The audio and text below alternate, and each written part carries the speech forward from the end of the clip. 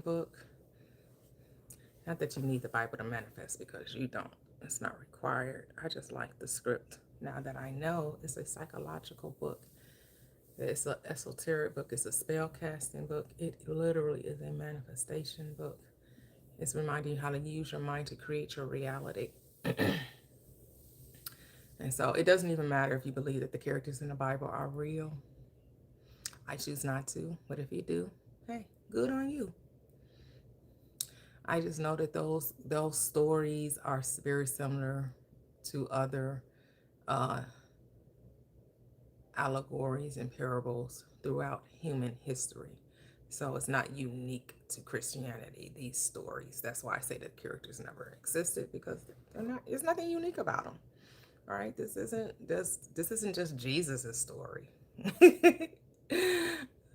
So, but again, it doesn't matter, because if you're believing in Jesus brings you the peace that you were promised, the joy that you were promised, the abundant life that you were promised, then it really doesn't matter, right?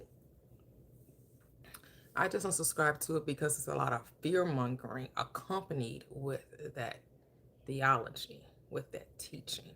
If they could lose the fear, hey, they'd be on the right track. But they don't know how to lose that fear. They love to, you know, scare you into submission.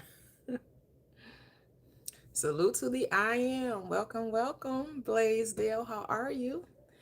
And so, as a reminder, I am streaming on YouTube, Prosperous Living with Toya, and I am on TikTok, Prosperous Living with underscore T. You also can follow me on IG by the same name, Prosperous Living with underscore T. And I have a Facebook group, Prosperous Living with Toya. So my Facebook group and YouTube have the exact same names, and then my IG and my TikTok have the exact same names. And all of those links are in the link tree. Yep. And then those, I think, I believe I had direct links in the bio on my YouTube.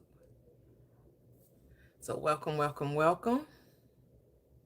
Yes, thank you. Don't forget to subscribe to the YouTube, like, share, follow me on TikTok, follow me on IG, join the Facebook group.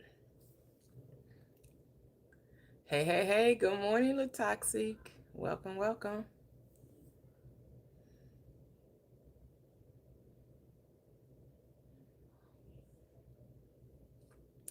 I don't know. I'm not here to change anyone's mind. That's the difference between me and the preacher. I'm not here to convince you of anything. That's where you got it all twisted up. Everybody's here according to their freedom of choice. You won't get any fear mongering here. This platform is all about application of the truth. You either will or you won't. And after that, I don't have anything for you. You're not going to hear me say, well, if you don't do this, then hell is your bound. Hell is your destiny. You know? I'm not going to, try to convince you that you'll be tortured at the end of this life or the next life because you don't listen to what I say. I don't need you to listen to what I say. I'm telling the truth. And if you don't receive it, great. It doesn't change my life. I will say that, these truths will give you the joy and the peace, the love, the kindness, the abundance, the success that you desire. But you do have to work it. You have to work your mind. You have to change the way you think. Hello. Love mongering. I like that. Hey, Sway B. Oh.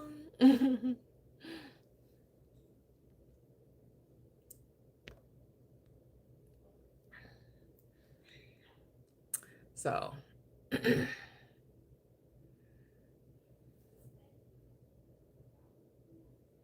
I know, right, Deenda? Weird, right? Because that's where the indoctrination start. They want to get you in that, while you're a babe or while you're a child, right? They want to get you before you turn 7. But it doesn't even matter, because even it's not even about age, it's about mind, right? it's not about the age so much, it's about the mind, right? The mind that hasn't awakened. So I used to be a Christian, and I didn't join Christianity till I was in my 20s out of fear, right? You think you run sometimes some people run to the church out of hopelessness, right? Despondency, desperation, guilt, shame. And you're told of this God who has all the answers, is going to comfort you and make life better for you. And I won't say that I had a bad experience as a Christian, because I didn't.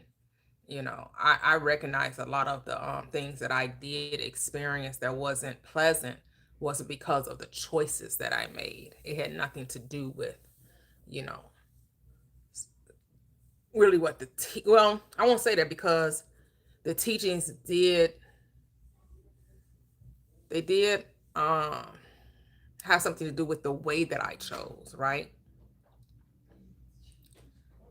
They did. So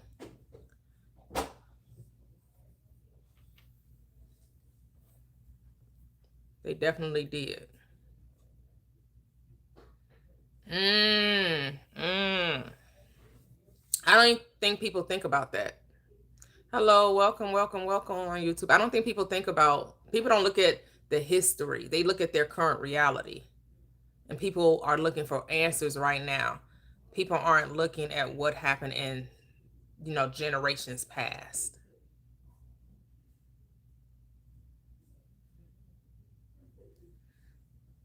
And so, but yes, this is not a Christian live.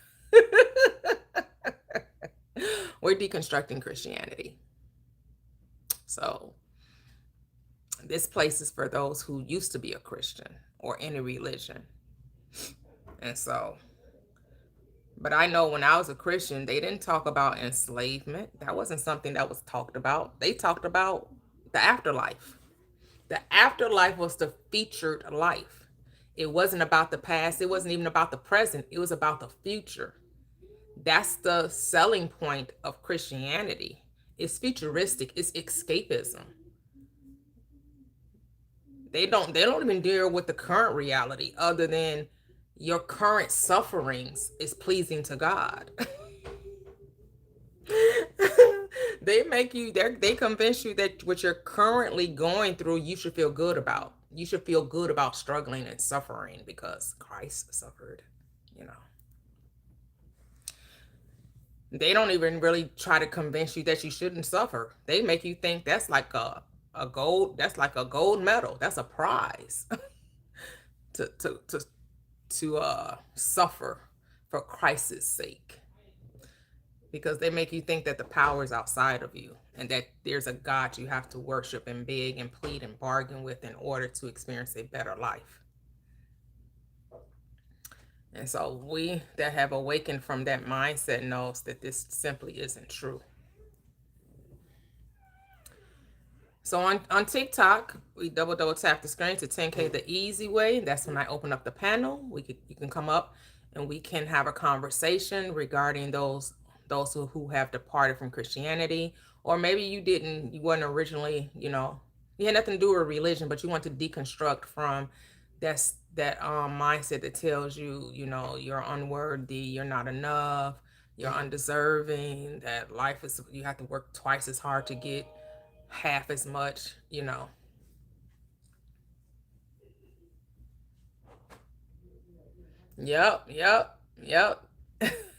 That's it, honey. Cisco. Yep. What's up?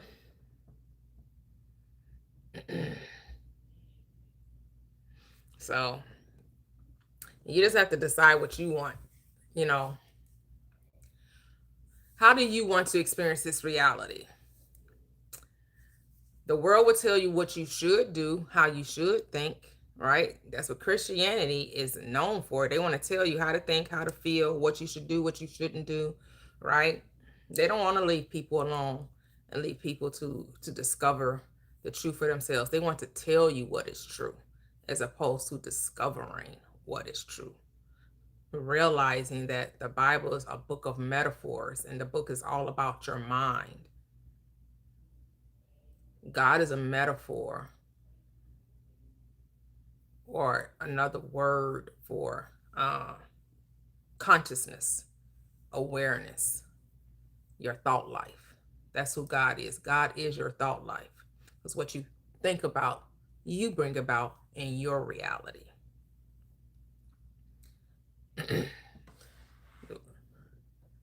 What you think about happens in your reality as a result. Right? So, you want to experience something differently, you got to think something differently. It's so simple. That's what the word says. It says, as a man thinks in his heart, so is he. But even if you didn't hear that, right? Even if you didn't hear that, if you never heard that script before, and you just realized that you were a very negative person and you thought the worst of everything about life, and you decided, let me start thinking more positively about life. Let me start focusing on what I really want out of life and stop focusing on what I don't want, and then see what happens. Like, that costs you nothing. That don't cost you 10% of your income. That doesn't cost an offering. That doesn't cost you, giving up your child, your firstborn. It doesn't. To change your mind, that's all it costs you, is your attention. That's all it costs. After that, see what happens if you change the way you think. Just see what happens. So, you know what? For a whole week, I'm going to think differently. I'm going to see life, instead of life being against me, that life is for me. I'm going to decide that when I leave my home, I'm going to greet people with a smile. I'm going to tell people, oh, isn't today just a wonderful day? Isn't it just a great day to be alive? Like, look how magnificent it is outside. I don't care if it's appears to be cloudy outside, right? That the sun is, hiding behind the clouds. You still know the sun is shining because it's day, even if you can't see the sun. So you say it's a great day, regardless of the appearance of things. It's an amazing day. And I'm just going to, decide to see life. I'm going to decide to see the beauty of life and see what happens. Because that's what it's all about. Like, what reality do you want to live in? What reality? I mean, you can carry on as you are, and then you can continue to get the things as you do. It's your choice. Yep, where your thoughts go, your energy flows. That's it. Hello, Andrea. Welcome, welcome, welcome. Yep, and you got to let that go. You can no longer embrace struggle. And people are dogmatic about this struggle life. And guess what you get to tell them? You get to keep it. You believe in struggle? You get to keep it. Go ahead, struggle. That's just not my story anymore. I'm not in the struggle Olympics. I've given up that race. I'm not going down that path anymore. And for some people, that's like, it blows their mind, because then they want to say, how can you be happy when the world is falling apart? And then you got to ask yourself, what is one more person being despondent, depressed, and full of anxiety going to do? That doesn't help change anything. Mad because the world is mad? No. Because when you realize, if you decided to be happy, you would see happy.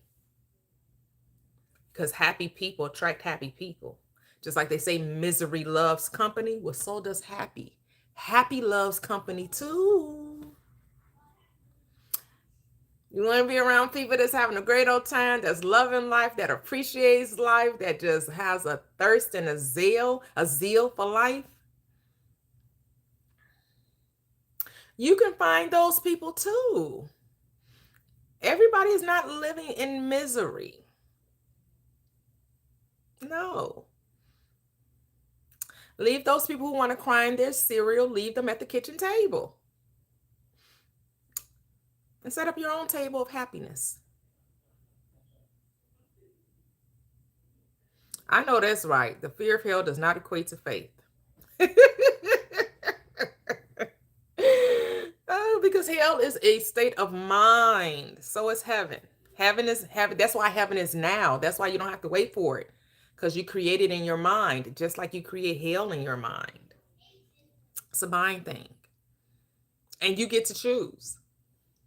And you're told this.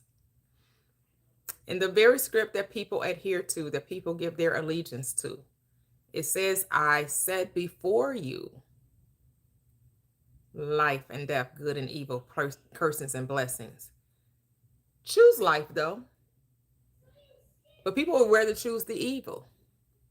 The script tells you how to think, and people, like, they can't wrap their mind around that. Like, they love being identified with Christianity. They don't like living as a Christian, though. They like the identification of Christianity. Like, I believe in Jesus. I accept him as my Lord and Savior. But they don't really apply the doctrine. Because even Jesus, how you gonna call me Lord and don't even do what I do? Say what now? He even questions that in the script. How are you going to call me Lord, but don't even do what I tell you to do? Y'all say y'all believe the good news, the gospel, but y'all make the good news terrible. Y'all don't make it a good news. You're like, yeah, you still have to suffer over here. That's not, Christ didn't preach suffering. He was out here performing miracles, so people no longer have to suffer with their leprosy, being paralyzed, being blind, experiencing incurable diseases. He was squashing all of that. That was the good news. But y'all sitting up here telling people, no, you just got to suffer through it. Because he suffered, you got to suffer it.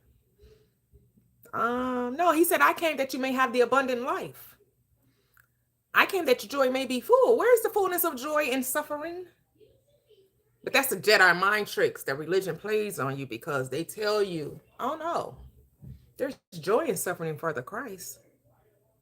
Oh, so he died so I can endure suffering with a smile? No, thank you. I'll pass. Even though, again, that's not what he says. He says that you are to learn from him, for he is meek and lowly of heart, and he will give you rest unto your souls, and that his yoke is easy and his burden is light. So the Christ preaches light and easy, and religion preaches struggle bus. They want everyone to go down the road of struggle. Even the Bible says, I believe it's the Old Testament, right, where it says he makes the crooked path straight. That the way of the sinner or the transgressor is hard. The way of the transgressor is hard. Like, read Psalm 1. Just read Psalm 1. There's a contrast there between the believer and the unbeliever, the faithful and the faithless. Those who have faith are what? Those who meditate upon the law, on this law, though you meditate day and night, you become one with. You are supposed to be like a tree planted by the river, whose what? Leaf never withers, and whose fruit comes forth in due season, and all that you do prospers. Why are you not prospering? See, this is about prosperous living. How are you a Christian and you're not prospering? That goes against your script. What about Psalm 23? The Lord is my shepherd, I shall not want. Why are you lacking, Christians? Why are you in want? Why is life such a hardship? Why do you fear? Yea, though I walk through the valley of the shadow of death, I shall what? Fear no evil, because thou art with me. Thy staff and thy rod, oh, they comfort me. But you fear in everything. You fear the devil, you feel the demon, you feel Satan's, oh my, you fear the government, you fear your neighbor, you fear everything. You fear of the boogeyman at night. You don't walk with the authority that Christ gave you. He said, I just blew your mind with that one. Because they talk a good game, but they don't live it. There's no application of this truth. They just like being identified with the Christ, but they don't like living as the Christ. You're supposed to live as the Christ, not just be identified, not just say, oh, I'm a Christian, Jesus died for me, but your life hasn't changed. Because what the scripture say again, any man that be in Christ is a new creature. Old things have passed away, and behold, all things. Or does it say many things, most things, some things, plenty of things? No, I believe it says all things have become new. What's new about your life since you're in Christ? Is anything different? Where's the change in life?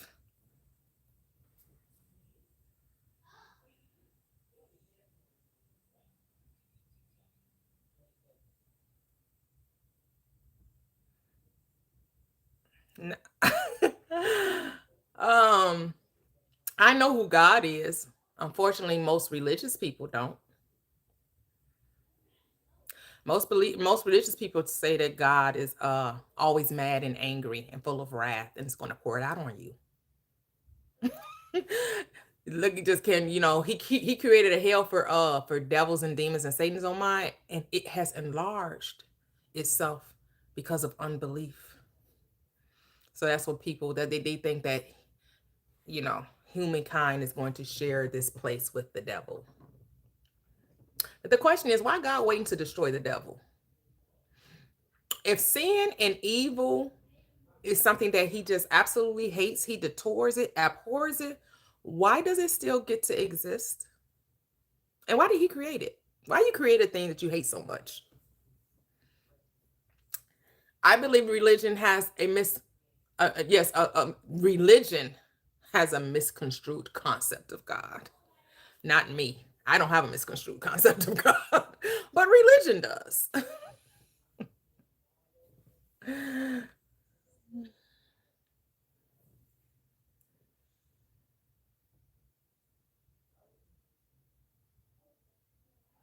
What?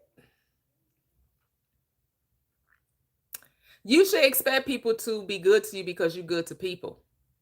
This makes absolutely no sense. So when you turn to Christ, that everyone's still going to be mean to you? I mean, if that's your reality, if that's your reality, if that's what you think, that you still serve God and you are still struggling with finances and nobody likes you still, that's your reality. I mean, hey, Glaze. Yes, yes. It's just like you still trying to believe and struggle without saying it. Yeah, you can come up, but just know I'm not going to argue your beliefs, and I don't do proselytizing because I used to be a Christian, so I don't need you trying to convert me. I know Christianity already. I'm not discussing your beliefs with you. I'm not arguing, debating over your beliefs. I used to be a Christian. I know the mindset. I used to be a Sunday school teacher. So I'm not here to be convinced of Christianity. Been there, done that. So if I find that you want to, instead of asking questions, you're trying to proselytize or convert or condemn, I will drop you. Because we're not here to fearmonger. No, I'm not a fear monger. Okay, no, I'm talking. This is for anyone, not just you specifically. I'm talking about anyone that comes up that's a Christian. This is for everyone that's in the room that wants to challenge what I'm saying. I don't want to talk about it. Now you can ask me questions and you can share your thoughts. Just as long as I just want to make sure we're just having a conversation. I have nothing Okay. against a conversation. How are you? I'm doing great. How about Great. yourself? I'm amazing. Thank you. Go ahead. What's on your mind? Um, so I just want. I know you said earlier that how can a loving God create sin? Like, is that what you said earlier? I just want to make sure I'm correct Oh before. yeah, that was more rhetorical. But go ahead. Oh, Yeah. okay, okay. Yeah. uh that to me, I'm coming from when I was talking, I was speaking from a Christian mindset, Christian standpoint, because I used to be a Mm-hmm. Christian. So I'm like, why, but because I'm no longer a Christian, I know that God is the mind. And the reason why evil exists is because the mind of man decides to do it, and for no other reason. If men, we are the creators of good and evil. If you want to see good, you have to be it. If you see evil, you have to do it. It's that stuff simple. Yeah, you're right. On Hmm. that part is that was the knowledge of good and evil. Hmm. So yeah. Yeah. So what I was going to say is just like and I know you probably already know this, but it just the law was just created just to let sinners know that they were in sin. Okay. And so, are you one that accepts that once you become a Christian, you're free from the law, so you no longer sin, or do you think that you will always continuously be struggling with sin? So what I believe is that we're no longer under the condemnation of sin. So there's no if we pass away, there's an advocate. So whenever we're having a life review and God's speaking to us about our works and our deeds, and he's and he's not going to see the sin. He's going to see Jesus. Jesus stands in the place of for us. Okay, so you can still commit sin, it's just like God won't see it. Mm, no, it's so how I look at it is Jesus. If you have the Spirit of God within you, like you're not gonna want to sin. Like Oh, okay. it's a will thing, Like that's why and I mean, I agree with um you. When I was a I don't Christian, that's how I thought. When I was a Christian, I wasn't a sinner. I was a saint. yeah And so and I wasn't bound by sin. But there are Christians who don't agree with that.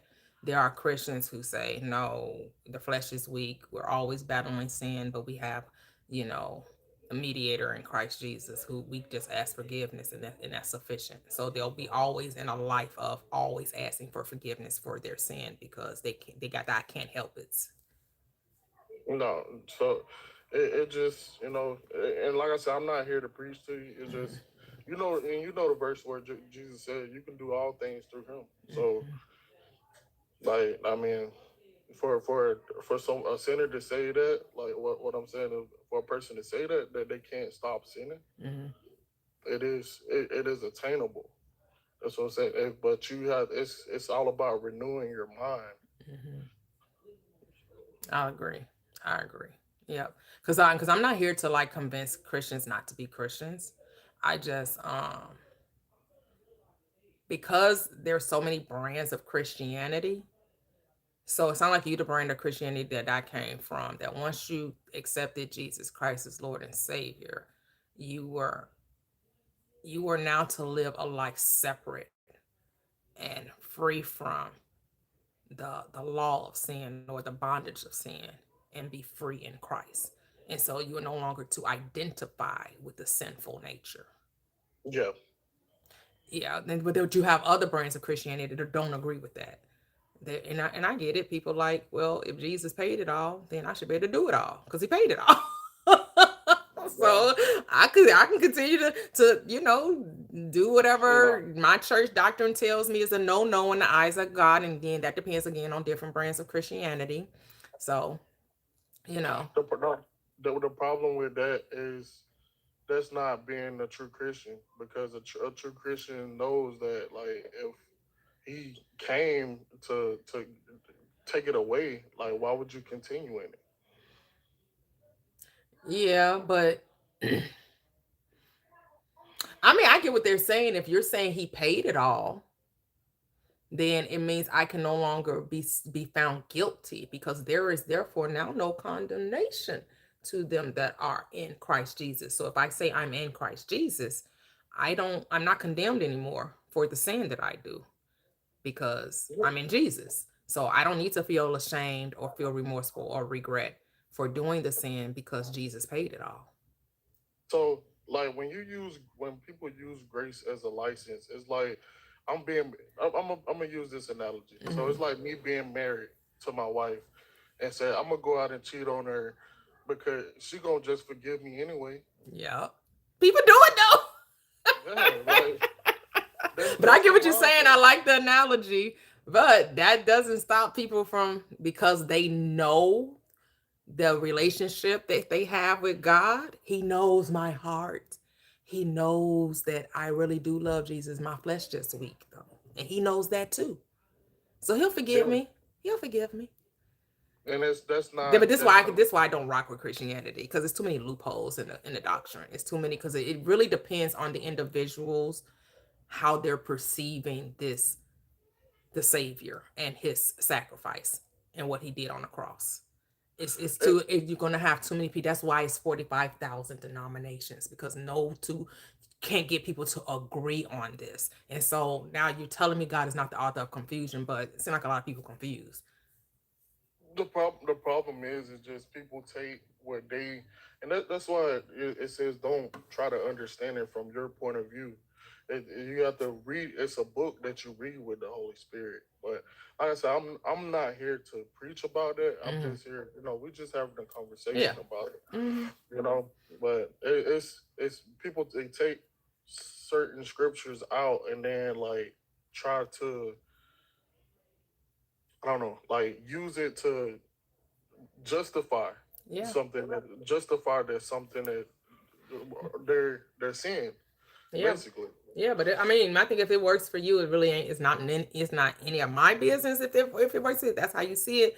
Because I don't see Bible. The Bible as a historical book. I see it as a psychology book. So hold on one second. Someone I don't know if they're still on YouTube. They asked me this question. They said, "I'm just curious and finding God myself now. But do you think that demons and devils are more metaphorical for how awful humans are, considering we have the ability to be awful as well as great?" Yep, I most certainly do. That's how I that's how I see it. The devil, Satan, and demon that you're talking about is you. They're just personifications of the lower nature, the carnal mind, the mind that operates from fear, doubt, limitation, coercion, manipulation, control. So when you operate from that, you do evil unto others because you see others as separate from you. Yes, the evil desire that's in your heart at that moment. That's correct.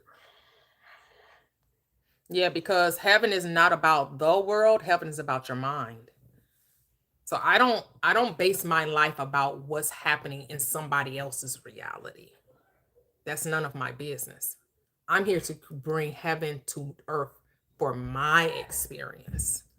My experience is not like anyone else's experience. My reality, the world I live in, is not like anyone else's world.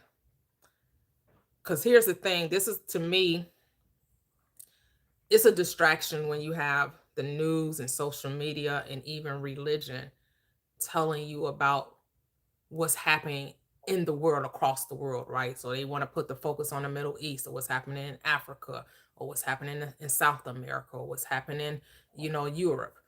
But you don't have to go far to see problems in your own country or even in your own neck of the woods. You're so focused on out there that you don't even look at the people that you interact with on a daily basis. How you interact with the people that you see. That's why Christ said, "How can you say you love me, but the brother you see every day?" See, you're so concerned about who people you don't even see. You don't even see these people on the other side of the world in another country, but you're so concerned about them. But you're not concerned about the ones you see every day, like the people you work with, your family. When you interact with strangers at a restaurant or at a movie theater or at a grocery store, how do you treat them? Yeah, you put That's what's on it. important. But you're so Man, you concerned about who impoverished in Africa, who impoverished, or what war is going on in the Middle East and over in Europe and all that. Like, what you gonna do about talking about it? How is that going to change anything? yeah, he has called he called us to love. He said, "Love your brothers as you love yourself." So if you can't love your brothers, I mean, he says that you're a liar. I mean, it's the truth. Yeah. See, because I accept the Bible, I just don't accept Christianity. I know the Bible is tried and true. I know the doctrine of the script is true. Hmm. Christianity, eh.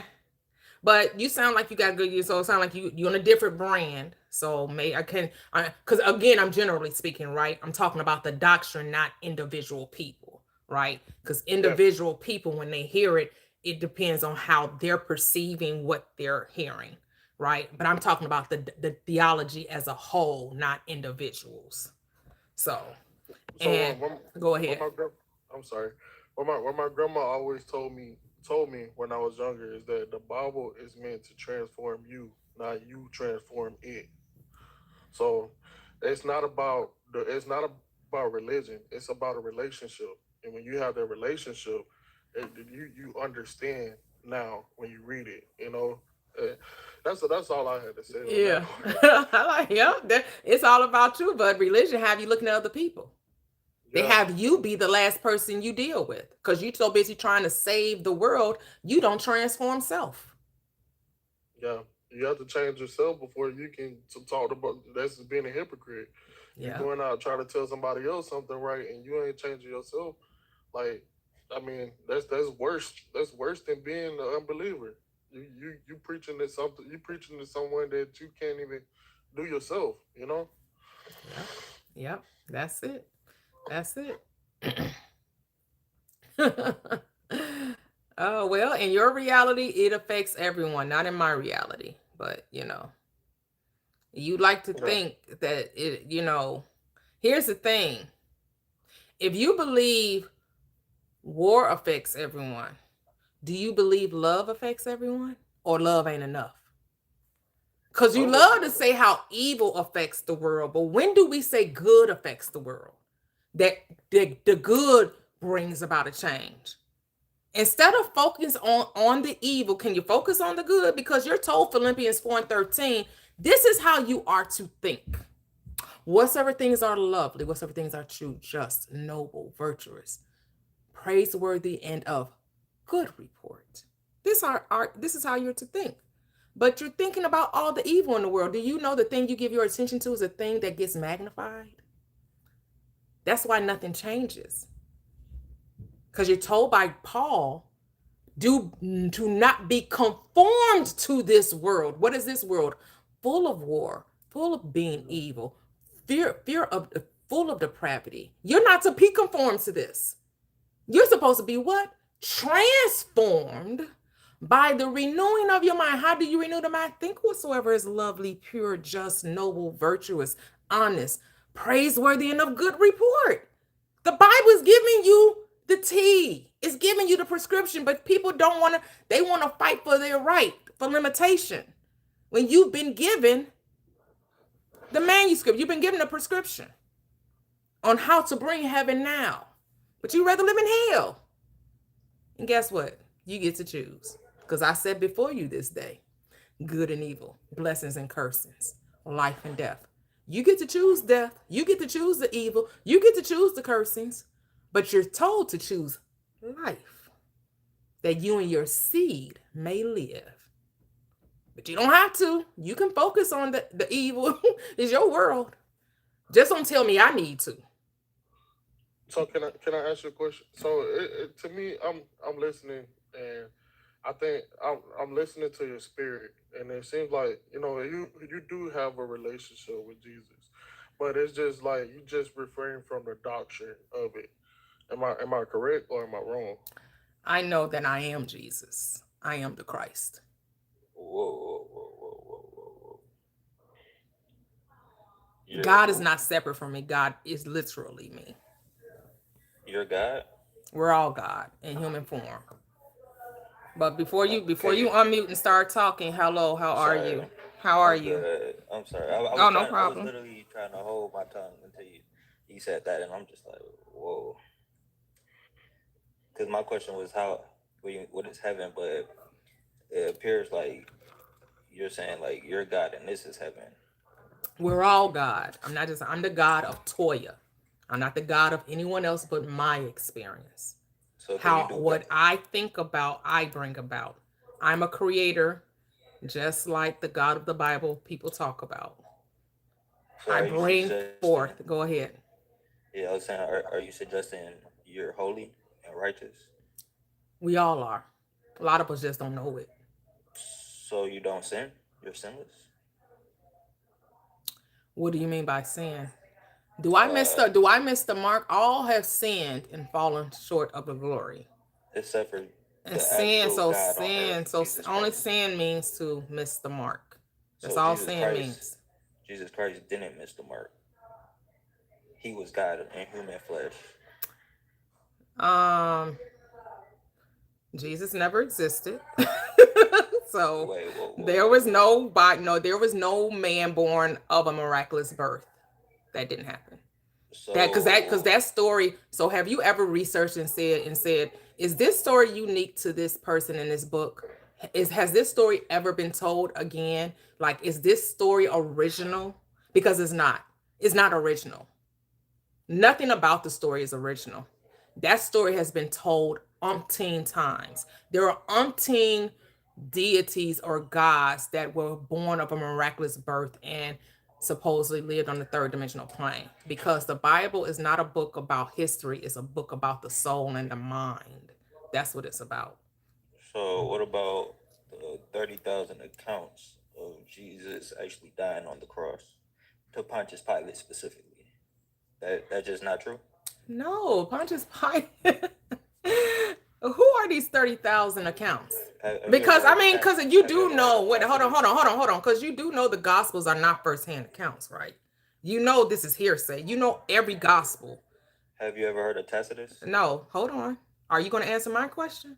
Do Yes, you Tacitus. know that the four Gospels are not firsthand accounts? That's debatable. But you asked, well, outside of the Bible, who's written about it? Tacitus was a Roman historian. So Okay, here's the thing. he spent his whole life Here's the writing thing. history, You get to and he wrote have about that. Jesus. I'll let you have your Jesus. I say no, thank you. But you get to have him. So if you want to believe that he existed, I'm not taking that away from you. Jesus for everybody, though. I don't want you to deny Mm, him. He's for everybody. You no. can have him Here's the too. thing. Here's the thing. I guess you didn't catch it. I don't do proselytizing, convincing, or converting. I used to be a Christian, so it's really nothing you can tell me about your religion, your doctrine. Been there, done that. I used to be a Sunday school teacher. So I'm I'm not not. here to be converted or to be convinced of that. I no longer subscribe, believe, and accept it. So there's no need for conversation. If you're just here to tell me how Jesus died on the cross for me, yes, the cross that God died upon is the body and every being born of woman and is waiting to be awakened, the return of Christ to happen in every man. For some people, it hasn't happened yet, and that's okay. But the return Well, of Christ has happened in me. My mind has awakened to the truth of my being. we don't have to talk about Christ. I'm still kind of curious about how you think you have a like your God in human form, What do you and mean? How do? but then you're also said you're not sinless. Like, is that a contradiction? No, it's all about what you believe God to be. What is that in your mind? God is just something. Is just energy. It's awareness. It's existence itself. That we're here to have the human experience, and to be human is to err. But the So, spirit is mhm. sinless. Your spirit knows no sin. So what happens when our human flesh dies? What happens to your It spirit? go well. The spirit just carries on. The spirit is energy. It's transmuted. It just But goes we're back. It just goes back to, and you go back to invisibility. It goes to something that you invisibility. right. Something right. You can't see spirit right. Right now, I see you are spirit in made form. Right. You are Yeah. spirit made form. So when you die, you In become spirit and form. flesh, The so yeah. spirit becomes formless. Right now, the spirit Right. has form in the human form, but when you die, now it becomes formless again. Now it But has no form. but where does it live? What you mean? Where does it live? There's nowhere to live. It just is. What does spirit need to be? Does it need to be somewhere? What does it I'm need? What does saying spirit need to live to exist? It's in self-existence, existence. right? It doesn't Yeah. need anything. It doesn't need to be anywhere. It just is. Do you believe in time? Do you think time is a real thing? Time is a construct for the human experience, but the spirit is timeless. The spirit is beyond time and space. The only one that needs So time and space is the human form, is matter. I Matter agree. experiences time and space.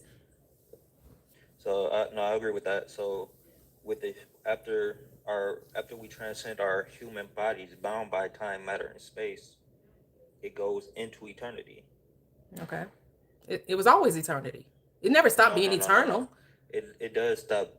The It does spirit, leave the eternity. spirit Yeah, stops being eternal. the Eternal. spirit leaves eternity when it takes on human flesh.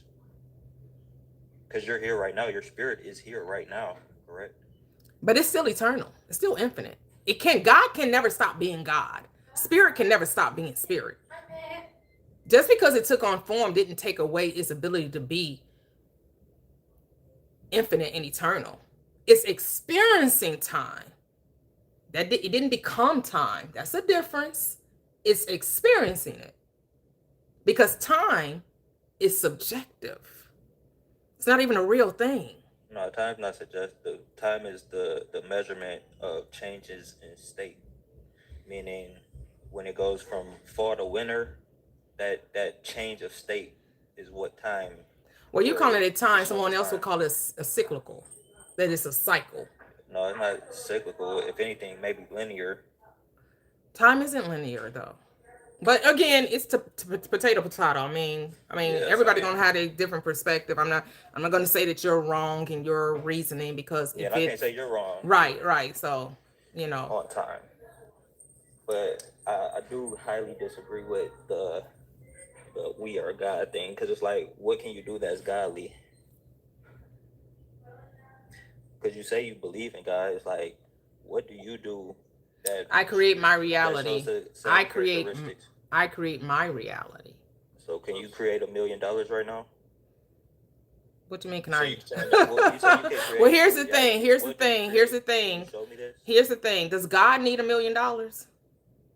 No, Exactly. but you do. We Who can use do $1 do? million. You're saying I need said, a no, I'm million saying we. dollars? Okay, what do you I mean, need? I've had $1 million. I've come into experience $1 million, but I don't need $1 million. I've experienced having $1 million, but I don't need it for this existence. Now, for you, maybe you need $1 million. Do you have it? No, And why do you feel you need $1 million? I don't need $1 million. Okay, so why are you telling me I need it? Then why, if you don't need it, why do I need it? There's semantics. What can you create in front of me so I can see? Can you show me when God created $1 million at any time? That what is? I don't know what that has to do with the argument. You said that in a sense. But wait a minute. Hello. How are you? Welcome back. Yazoo, welcome. How are you? I'm well. Peace be upon you. Peace upon you. All right. Shalom. All right. So my point was not about the $1 million. It was about who makes $1 million? Who is who? Well, hold on, Savi World. So who generates $1 million? Is it God or is it people? My argument is not about the $1 million. It's about, can you show me that you can create something? Because God can. We as a humanity have created a lot of things. Yeah, everything in this right. I said we are God. You say you're the God of prosperous. Of my experience, and you are the God, right? Yes, but here's the thing. This is how we as God are. Yes, we all create with our mind. And then we use our hands to bring it forth into our reality. God solely We creates all, with the word. everything you ever, this is, I'm about to tell you how you're God. Every thought you have becomes your experience, That's not true. becomes an objective, become the things that you consent to. Yes, it is true.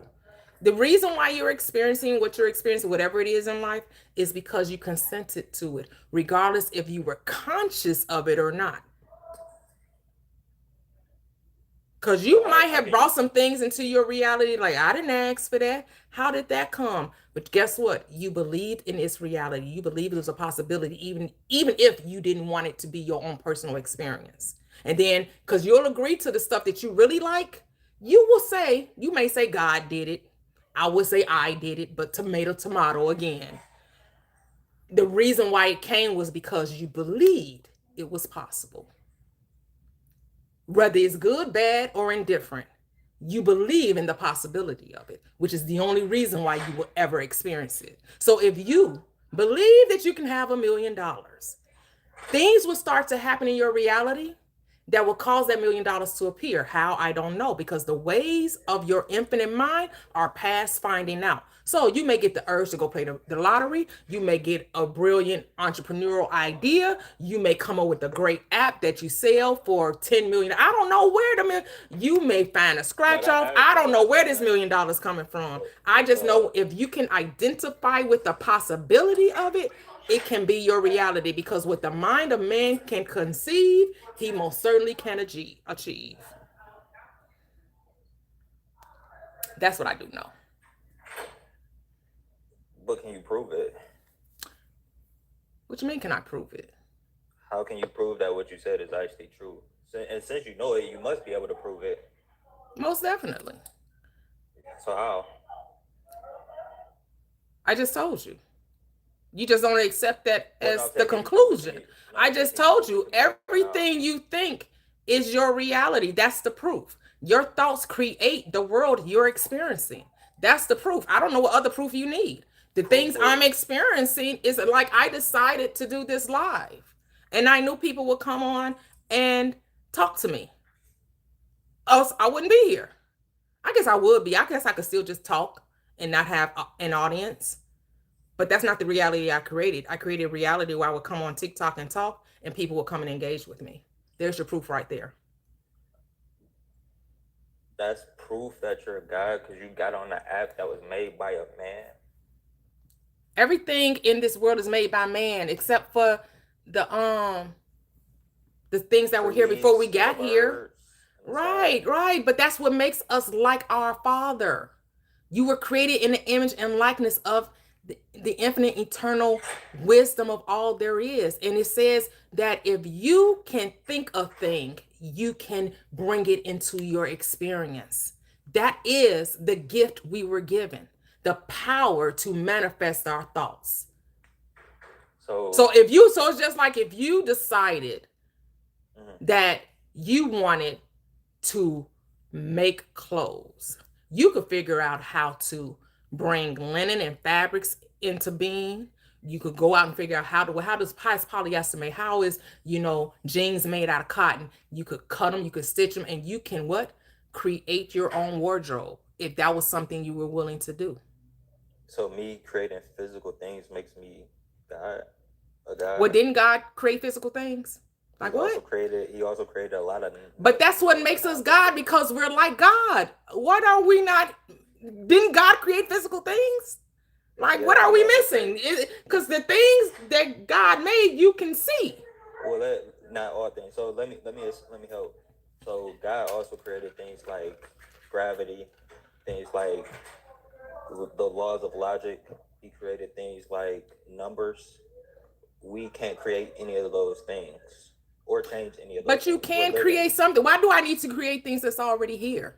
But you can do things for your own reality. What are you? Because that's what I said. I said you can manifest things for your own personal experience. That's what makes you God. Now, you don't have to accept that. You can keep trying to talk about things that were already here before the foundation of the world, which is the water, which is the sun, which is the sky, which is the moon, which are the trees and the flowers. You can argue about that. But you know what wasn't here before the foundation of it? Cars, airplanes, boats, clothing, these cellular phones, this Wi-Fi, all those things that we as human beings discovered. They were here, we just didn't see it, and we brought it in. It was always here. It just was invisible to certain generations of men, until we evolved to a certain state and said, oh, and it was dropped in the spirit of whatever man it was dropped in, and said, I'm going to expand the consciousness of the planet, and I'm going to bring this thing that was always there into visibility. Yeah, so my confusion is just, you say we're spiritual beings, but you're talking about all physical things that we create. What can you create that's metaphysical? Nothing. So how we got? I don't know. I'm saying you talk, but like literally, you named everything that you just named about creation is physical things. The idea of metaphysical is metaphysical. We created the idea of metaphysical. Indeed, like when you go to sleep or when you think. This is called thinking up on something. So the difference here is cars are objectively true in existence, meaning in our existence. You just jumped the conversation. You said, what metaphysical thing do we create? I said the idea. Ideas itself are metaphysical. So your ideas are my ideas? You create ideas. I didn't say that. You're trying to jump again. So you create. No, I'm clarifying the distinction and what I'm suggesting. The distinction is you changing the subject. There's a difference. I know. Trust me, brother. I talk to people all the time. You clearly don't understand. I'm saying these things that she spoke of are all objectively. We're talking about the question you asked, which was what can you create that's metaphysical? Objectively. I should have said objectively. You're right. That's what you asked her. But I should have put in the word objectively. Objectively true. I don't know. So cars. I don't know. Yeah. So let me explain. Hold on. I need to say it so we can be clear. I don't know what you mean by objectively. Where you get that word from? What is that? Right. Because everything physical is objective, but you didn't like that. No, that's true. No, I agree with you. Like what? Everything that you named. Physical things that are part of our objective. Well, let me help you out. That doesn't work either, Sabi. Well, let me help you out. So she named a bunch of things that we all agree are objectively true in our existence. Cars, airplanes, all these things we can see. They were ideas first. That's what you're missing. They were ideas first. That's the metaphysical. They were held in mind before they were ever objectified. I just don't understand what the disconnect is. I don't know why you're trying to find loopholes, but the idea is the metaphysical. The idea is something that is not seen. We bring the not seen and make it visible. If you have an idea and I can't see it, that's metaphysical. I have no idea what you're thinking until what you either say it or make it a physical thing.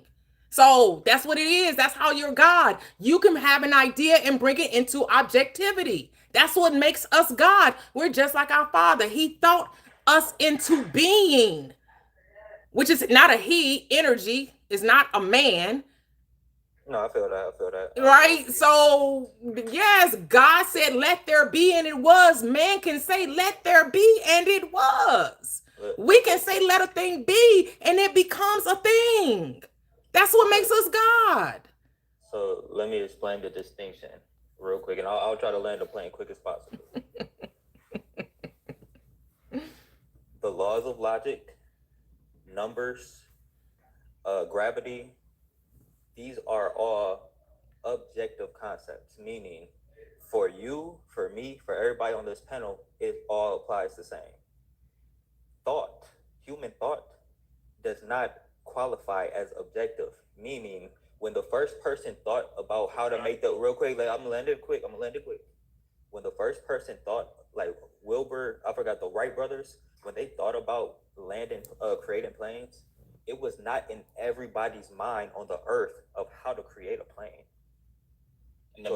So thoughts are not objective. You're redefining the word objective. Objective means, what does objective mean then? But I mean, you were just speaking about it as if you absolutely knew. So give us the definition. I could look it up, but the gist is. You haven't looked. You should have. Well, yeah, I don't have to. I could give you the gist. Yeah, the gist is something that is independent of one person. So it means everybody, it applies to everybody. That's how you can define objective. Okay. So you're saying Do that you agree? Well, real quick, do you I agree do with that agree. I do definition? agree. I do Okay. agree. So flying is objective to everybody.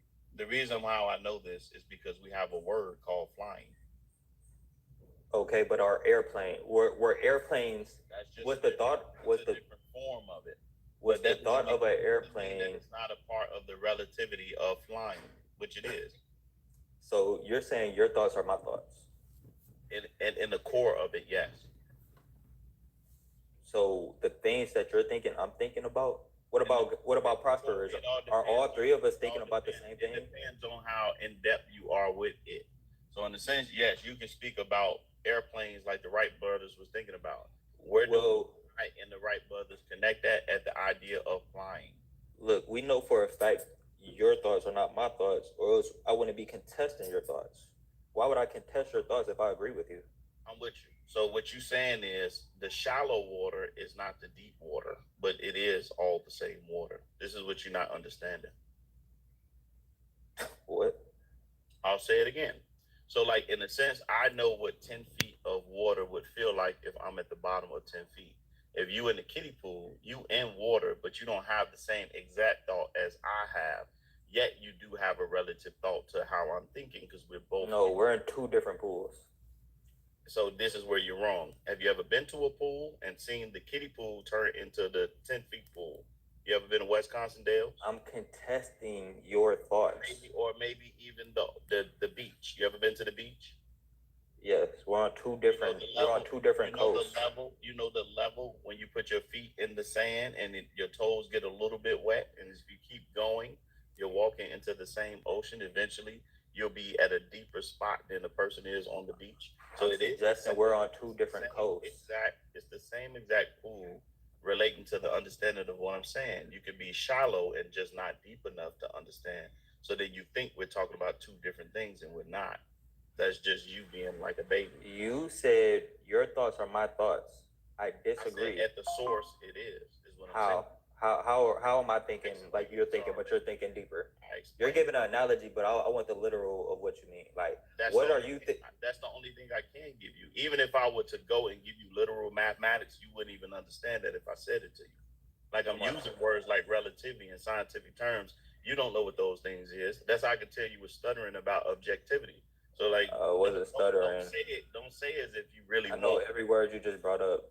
With you, so then you should understand the example. Okay, so let me ask you a question, Mr. Math. Is math revealed to us, or did we create math? It's revealed. So if it's revealed, doesn't that? Okay, let me ask you another follow-up question. Slow down. So is math a concept? Is math a concept? Stop. Just because you asked a question that I actually agree with you with, and you thought I wasn't, that don't give you the right to hurry up and machine gun another question. Okay, I'll take my time. Right, take your time, brother. My next question would be, is math a concept? Do you consider math a concept?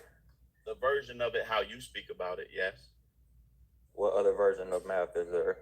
Right, the reality that one is unity, and two is repeating, and three is growth, and so on and so forth. Okay, yeah, let's stick to the version I'm talking about real for now. So math is a concept, okay? We just agreed to it. Math is also revealed to us, not created, which you also agreed to. If there were no humans on the earth, would 2 + 2 still equal 4? Yes. So the third thing you just agreed to is that math is independent of a human mind. What? I didn't hear you ask me, is it independent to a human mind? Oh, well, is math independent to a human mind? Well, by the answer to the last question, you agree. So this would be a never-ending story. So I'm gonna let the host be the host. No, hold on, don't run. I'm asking you. You were the one that came up with the conviction. Listen, brother, You came up with the conviction. I'm testing it. Listen, brother, I love running. When I see somebody say something that ain't in the That's disingenuous. No, it's not. So Just answer my question. This is my last. I have my own kids to raise, brother. That's all. That's my last question. This is disingenuous. This is my last question. Ask the host, brother. This is her show, brother. We getting too far away from her. Host, do you mind if I ask him a question? No. Or you gonna let him cop out? Thank you. That was real. I respect that. Oh, do you want me to answer his question? 'Cause if It's up want to me you. fine. At the end of the day, you No, can I'm say saying you you're can your own hold on. guy. At the You're end of your the day, own you have the right to end the conversation. If you no longer want to continue in the conversation, to say, "Hey, man, I'm just gonna flatten this out. I'm good." Yeah, you're your own guy. You I can do can- whatever. It'll be a never ending story till he asks me, well, you know, yeah, how many hairs you got on your head? And then I'll be like, well, I don't know. And then, oh, I got you. Right. It's just a never ending story. My last thing was just gonna be if math is a concept that's independent of the human mind, what Who mind said does that? it? Who said that? No one said that. So math is dependent on human mind. No one said that. Can you answer the question? It was a question. Or was it- Math is not dependent on the human mind. No. So math. So you agree. So now you have said math is independent of a human mind. I have no clue what you're talking about, bro. Make it in simplicity. Everybody, the whole chat just heard you answer me. Yeah, I don't know. I don't even know what we're talking about right now, bro. You're smarter than me. You know what I mean? So I can't keep up with what you asking or what you're saying.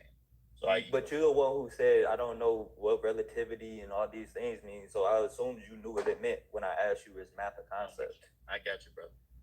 I mean, my thing is he answered you, and it's like because he retract gives you it. an answer, then you get this. You draw another conclusion off an answer that's irrelevant to the question. Because just because he says he agrees with you on one point, you naturally presume that means he agrees with you on all points. No, I didn't. But that presume that's simply why I isn't. Yes, asked you him. did, because when he answered the question about that math being independent of the mind, you're like, well, then that means you agree to this. You're like, oh, wait a minute. Well, no, I Well, was just just because I explaining agree what to that does not mean I also agree to this. Ask me That's all. this that you want me to give an answer to, but you're not. You're jumping to the answer based on the previous question. That's all he's saying. Every time you ask a question, then you formulate the answer to the next question without even asking And then, it. but you're right. So I formulated the next one, but then. But you gave the answer to it too. Not Hold on. only did you formulate it, you gave the answer to Yeah, it. you're right. And then he said, and then he pointed that out. And he pointed that out. And so I'm like, okay, you're right. Let me ask you the question before I formulate your answer. And he agreed to it. So it was really pointless for him to say that if he was still going to agree to it. But at the end of the day,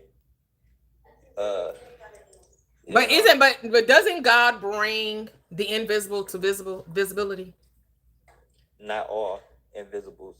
Some invisibles, like concepts like math that I just spoke of, are still invisible, but objectively true. So my Okay. whole point is we cannot create these invisible things that also are objectively true. If you could, then I would say Yeah, we do have here's the God in thing. us. This is the thing that I guess the disconnect is that an idea held in your mind is the invisible. If you decide to draw it out and make it physical, you have now objectified it. What's the problem?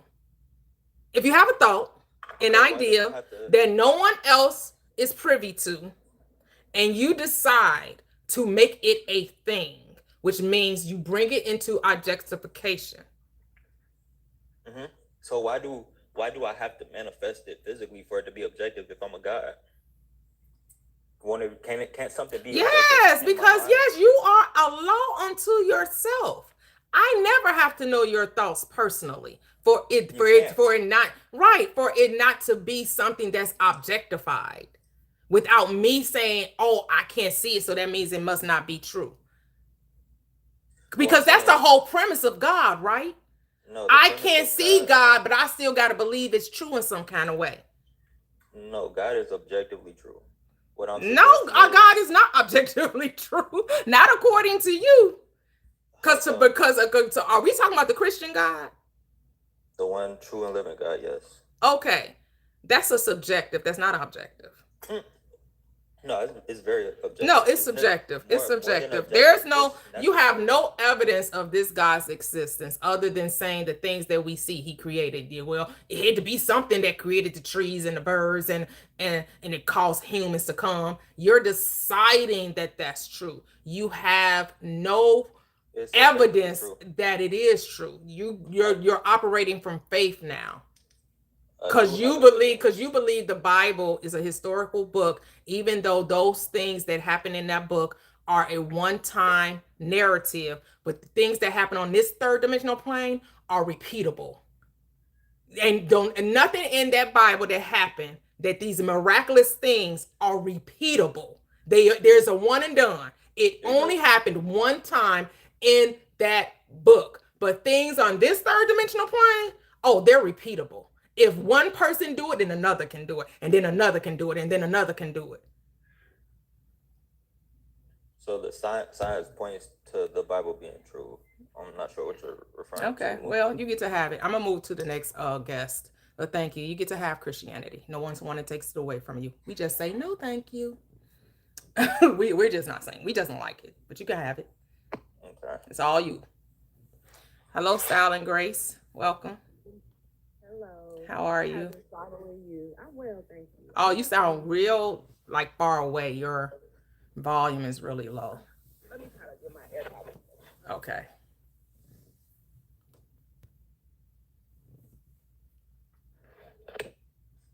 Is this better? Yes. Oh, yes. Okay.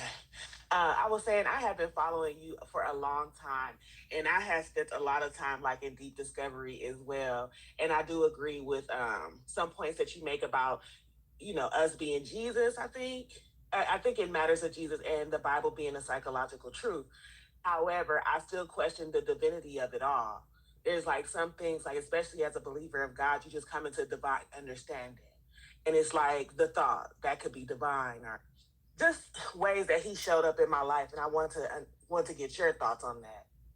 So when you say divinity, what do you mean? What does that mean to you? How are you describing that? Like a divine thought, like, yes, I want $1 million. Okay. Now, out of nowhere, here's this thought and here's this thing. And I know that it could possibly reach millions. I know that it could have some impact on life. And I can't say that that was from my own understanding that I manifested this thought. I feel like it was somewhat divine. Oh, so you're like saying that you're God-given. separate. You're saying you're separate from it. And I would say that's Well, now I'm that's not. what's going to keep it from you. If you see that this $1 million is separate from you, you more than likely won't experience it. Or if you experience it, you won't keep it. I feel like there's a means in which I need to go to obtain it. And I feel like I was given divine order or instruction to get that $1 million. I know that it's mine. Okay. And I know that I'll have it. But I'm just saying, like, feel like I woke up and I had an idea, a thought, the same way Steve Jobs did with Apple. Okay, yeah. And, the world, we didn't have that technology where we were touching phones or smartphones or all this information and things like that. But he had a divine thought. And that's what I give to the glory of God. Okay. Well, you're calling, I don't know if Steve Jobs said it was a divine thought. I don't know if those who, evolve humanity to experience certain things in this reality, if they would call it like divine, they may say that the deeper part of them, the greater part of them, they wouldn't make God be there and I'm here and God is giving it to me. They would say the mind is God and I got it through revelation that you're calling divine. But that's, to me, what you call it, to me, matters not. It's the fact that you have it. Trying to say where it came from, yes, that's a never-ending cycle of you saying, oh, it came from this place, and somebody else say, well, that came from within yourself. That came from the higher self within you. You're saying it's happening, that is coming from something outside of you, where I would say it's coming from within you. But does it matter? As long as you do what's necessary to bring it to, as long as you listen to it, right? As long as you follow it. Does it matter if I say it came from within and you say it came from without? It doesn't. To me, it matters when you understand, if you truly want to understand the power that's in you. Because when you decide, when you accept that it's coming from within, that means when things happen, you don't have to accept it. Because what, okay, you got this divine appointment to bring forth $1 million, but what if things don't go the way you thought they should go? What if the way you see it unraveling and it goes nothing like that? What are you going to do? I'm sure I could take something from it. It's always going to be, I feel like life in general is a learning lesson. Okay. So I think that we go through life and we learn different things, just like how you come to the conclusion about the Bible and Jesus and God. Mm-hmm. And then also, like, if we could not talk about divine as far as like a thought or an idea, what about like those nudges or urges you get not to go somewhere, that first instinct or that gut feeling? I mean, it's still a You know, thought, what was right? You're calling it a gut nudge, you're calling it a gut, but it's still a thought. You're just giving it another explanation or another descriptive term. It's the same thing. Host, can I ask Style and Grace a question? It's still, hold on. It's still to me it's still, so when you say nudge and gut, let's say gut, is that something coming from outside of you, or is that happening within you? I mean, if everybody, like, say we're going somewhere and I have this feeling, just like Right, but is people, that I have a feeling happening inside of you, or is it happening outside of you? It's inside of me, but the reason it's happening is divine, is what I'm saying. I just had so many experiences with God. I feel like, you know. So you just had the concept that God is outside of you, and he's like, Yes. what, reaching down to you, and like the No. feelings and these nudges where are they coming from? Okay, so if God is outside of you, right, how is he getting you to have these feelings and nudgings and inspirations? How is that being communicated to you? Since God is outside of you, since God is outside of you, God is wherever you say he is, but he ain't in you. He's somewhere outside of you. How is he communicating to you? Okay, so I feel like I have to unpack my whole theory on this. I'm just giving you a different perspective. I'm not saying this, I'm all about, let me make you think here, right? That's all I'm doing. I'm not saying that it's wrong. Just giving a different perspective, right? That's it. Yeah. Yeah. But just, just some things that because we have been conditioned that God was apart from us, right? That's the conditioning. That somehow God is somewhere outside of us. Right. And I don't agree with that, because I'm like, well, how's God making you feel these feelings? How is the nudging coming? How is the inspiration coming? How is these divine appointments, these divine, you going this way, and then you feel an urge, an inkling, a gut sense to go a different way. And you trusted it. Wisdom, right? And you trusted that's it. the wisdom. During the fall of humanity in Genesis 1, they talked about when, mankind separated itself from God, they separated themselves from his wisdom mostly. And so they endure pain and suffering. So do you think God is a man? When you say he, do you think God is masculine? I know we use that terminology, right? Because I say it as well. But when I say it, I know what I mean when I say it. I know what I mean when I say it. Yeah, my daughter asks me about God sometimes, and I'm like, he's everything. He's the air, he's the wind. I really cannot describe, but I do say he. I don't say she. I don't define him in that way. I know that he's omnipresent, omniscient, something like that. Omniscient, right? But the thing is, when you talk about it as something other than you. So that would be the difference for me, is that, and again, it's not wrong, because if that brings you peace and gives you understanding, and it's going to cause you to do the very thing that you're desiring to do, why change it? Right? Because it doesn't hurt anyone to see it from that perspective. The thing is, it doesn't allow you to actualize your full power, though, because you're still going to give something outside of you the power. When you know that you're the power, then you know that if the bad thing happened, you created it. If the good thing happened, because say that God gave you this divine appointment, and everything just really does fall apart, and maybe it takes 5 years, 10 years, and you thought it would take 6 months, 2 years, whatever. Yeah, who's creating that? Who's creating that experience? Who's creating the experience? Even in times of failure, I still give.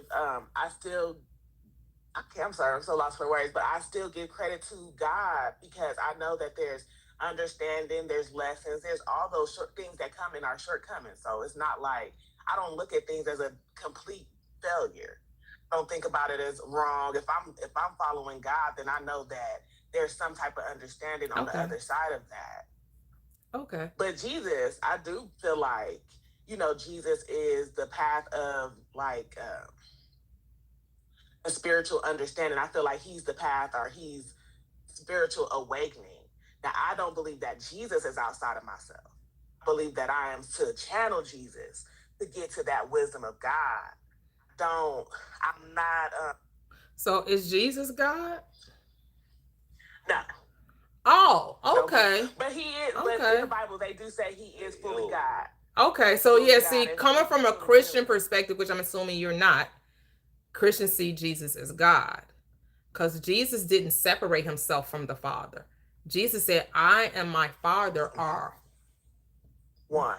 but you're separating And the you. Holy But if Spirit. you're Jesus, how you separating yourself from the Father? No, I do feel like that. I do have God. I do. I am partial God. I am the God. There's a God in me as well. Okay. And that's that wisdom in me as well. But I do feel like there are divine forces outside of myself. Okay, so that's where we differ. Go ahead, Yazoo. Yeah. What did you want to say? So like the reason why the confusion of the terms is here, God is simply relative direction. In the Bible, when it says whose God is their belly, we know that when it says that, it's not talking about a supernatural creator of the universe. When it says whose God is their belly, God, in a sense, is just a relative direction. A person, in the sense, who sees Jesus as their God, then that is their relative direction. Whatever, in a sense, Jesus directs them to do, that's what they're going to relate to, and that's what they do. Until a person sees a different relative director, then that thing would be their God, whether it's money, love, Jesus, whatever the case may be. So I just wanted to say that the understanding of the word God is just relative direction. That's it. That's all. Right, because a lot of people look at God as an acronym. They say generator, operator, and some people say destroyer. I would say demonstrator, because if I'm going to take the script, it says, well, God doesn't destroy anything. God fulfills all things. So I know some people say destroyer. I like demonstrator, demonstrating the wisdom, demonstrating the I am, demonstrating the power. God is demonstrating as me, through me, not apart from me. I received that. Well, the God of the Bible has a name. God is just a title. The God of Abraham, his name is Yahweh. Actually, his name is I am, but okay. And what does both of those things mean? Yahweh and I am. Different things in Hebrew. Again, we got to remember the Bible was written in Hebrew. The Old Testament, the New Testament was written in Greek. Do you speak that language? No, but I have studied Hebrew.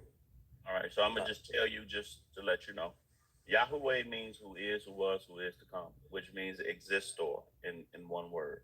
That's all Yahweh means. Wait, where'd you get that I speak Afro-Asiatic. I speak Afro-Asiatic Canaanite. Abinu Beshemayim Kodesh Shemek Milkuf Ek Boa Retzonek Ashe. So we can, in a sense, define every word by the pictographs that it come in. And when you break down Yah, which means is, and U is saying connected, and then He is being. So is connected being, which is Yahweh. The way that this is explained to you all in English, when it says who is, who was, who is to come. Well, most Hebrew scholars would say it means I am who I am. So a slight difference there. I feel where you were going, though. Maybe it was a mistranslation in your language in Hebrew. But again, God of the Bible, the God of Abraham, has a name. It's not just... But what he quoted, he said, who was to come, who is, that's in the Bible. Isn't that in Revelations? Yeah, but... So why are we trying to be contrarian when what he gave is in the script? It's not like he says something outside of it. There are in the Bible is 72 names for God. So what?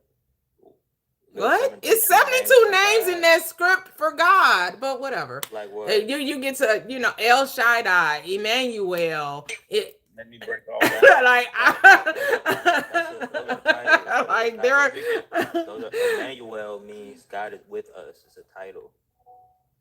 Actually, Amen Uel actually means power to the people.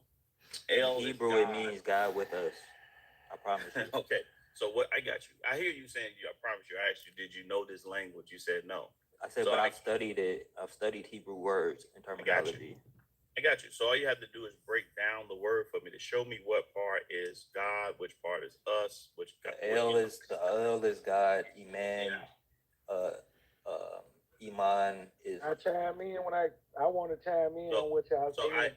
so Iman. You have is to not a wait. word. There are other people up here before you. I go in order of those who come up on the panel. So I'm gonna Understood. give them a few more minutes, and then I'm gonna Understood. go to Clementine. Got you. Mm-hmm. You guys are saying the same thing. Yeah. Sorry, but you're Yeah. Well, the difference is I'm suggesting Semantics. We're talking about semantics, but you're right. But hold on, Master Michelle. But yeah, it's semantics. the slight difference. The distinction is that I'm suggesting these are titles, not his name. So let's go Yahweh back is to his the name. one. So let's go back to the one. Yes, God, the energy, the source, the cause, the self-existent power has no name, but as people on this plane, we give it a name. Because name only means the nature of it. This is what we call it for us to communicate with one another. This is how we describe that is which is undescribable. This is how we define the undefinable. This is how we give form to the formless. This is how we communicate upon this earth.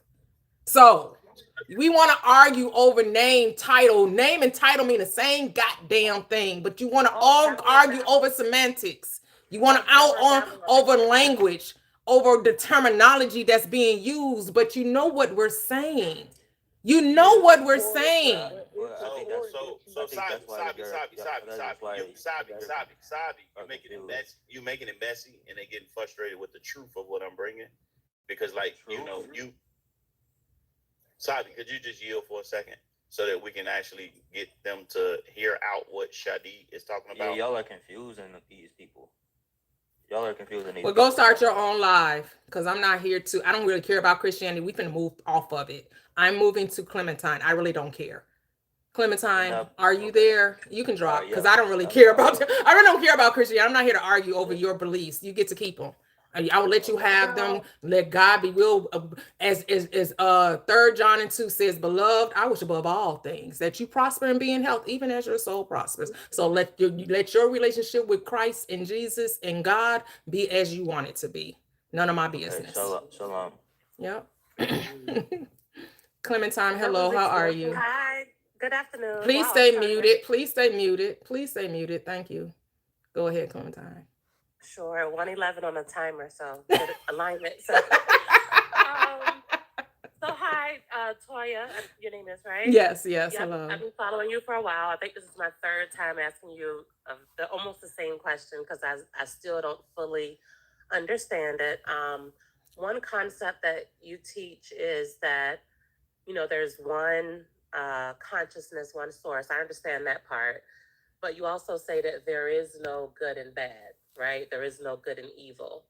I'm still struggling with that. I want to understand it, because I do finally understand that there is only light. I do understand that there is one consciousness, but living in the world that we live in right now with so much what I would call evil things happening, especially to children and things like that we're learning about, I'm really not understanding.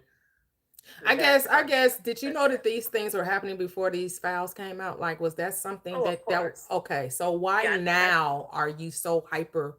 Why now is this such a big focus? Like, we know these things go on this 3rd dimensional plane, but why now is that a thing that you want to give your attention to? Because prior to that, you were kind of just living your life, right?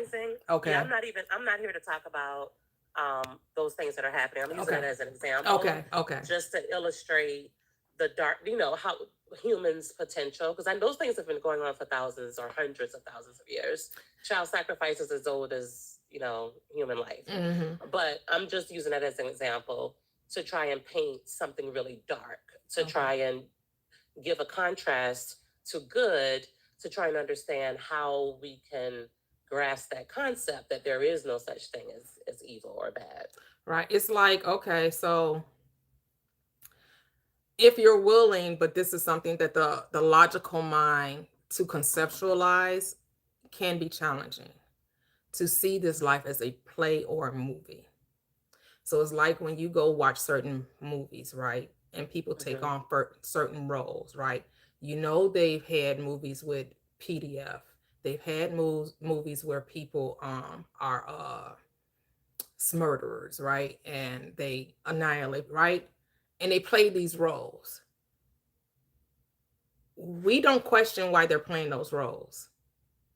We know it's a movie.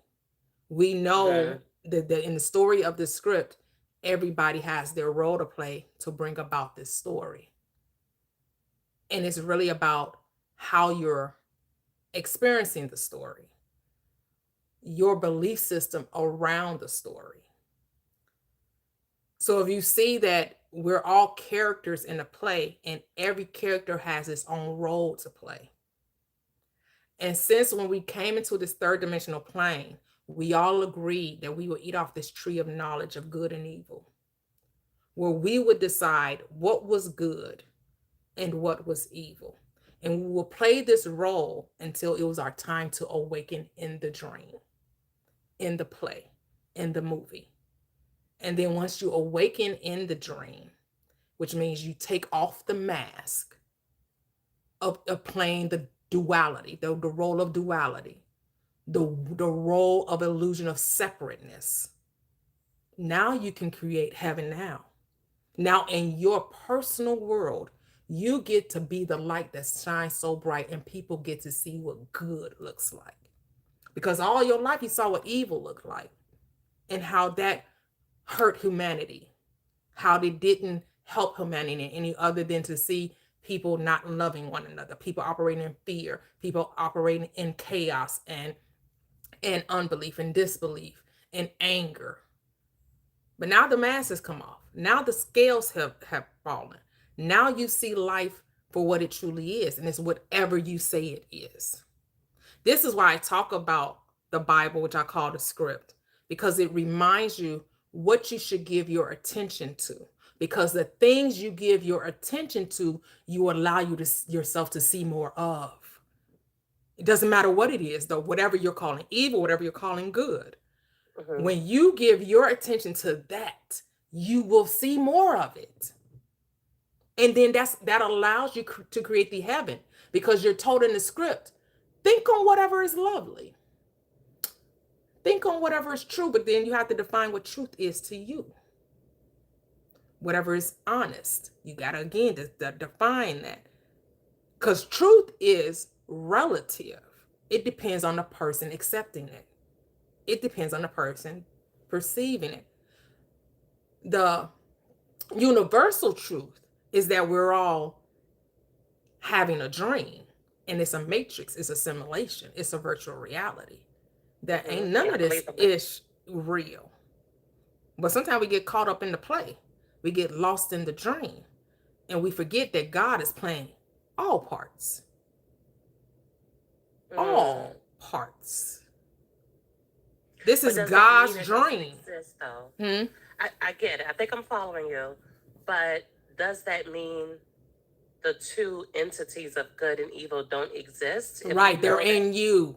The good and evil is in you. You are the good and you are the evil. Because you're the only one saying Okay. that is good and evil. This is your world. You're the only thinker in your reality. So you're the only creator of your reality. Is what you're seeing. You're only seeing your beliefs. So if you want to see different beliefs, you got to have different thoughts. And you got to let those thoughts become your reality, which becomes your new beliefs. Because a belief is just a thought you continue to think. So if you think on the lovely, the true, the honest, the pure, the noble, the just, whatever things are of good report and praiseworthy, if you lend your thought, your time to that, you'll see more of it. And that's bringing heaven here on earth. Because your world now says, oh, God wants to see beauty. I must express beauty. God wants to see love, so I must be love. But it's a choice. See, we're told through religion that we're here to save the world. That the world needs a savior. That's not what that book was telling us. The book was Mhm. telling you that you're God and you are the creator. You don't need a savior. You just need to use your God-given gift, which is create, which means, and how does God create? He speaks it or she speaks it into being. Let there be. That's the power we have is speech and thought. When we think it, we speak it, and then it becomes. And the speak doesn't have to be vocal or audible. It could come from within. Because you're always talking. You're always saying something within you or outside of you.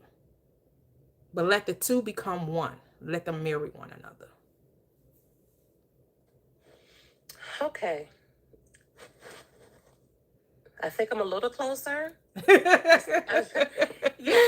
Yeah, I think mean, I yeah, if hear you let the world dictate to you what you should feel, then yeah, you're gonna be like, how could you be happy if all you do is listen to evil? If No, that's on I don't repeat focus all on the that. time, right? If that's part of our reality all the time, if I'm always listening to the news and they don't never really have anything good, if I'm Yeah, I watching don't watch so the news at all. Yeah, right, so if my social what media is always giving me news mhm. of the world, it's your Yeah. algorithm. That means that's what you like watching. The algorithm is not an accident. I guess to make it a little more plain. So when I teach my son, morality or how to make certain decisions, I want him to make this decision and not that decision. You're not saying that decision, which is the decision I don't want him to make, you do understand why this decision might be considered bad, right? Like if you're telling your daughter not to steal out of the candy store, stealing out of the candy store is wrong, right? Or can we not? Why Because do I I feel need like to? what Why you're do I need to? teaching. I never told my children not to steal. It was unnecessary. Why do I need to teach my children not to steal? Well, what if your daughter? I'm just making this up as an example, but if your daughter did steal and got in trouble, you would teach her not to do that again, and it would be because that is wrong. You don't want to take what doesn't belong to you. So it's That something that simple. I mean, I get what you're saying because that's not Hmm. a societal norm, but that again, this is subjective, right? Hmm. Because when it comes to taking something that doesn't belong to you, don't people do that all the time? Yeah, but it doesn't mean it's right. Who says? Like that's Who said so? So think of. I'm gonna put it on a macro as opposed to a micro because you're making this about the individual thing of the person taking the candy. I sold a candy bar, didn't get caught. I didn't really do it again, saying like how I felt, but I did it when I was a kid. I did it. I'll confess to it. Definitely did it. Stole it out of Walgreens. See if I could do it. Didn't like the way it made me feel, so I never did it again. But I just wanted for the experience. Like I guess as a kid, I can't remember how old I was, maybe 10, 11, something like that. And it wasn't that we probably couldn't afford the candy. I just did it. Maybe because I kept hearing about not to do it. So I did the very thing I kept hearing I shouldn't do. And so I wanted to see it. But I don't even know what my mind was thinking at the time because now I'm 53. I'm not that kid no more, right? But I did it, and I can't even really give you a good explanation why I did it. But again, it could be because I kept hearing not to do it. Because we hyper focus on our children what they shouldn't do and then wonder why they do it. Instead of telling them what to do, hmm we focus on what not to do and then wonder why they do the very thing you tell them not to do because it's what you think about you bring about. Now, yes, we can use fear and, we could say, well, if you do this, they might, you know, I mean, ain't nobody going to jail for no candy bar, but okay. I mean, like you may get called. They may tell you can't come in the store anymore, or now I'm gonna have to come up there. You making us look bad. You making it think that I teach you how to, because you more words what they gonna think of you as a parent more than their experience of taking the candy, because that's hmm really going to be the driving force. You got them calling me at my job, and I gotta go up to the store, and they gotta talk to me like my kid is, and they not, So it's more about what it looks like than the actual act. On a greater scale, everything already belongs to us, but we were told that it doesn't. So we operate from this state of lack. We operate from that state because And I'm talking about the macro. So when we say that people came and take over lands that did not belong to them, right? It was a people Right. already inhabiting the earth and in Mhm. that space. And the people decided, but I'm greater and I'm bigger and I have more artillery and I can have it. And who gonna check me, boo? Mhm. Who gonna check them? Is there some great force stopping them from doing it? If it's so wrong and so bad to take something that does not belong to you, why do people get to do it and flourish? Well, I guess it depends on what you consider flourishing. Like, just because you have a lot of resources, I don't really consider that flourishing. Well, don't we all need resources? Like what? What do you mean? What do you mean resources? Because we all need resources Well, to no, I'm saying, like, if I steal something from somebody, I wouldn't necessarily feel like I'm flourishing necessarily, I guess. Well, I that's don't know. because I don't you know. see it. That's because you see it as wrong. But Mhm. some people ain't gonna see it as wrong, and they can be like, I am flourishing. I get to Mhm. dictate the terms and conditions. I get to dictate who has it, who doesn't.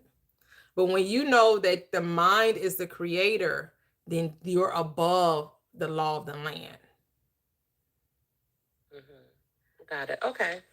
I'm gonna keep contemplating it. I think It's a thing. It comes down to, do you see yourself as God or no? And a lot of times when we don't see ourselves as God, we continuously think of the evil.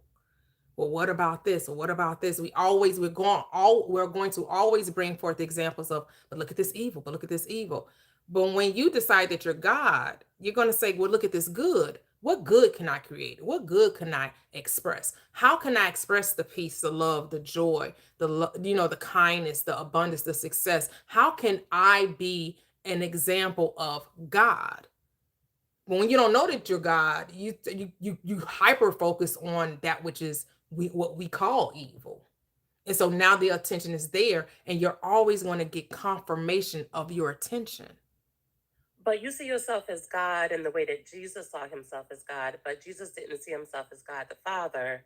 He saw himself as God in flesh, correct? Or I mean, because he didn't, there are different roles. As far as that's my understanding of the trilogy, Okay. of the Trinity. Sorry, and I think that's what you teach as well, correct? Like, you don't see yourself as God the Creator, but you see yourself as God in flesh, living as a human. Well, how's right? that separate?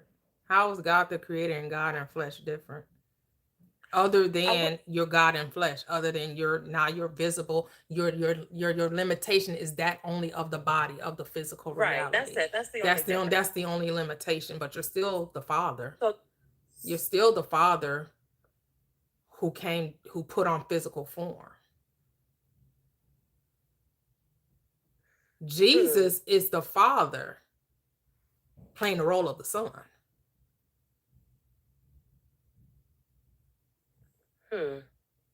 His awareness was God. He wasn't saying that there was an outside entity.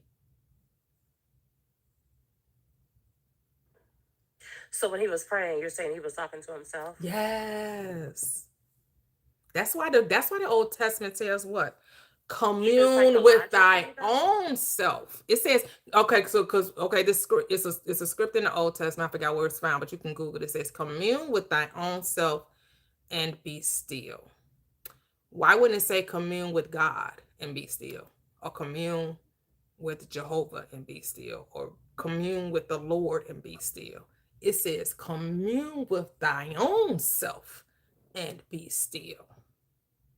And then in another place it says, be still and know that I am God.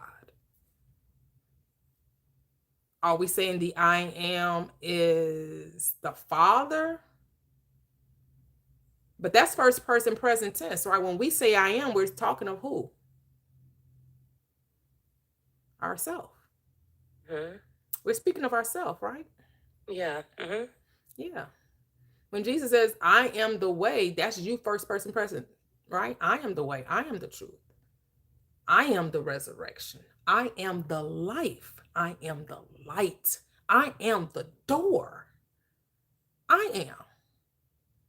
Whatever God is, I am. That's what the Bible's telling you. Not Toya, not the personality, not the carnal mind, not that which operates in the five senses. The invisible, the higher self, the consciousness, the awareness, the one that's leading and directing the personality. But the two must become one. That lower nature, which is the five senses, must be married to the I am. It must come in subjection to the higher self, which means when it says, not my will, says Jesus, but thine will be done. The I am's will. So not the way Toya thinks things should happen. So then you do have some separation in mind, at least, it sounds like. Because you're now making a distinction where you're realizing that. Yeah, but it's still what all you say. me. It's still all me. I'm just showing you that it's still one mind, just giving you two aspects. It's still one mind. It's like temperature, the polarity, right? Temperature can be hot and cold, but it's still temperature, right?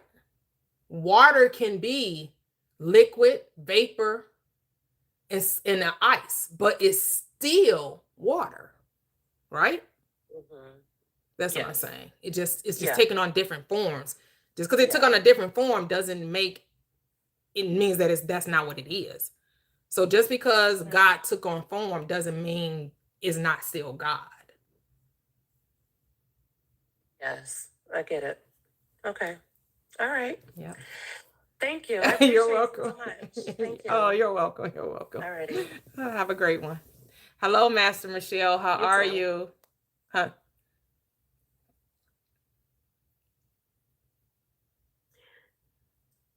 Love and light, beloved. How are you? Oh, I am great. Thank you. Thank you.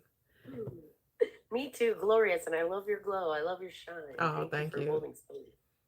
Absolutely. You know, that's the thing. The conversations, and I feel like the intuition, the feminine intuition that is easier for those of us in physical female form sometimes, helps me see that, like some of the earlier conversations, that was a personification of the Tower of Babel. The whole idea that the closer we get to divine and to truth, the more we fight over the words, the language. You know, those guys were saying the same thing. They were saying the same thing, one, in two different ways. And that's honest. That's what this is about for me, is that I love to see people coming together and comparing ideas with openness, not with that sort of robotic need to fight, but that like the open heart to I love considering other viewpoints because it broadens my perspective and it increases my viewpoints. It makes my unique perfection, my uniqueness, my individuality even more dynamic. You know what I mean? Like, I find new ways to express in this physical realm my spiritual experiences. And yeah, so I think and so thank you, gratitude. First of all, gratitude. Standing outside in the sunshine with my bare feet in the dirt. Oh, nice, nice, nice. Beautiful, beautiful. Yeah, yeah. We're spiritual. Yeah, I can see how we can get so lost in the sauce, right? When we try to say, well, it actually means this. Actually, here's the thing at the end of the day. How does it transform your life? Because at the end of the day, that's really all it is, right? How is your life more sweeter, more glorious, more beautiful, much more experiencing? Well, they just diagnosed me supposedly as autistic when I was 23. I'm 54 now. So I've spent 22 plus years, I know 22 years for sure, dedicated daily, breaking down Bible verses into the original language, reading and studying wholeheartedly, openly, all the religions of the world that I've found so far and been able to fall into. And when I fall down those rabbit holes, I see where the similarities are. I don't see the differences. I see the similarities. and then it brings it all together. And people ask me what my religion is, and I'm like, I'm a Hindu, Buddhist, Gnostic. You know, I am everything, and everything is I am. That's right, I am. Exactly. And I don't, and you know, a lot of times people come at me. I've been, you know, energetically attacked my whole life, but I genuinely, because of my early childhood traumas, I genuinely feel like I found it. I never really forgot. Like, I was conceived in violence. So I never, like, I came, like, I'm literally a volunteer. I came here, a high frequency being that was actually incarnated to shake things up. So why would I think people would like all be all copacetic with me up until the shift recently? You know, like this Gnostic shift, this awakening that we are experiencing. I know you see it. I've been saying things for years on social media, getting banned left and right. You know what I mean? Getting blocked and stopped, and then watching the shift, feeling the shift coming, saying it was coming, and then now I'm seeing the things that I've said posted all across the interwebs now. I'm like, we're definitely in the age of illumination, because the level of truth that I'm seeing publicly and the revelations of the darkness and the dirtiness, and you know, I see the light flipped on. I heard the trumpets. You know what I mean? I've heard the trumpet, and I see the shift and I see the change. And so I just want to honor. I feel honored to be here in this space with you. So thank you. Much Oh, gratitude. oh, thank you so much. Thank you so much. Appreciate you always. Yeah, and you know what? I noticed this in South Florida. We never, I've said before, we never get a hard freeze. For the first time in 16 years, we got a hard freeze. And I see the death in the tops of the trees, and it was breaking my heart. And I'm like, please let these trees survive, you know? And as I trimmed back to the good, you know, trimmed off all the dead stuff after it dried off and everything, I'm starting to see how full and thick the inner branches are becoming, and how much more fruit this tree is going to give because of that death cycle that it had to go through. So when things look the hardest, I've trained my brain to be like, look, everything changes. We're in a physical universe right now, experiencing change. We're experiencing movement. Of course, things are going to change. And for every bit of pleasure you experience, you have to experience the same equal amount of displeasure. It's the balance. That's what it's about. Like, everything evens out. It's almost like, you know, the idea of paying your dues, but it's on a higher level that we can either perceive underneath and be well, why do you think we have? Why do you think we have to pay some dues? Why do you think this struggle is necessary? Well, that's the human flesh perspective. It's not necessary. Oh, okay. Yes. That's what I did. That's why I want you to make it's a choice, because it's all perspective, right? You know, perception, or whatever word I say tomato. I know somebody was trying to tell me the difference between perspective and perception. I'm going to use them interchangeably because I don't trying to rack my brain, try to figure out which word is supposed to be used at the time. They go with the flow. Right. Somebody needs to hear, you know, and I need to hear what I'm hearing. Somebody else needs to hear what they're hearing. And that, what I was going to say is the whole idea, though, on the grand scale, on the grand scale, is that it depends on whether you are underneath the experiences and they're over your head and overwhelming you, and you feel like a victim of fate, or you shift your perspective and look from above and see how the big picture is working out. And once you can shift that reality by practicing within your stillness, you gain that Christ consciousness. I feel it rising. I feel it rising up my 33 vertebrae. Why did Christ live for 33 years? You know what I mean? Like, there's so many correlations that can't be. There are too many coincidences for it not to be about the metaphysical energy and practicing within my stillness. Like, I see it, I know it, and I see when someone else sees and knows it. And that is my Christ that's my awareness. That's my tapping into the collective consciousness. That's my gnosis. Yeah, just my Beautiful. opinion. Yeah, I beautiful, hope that beautiful. I hope that And everyone is right in their own eyes. That's all that matters because it's what you think about. It's what's right for you. Too many times it's about trying to find the wrongness when it's not about finding wrongness. It's finding what's right for you. And what's right for you is not going to be right for me. And what's right for me isn't going to be right for you. This is I not a think that's group what project, as we freedom keep is. saying. We want this to be a group project. It's not a group project. It's No, not a group project because you people try to bring others along kicking and screaming. No, leave them right where they are. When they're ready, they'll get up and walk. You can't make a baby absolutely. walk when it's ready. They said that the walkers, when they came around, they helped hurt more babies' legs than helped because we were trying to tell a child when they should walk. When they're ready, they will. You don't have to force it. You don't have to try to make somebody know. Because the moment you try to make them know what, they're going to rend you to pieces. That's why it says, don't you give your pearls to Let them be. swine. Yeah, let them Don't be. give it to the dogs. Mhm. Because it's just saying, don't give it to those who aren't ready to hear. That's all it's saying. Don't give it to Yeah, well, people. You can't make people know this. When it's their exactly. The time, gospel. it's their time. Yep, in the Gospel of Thomas, um, Christ communicate the disciples are in this story, in this little snippet. The disciples are asking, "How do we live? How do we eat? How do we pray? How do we give charity? Like, how do we give alms? What do we do?" And all he said was, "Do not lie, and do not do what you hate. Mm. For all things, for everything will be revealed. Nothing hidden will remain hidden.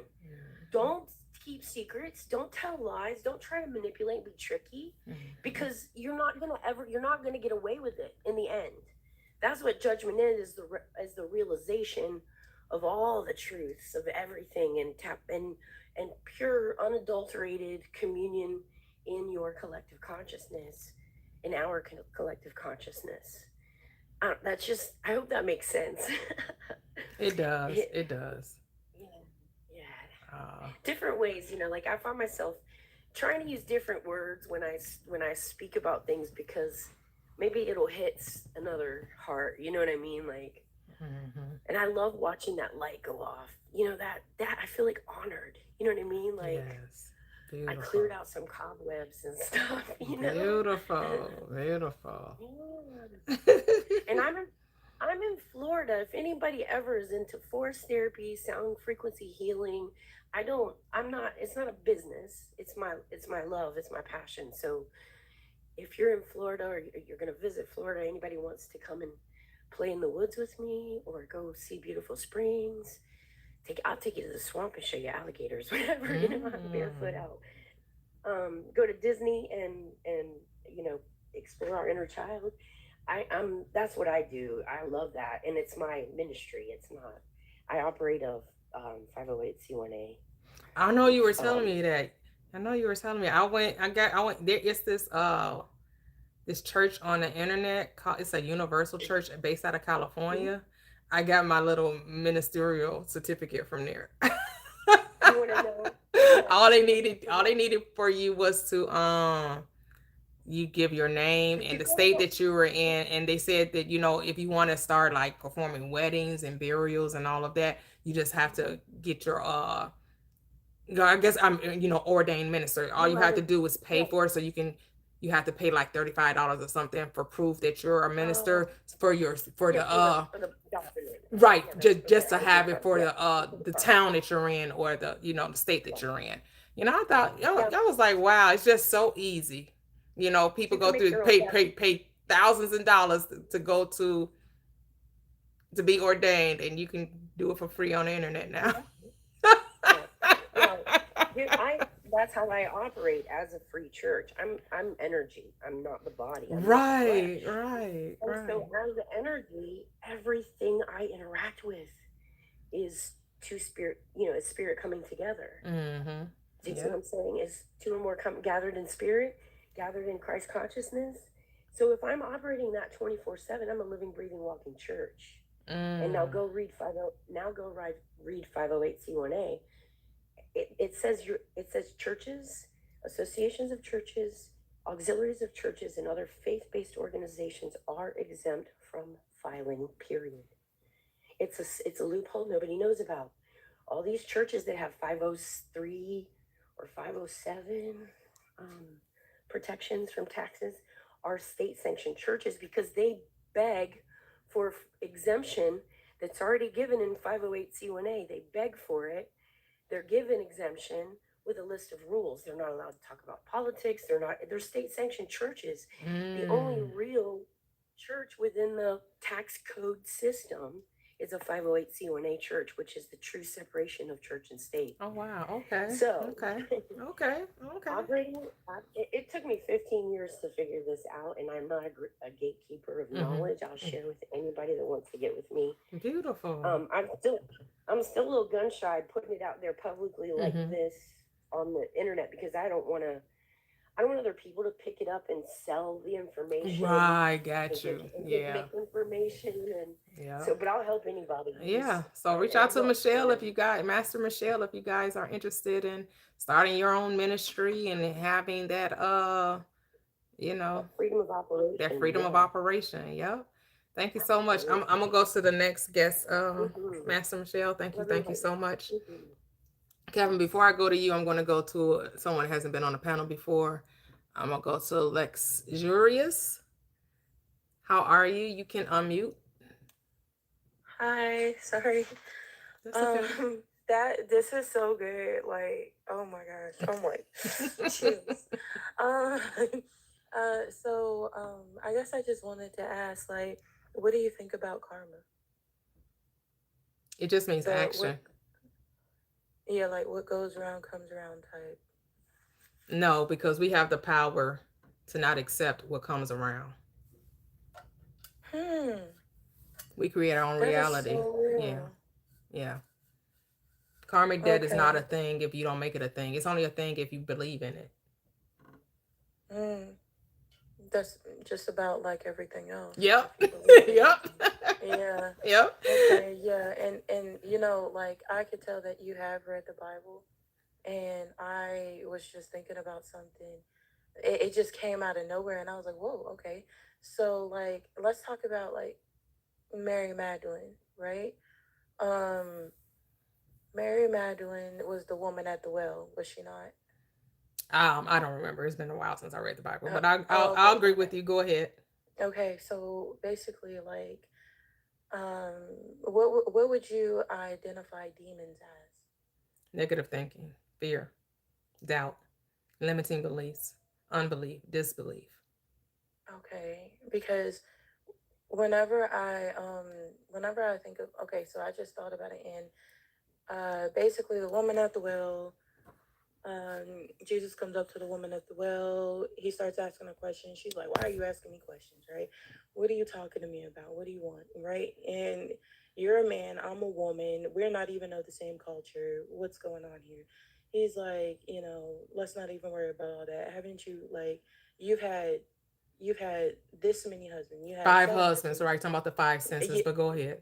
yeah, like 5 or 6 husbands. I got No, it's like 5 because they're talking it's about 5. it's Okay, great. representative of the 5 senses, but go ahead. Oh, really? Hmm. Okay. And the one you're with right now isn't your husband. Right. You don't believe in what you desire. You haven't been married to your desire. The Bible is psychological. Yes, The yes, Bible is psychological. Yeah. yes. And they were like saying later on that she was delivered from like that. I think they said 7 demons or something like that. And I was just thinking, like, what if those husbands, quote unquote, now that you're telling me, what you think, what if those husbands were those demons, right? And that's what she was delivered from, those I don't know. Oh, what she was delivered from was from her believing in the appearances. So the 5 senses try to tell you what reality is, and it may not coincide with the desire that you want to experience. So when you let the 5 senses dictate, you're not married to the new desire. So not only, so she was married to the five sense, she was married to the sense world. And then even that sixth one, which was just another desire that had not been actualized, she wasn't married to that either. But then when she was delivered or set free from the world of appearance, then that's when she was made whole. Oh, wow. Okay, wow. So that's going back to what you were saying, that lower energy vibration self, right? And us running in that, but not being able or trying to reach that higher self to be able to be, married to it, coincide with it.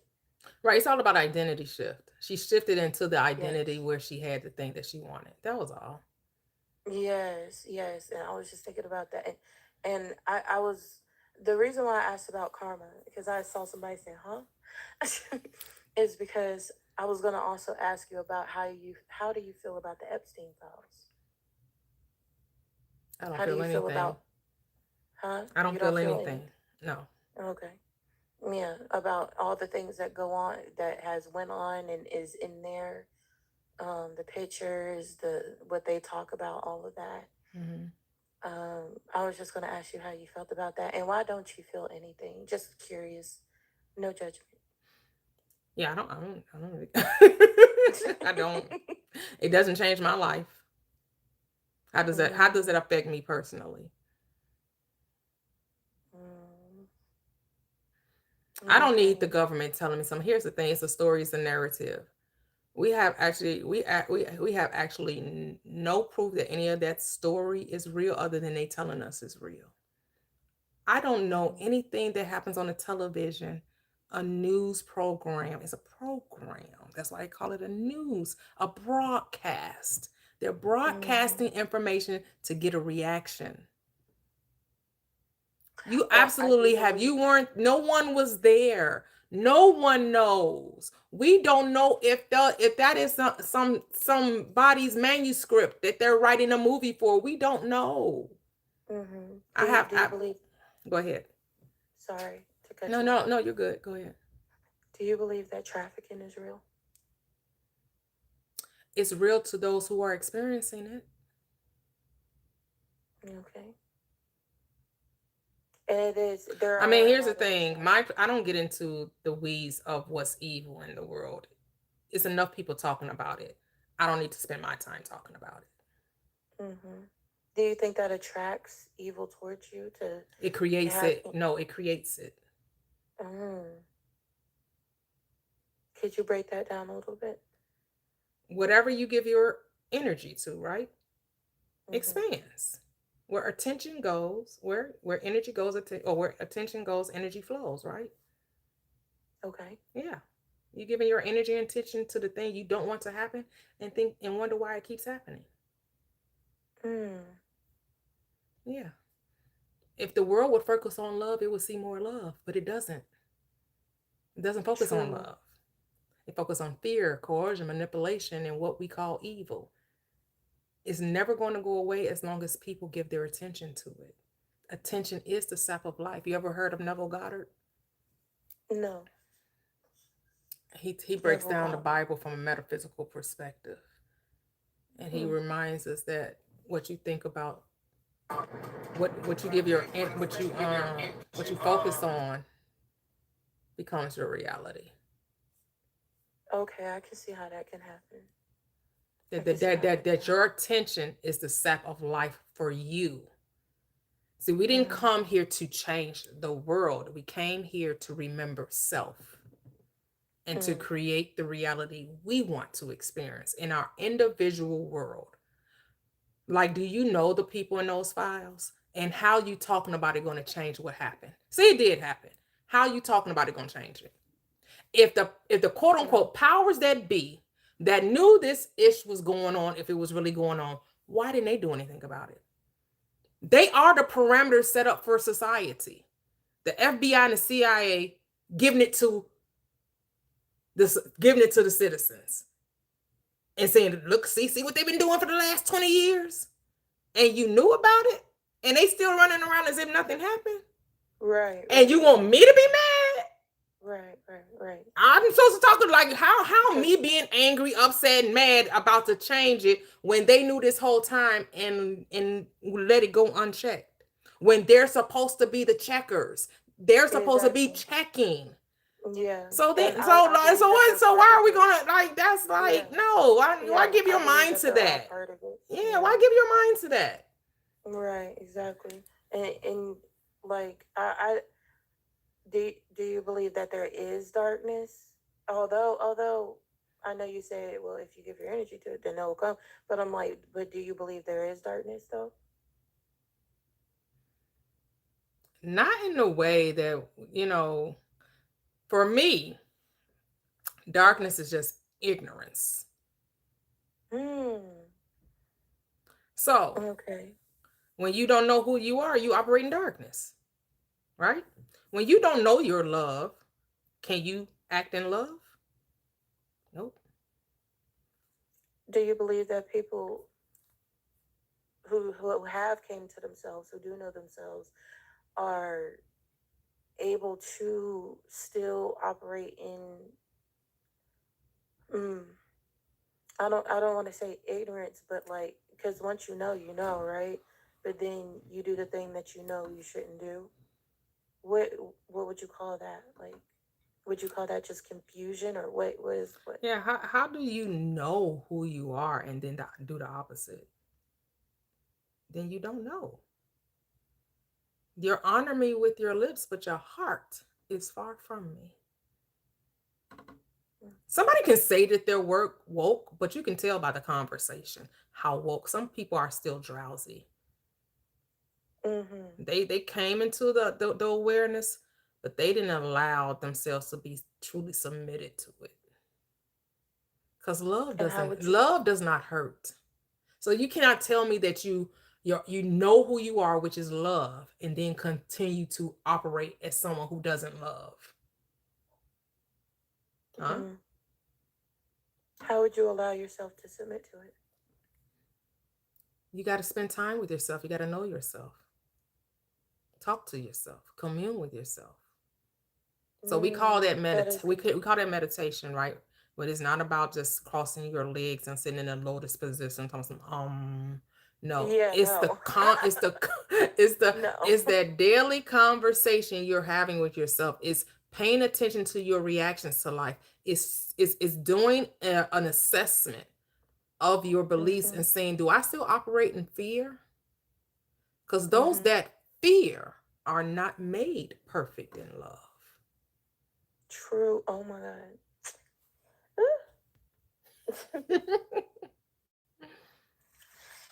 No, I be liking when it hits. I don't like it when it hits. I love it when it hits. I be like, ooh, I got it. Right. Yeah. I like being here so much. Right. It's so good. I'm like, whoa. Like, who is this lady? I'm you. I'm just your reflection. Right. Yes, we are. And when you were saying, like, how are we not, when the guy was asking, like, well, that's, I think it was the lady, she said, well, I am, how are we him if we this, that, that's so? And I'm like, well, it does say, like, we are made in the likeness. We are made in the image. Mm-hmm. We are the image. We are made in the image. Literally. It's yeah. That's it. Some people like that's a hard pill to swallow though. It is a very hard pill. They're like, that's difficult for the mind to comprehend, that lower nature, that logical mind, what people like to call the ego, right? So people say ego death. I say, no, you embrace the ego, you don't kill it. You be like Beyonce and said, I got a huge ego. Such a huge ego. Ego so big, I must admit, I got every reason to feel like I'm that bitch. You got to know who you are. Know who you are on this third dimensional plane. Thou out the Christ, the Son of the living God, which means, like you said, you are the image of the fullness of the Father. That's who Jesus was, right? He was the image of the fullness of the I am. That's why I say, I am the truth, the way, and the life. No manifestation, no man comes to me unless my Father, which is my awareness, draws it. Mm-hmm. So you don't see people, things, experiences do not come to you by accident. You drew it in. So when you ask me about karma, you created it. So guess what you get to do? Recreate it. If you're thinking that you did something bad or wrong or you shouldn't did it, and then you're experiencing your karma, what? You're experiencing the action of your belief system. But guess what you get to do? Not accept the action. You can change it. You can reject it. Okay. This is repentance in the Bible. Repentance means to have a radical change of mind. The guy, the author I told you about earlier, Neville Goddard, he calls it revision. Revise it. You don't like what you saw? Remember it differently. Wow. Okay. Yeah. And I honestly, I actually do that. I sit down with myself. Before I even got on this, I was like just spending time with myself, and I was just thinking about a situation that happened yesterday, and I was like, I could see where it was misconstrued in the moment. Okay. And I was like, oh, okay. So it wasn't actually like this, it was like this. So why did I think about it like this? And then I went down kind of my own rabbit hole into like, okay, well that's because this happened in my past. And so I'm projecting this person's actions onto this person. And now my past is following me here. Can't let that happen.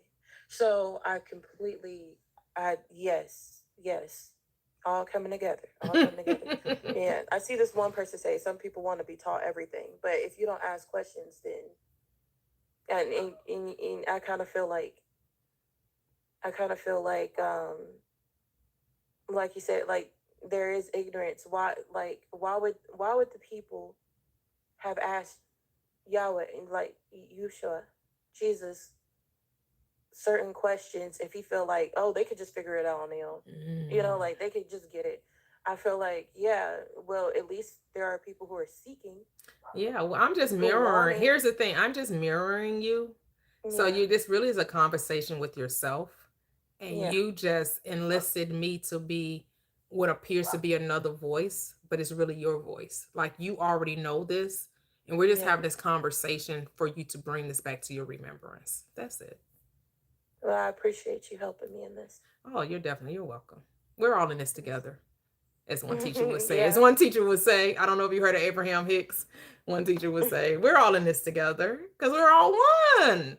We're all one. I am you, you are me. I appreciate it. Oh, you're welcome. You're welcome. So I'm going to go to Kevin.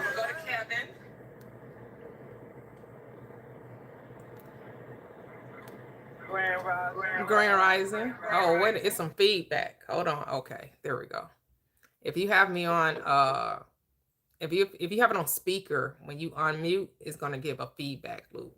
So Sorry, I turned it off. Oh, that's okay. That's okay. You're good now. Thank you. Go ahead, Kevin. Yeah, if you want to go to someone else, I appreciate being a follow-up. Oh, okay. So, Okay, yeah, I'm okay. good. Okay, I think the life consultant was next, and then Stellar Height. I'll go to the life consultant, then Stellar Height. Are you there, the life consultant? You can unmute. Yeah, you can go to him first and come back to me. Okay, Stellar Height, you have a feedback. I can hear myself. Are you on speaker? Is it better now? No. Are you in your car? Yeah. Okay, that's what you have me on the car phone. Yes. That's why. So will it help if I disconnect and come back? Not if you're still gonna have me on the car phone. Okay, I'm gonna take it off now. Okay. Okay.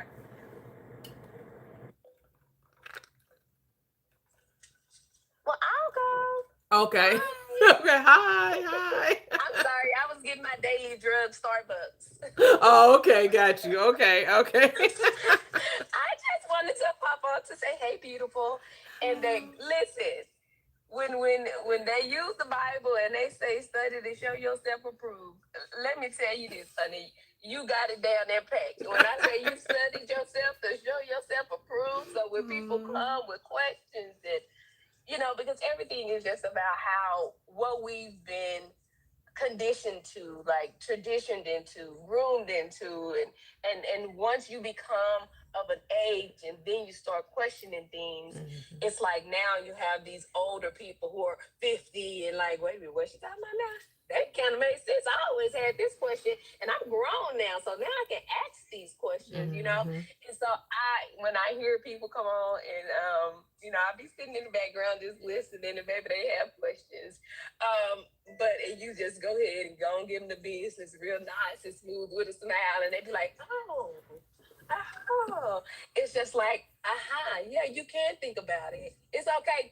Use your own thinking tools, baby. It's okay. I know it's been, constricted for you to use your thinking tools by yourself, but now you can. It's okay. And so it's like you're a fresher breath air because now they're allowed to use their thinking tank now. You know what I mean? And feel okay with it and have the confidence to say, oh, okay, I can think like this. Right. Okay, I can question this.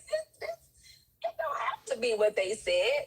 It's just like, and the young lady it was a lot of them talking, and I was like, oh, that's this, that's that.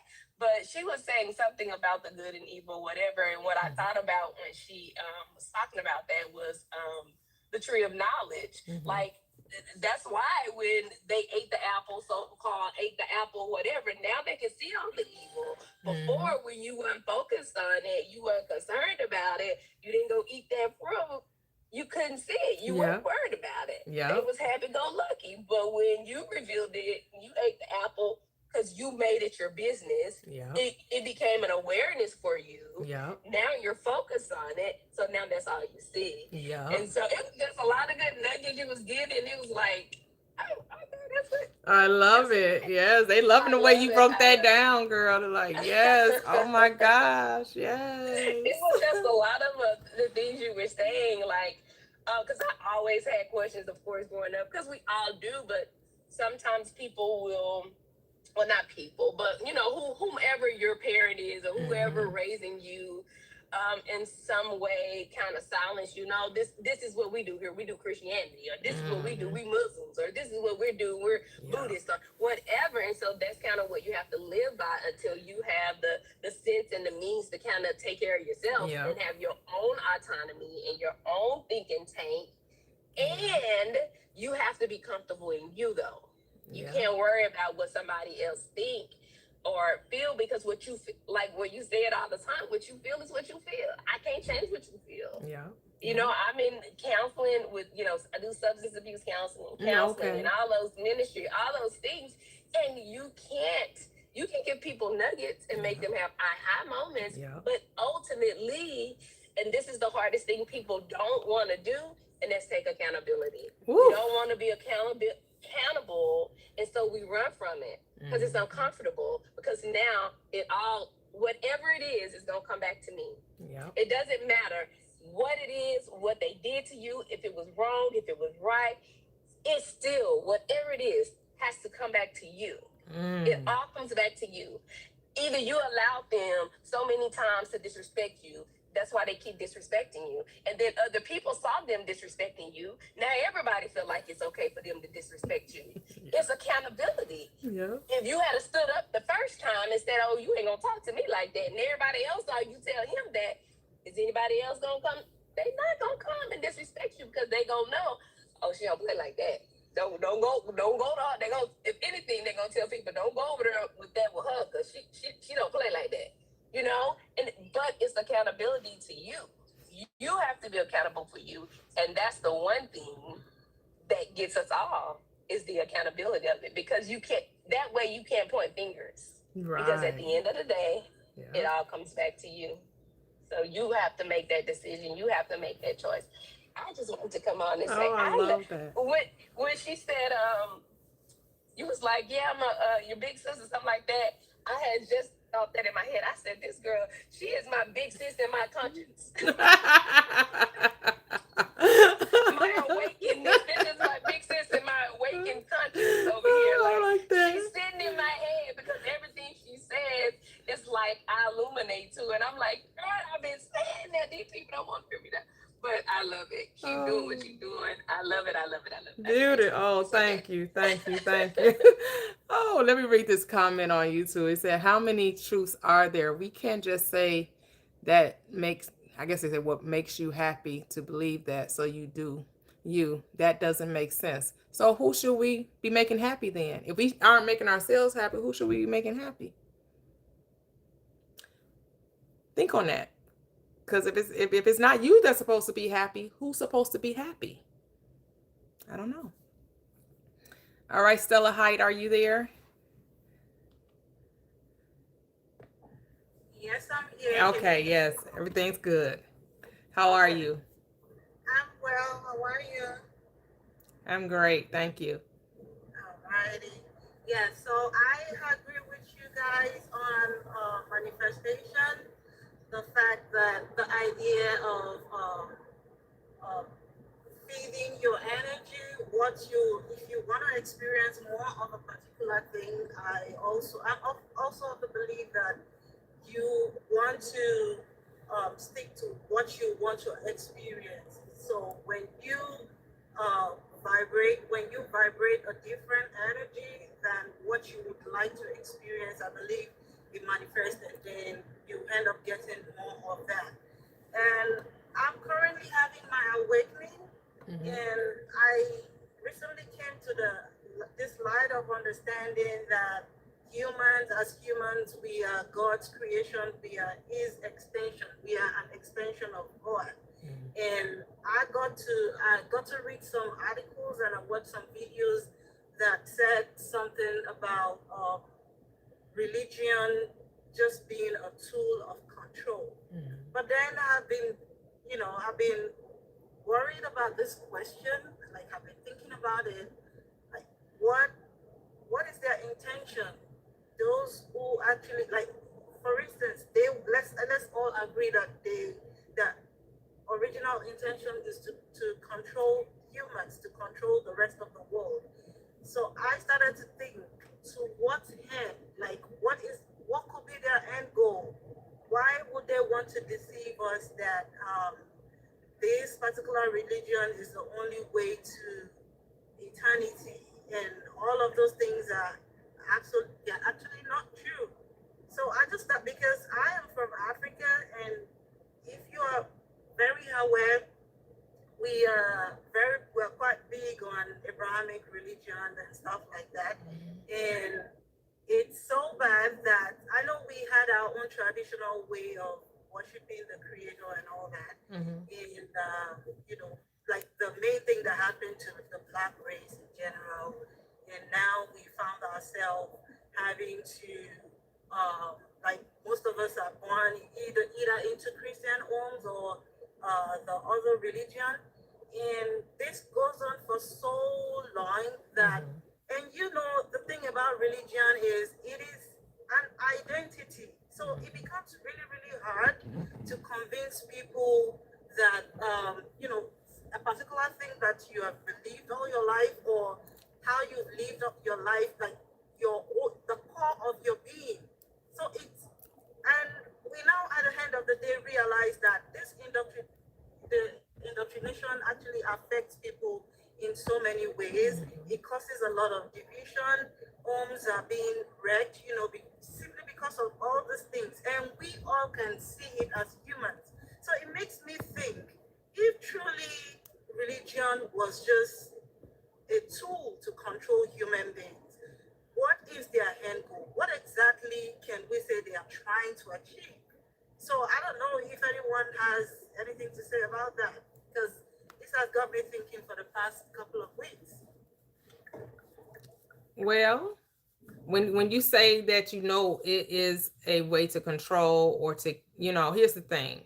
with religion, but it's all constructs of the world, not just religion. It's our academic institutions, it's our government institutions, it's, just our environment at large. These are constructs that we agree to experience, that we would hide the truth from ourselves.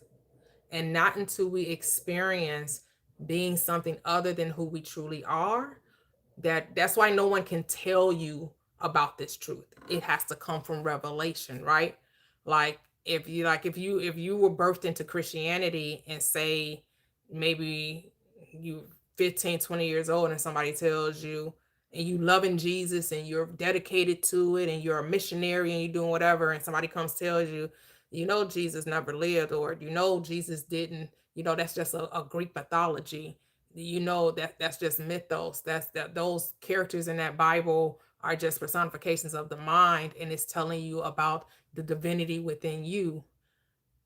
You will probably call them a heretic or blasphemer, that they were crazy because the whole world believes in this savior. And then for someone to come tell you that that isn't true, you would scoff at them unless you were ready to hear it, unless you were ready to receive that truth. But most people don't come from this revelation of someone telling them this. It's because they were already somewhere deep inside of them thinking it and questioning it already. And finally, it just was the aha moment. It's like, yeah. And then some people, through a dream, through a movie, or, or something, or just them meditating and praying, and then they figured it out like, wait a minute, I'm reading this Bible now, and a lot of these things just don't make sense. I think it's more to this than it is. But not the religion, but everything in our world is built to keep you from you. Well, we built this city. We built these constructs. These constructs came from the mind of man. When you like the life consultant was saying, when we all eat off the tree of knowledge of good and evil, when we come onto this third dimensional plane, we all come believing we're separate from the universe, from our surroundings, from the people in our world. We don't see the oneness, the unity of it. We see division, we see separateness. And it's mostly because we're told that. We're told when you come in here, you're separate from everything. You're shaped in iniquity, you're born in sin, and the only way that you can be found right in the eyes of your creator is that you have to accept this human sacrifice, this crucifixion, this savior. Okay, yeah, that makes sense. That takes me to this question about reincarnation. I don't know what to think about it, because when I see people say stuff and when I read things about reincarnation and the idea that we get the chance to come live this life on this planet like multiple times, it makes me think like the whole thing sort of looks like a game, if that makes sense. Yep, that's what we say. It's a one-player game.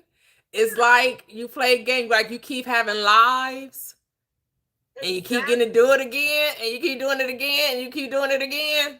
Yeah. So it's really not like a reincarnation. It's you keep incarnating. Okay.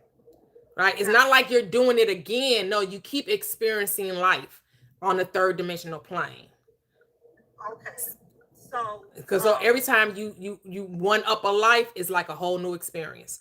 For most of us, we have no remembrance of previous lives. And I'm gonna say all of us, because some people say they have it. People like that past life regression. To me, I don't see the point, because I'm only concerned about the now. I'm not concerned about who I was 200 years ago. Like, seeing time is a construct anyway, and we're saying that all reality, all time is now. That is parallel, not linear. right, Yeah. right. So It's like the version of you that's here now, there's a version of you that is physically focused in the year 3000. I went to the year 3000.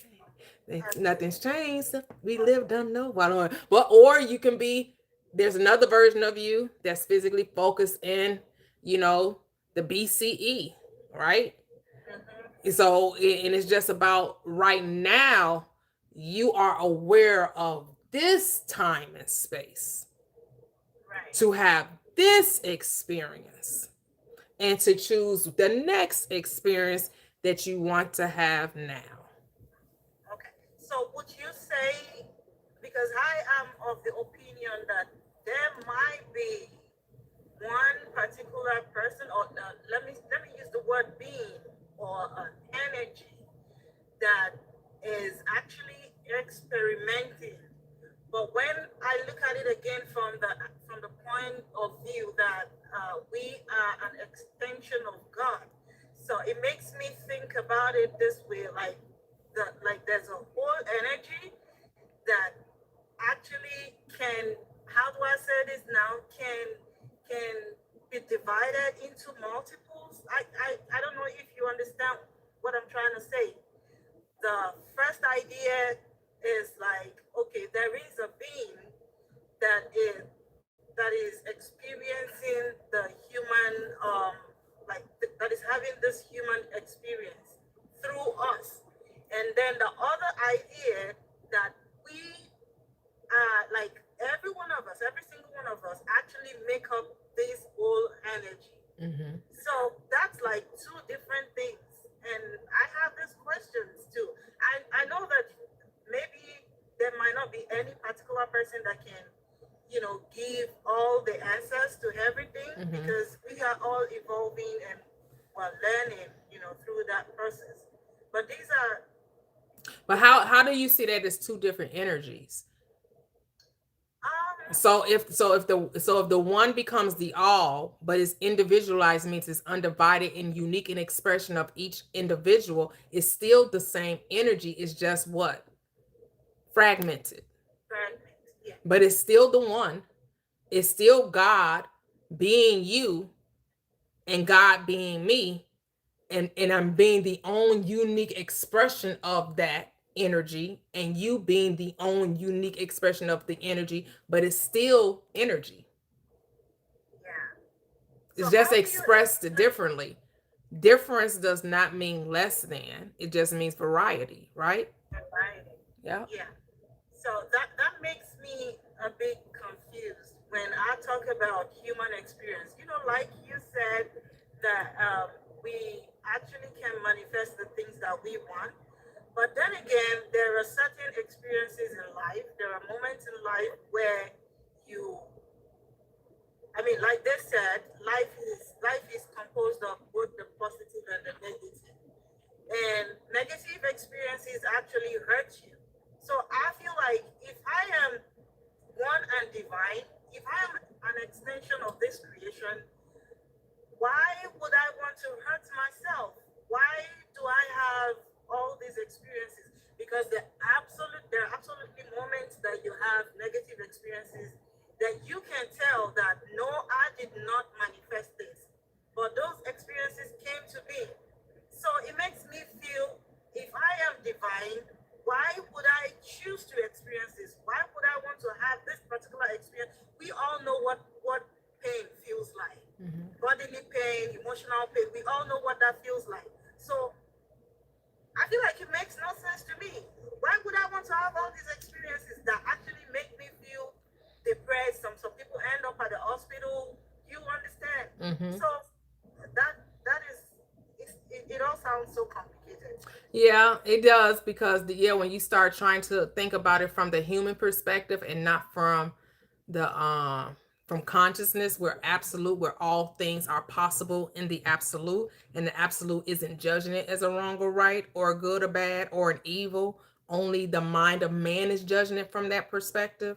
So when you're God, you don't see evil, you see only self having an experience. Is like a person in a play, right? If you're a person in a play and you're a serial murderer, Right. you know that you're playing, that's not who you are. It's a character you're being. Same with God. God knows he's not the murderer, it's a character. that's playing in a dream. That's the perspective you have to come from. But if you come from a human perspective, you're going to come from a place of evil and wrong. But if you come from the God perspective, oh, I'm having an experience and it's not good or bad, wrong or right. It's just a play in a movie. Like you said, in a game. You're a character in a game. And I'm dreaming this dream of life. I wanted to come experience the world of duality. And as I take on the belief in duality, I accept or I believe in the illusion of separateness. That's the dream, the illusion of separateness. And so I'm going to experience all the things that go along with it. But in order to make this game, this play, this movie real, I have to forget who I am. So in the forgetting of who I am, the hurt, the pain, the horror, the atrocities that come with me forgetting who I am is going to be a part of that experience. But when I awaken to who I am, the pain should cease. Now there should be no more crying and no more gnashing of teeth. Now I no longer have to struggle through life because now I remember I'm the creator of it. When you know that you get to control the game now, you get to manipulate the dream, you get to write the play, now you should be having fun. But people don't make it fun. They too busy talking about the world instead of their world. It makes more sense now. Thank you. Yep, it's your own game now. You can have whatever you want in your own game. You're actually Alice in Wonderland. This is your Disney World, where all dreams are possible. Someone wrote in the comment, they said, observe, not absorb. So I think I'm going to try that. Yep. Just be the observer. And no judgment, which means they shouldn't be doing that. Why are they doing it? That's so wrong. Oh my goodness. You'll drive yourself crazy. Like that's not heaven on earth. That's man in the business that don't pay me. That's me trying to interrupt someone else's dream. You can't wake someone up that's dreaming. If I'm dreaming, just let me sleep. Don't wake me up until my dream is complete. If I'm dreaming about you, about the things that I'm gonna do. Yeah, that's Christopher Williams. Don't wake me, I'm dreaming. Yeah, I'm dreaming. People don't want to be woken up out their dreams. Stop trying to wake people up in their dream. So, and it seems some people don't get to wake up in this lifetime, right? That part. That part. Let sleeping dogs lie, as they say. Let sleeping dogs lie. We keep trying to wake up the sleeping dog. Stop it. I get it now. Let people have their journey. You trying to interrupt somebody else's journey saying you shouldn't be experiencing that. Says who? Leave them alone. Use your mind to wish the best of them. They'll eventually wake up. They'll figure it out. I wish nothing that they prosper and be in health, even as their soul prospers. I'm going to use my mind lovingly on behalf of another. I'm only going to see the beauty in their eyes, even if they can't see it in themselves. That's how we're supposed to use our mind. We're supposed to think lovingly on behalf of another, regardless if they're being loving or not. Because it's easy to love those who are being loving towards you.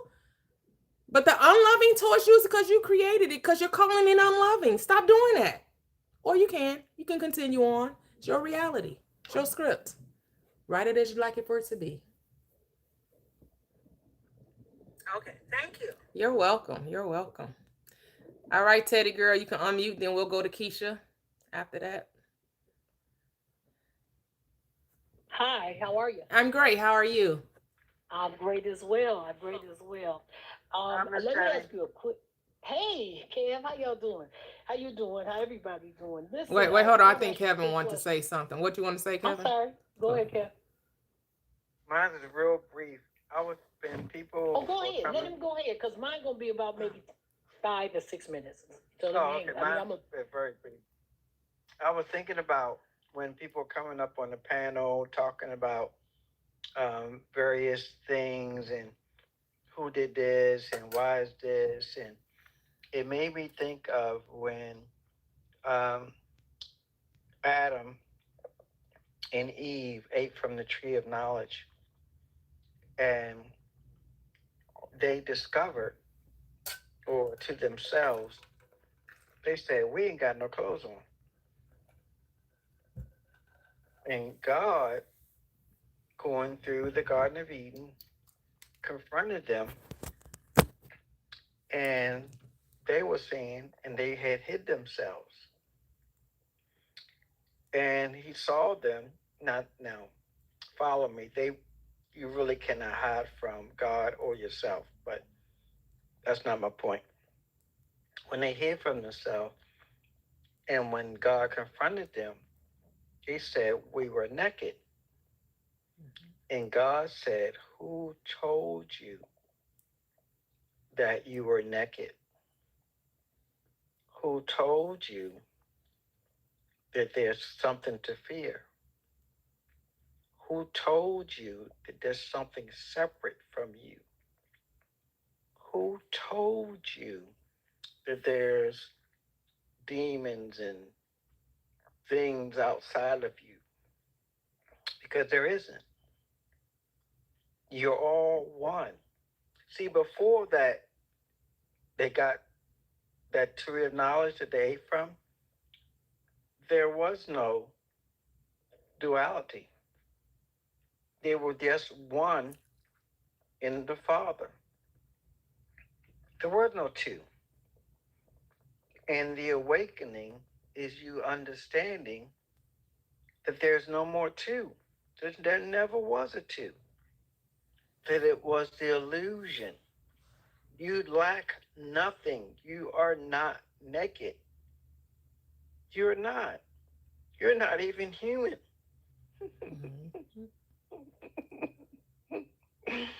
That's why it says they that worship him must worship in spirit and in truth. The truth is you are not human. You are having a human experience. And the experience doesn't make you the experience. You're always the creator of the experience. Always. So it's you doing it to you. When you're being loving or loving thy neighbor, you are thy neighbor. So mine is brief. I was just That's it. reminding. That's it. That's it. That's it. Thank you. Thank you. The great gentle reminder. Thank you. Thank you. Thank you. Okay, let me read this question on YouTube, because I am streaming on both platforms, and of course YouTube, they don't have a microphone. So what's the point of this teaching? What's the point of new life and learn and grow if you don't remember the last life? How are you learning anything? What would be the point of more lives? For the experience. Why do we do anything in life?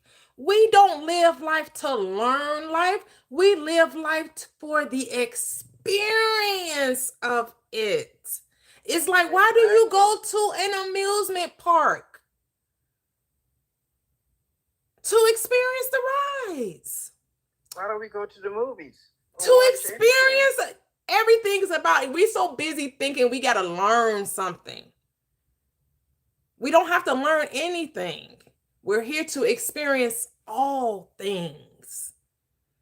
And that's why we have, multiple lives if we want to continue to experience it. But, we carry, that's why we have this, what we call deja vu, or we feel like we met someone before, or we can't really put our finger on, we're like, man, I feel like I experienced this before. Like, it seems very eerie. Something seems, like you know how we get those, like something, I feel like I don't know, I can't put my finger on it, but this just seems eerily similar to me. And you just can't, for the life of you, in your life, in your conscious reality now, like you know you've never experienced it, but for some reason it just don't seem new to you. Like the mind is, who can really know it, which is consciousness. That's why the Bible tells you, who can really know the mind of God? That conscious mind, that ego mind, that reasoning mind, that lower mind, that human self can't conceptualize the vastness of consciousness. And instead of trying to figure it out, just experience it. We trying to know before, we got to know ahead of time. When they say no, it will be shown to you. Chill out. But go ahead, Teddy. I just wanted to get that little spiel. No, I love it. You know, that took me right back to my little, everything on that table may not always be good. So choose as carefully as you can.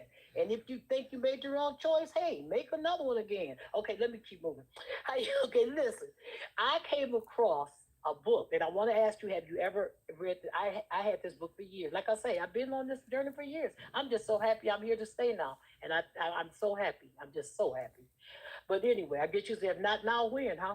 But The Door of Everything. The Door of Everything. Have you ever heard of it? Mm-mm. Okay, I gotta send it. No, I gotta get it for you. No, I knew, I wasn't sure, because let me share something. I promise you this, sweet. I know about my mind. I want to gift you this book. I hope it's still in publication. It's all. I'm gonna tell you where I got it. You heard of that church? I guess they call it the Unity. Yeah, Unity.net. Okay. I bought it years ago from Unity. It is called The Door of Everything. It is by a lady named Ruby Nelson. It went in publication in 1963. I'm going to gift it. I need you to let me know where I can send it. You can inbox me. I got to find it. I got to get one, because I can't let this one go. Okay. This one, I got highlights. It's only 180 pages. It's not that big. Okay. And I want to just let me share this. She comes from pretty much, let me put it like this. At the end of the day, the gist of it, everything is right in tune with everything we say. It's just a few ways of her, executing it differently, but it's nothing changes, nothing. Okay, but let me share this right quick. A couple of things. This is to give you an idea. These are the, what I call the contents. The Father consciousness, the subcreation, grand cosmic being, the sacred seed, the Holy Spirit, the second birth, the ascension attitudes, the supporting attitudes, the mighty rock, the total stillness, the lightning flash, and the door of everything. Okay, that's just the contents. So that the name of the book is The Door of Everything. So what I did, I'm not gonna hold you long, but I just get excited. I got excited that I came across it again. This part right here, these are just a few things I've highlighted. I got highlights through this entire book, but I couldn't dare to do that right now. But like little things like this. It says, it was my intent that the desires of your heart should always be fulfilled. That's, if you are persistent and yearning and are intense in your belief, like little stuff like that. It has never pleased me to have you suffer from the unpleasant experiences created by misthinking. I have set up no rigid laws that say you must accept the consequences of your mistake. See, I'm just showing you little highlights, things that they're supporting. I got to get this book to you, baby. Not because but it's just going to help support everything. I stand at the door of, I'm just going through them as I'm talking to. I stand at the door of your consciousness knocking. If you will only turn toward me, empty yourself out to receive this spirit, I will pour so much light into the reservoir of your heart that it will run over with goodness and mercy all the days of your eternal life. Okay? It is generally accepted belief that Jesus was my only begotten son. I love this one. This is the cosmic being from the cosmic being. My only begotten son. Some of you have been taught that if you believe Jesus was the only begotten of the Father, you will not perish and you will have everlasting as after you die. The real truth is the only begotten Son of the Father is a grand cosmic being, a perfect man, a perfect woman, a radiant image, clothed in robes of shimmering light. with the speed of thought and joyous being whose vibrations is quickened to the rate of mind and whose consciousness is expansive as mine, the living Christ. Okay, so you get where I'm coming from? Mm-hmm. Are you kind of liking it so far? Oh yeah, it's a good book. Mm-hmm. I just want, just that kind of stuff, and I just think it's just I don't know. I was so excited that it supports so much of the things. And just two more, and then I'm gonna close it up. You must be born again if you wish to enter the kingdom of heaven or the new dimension.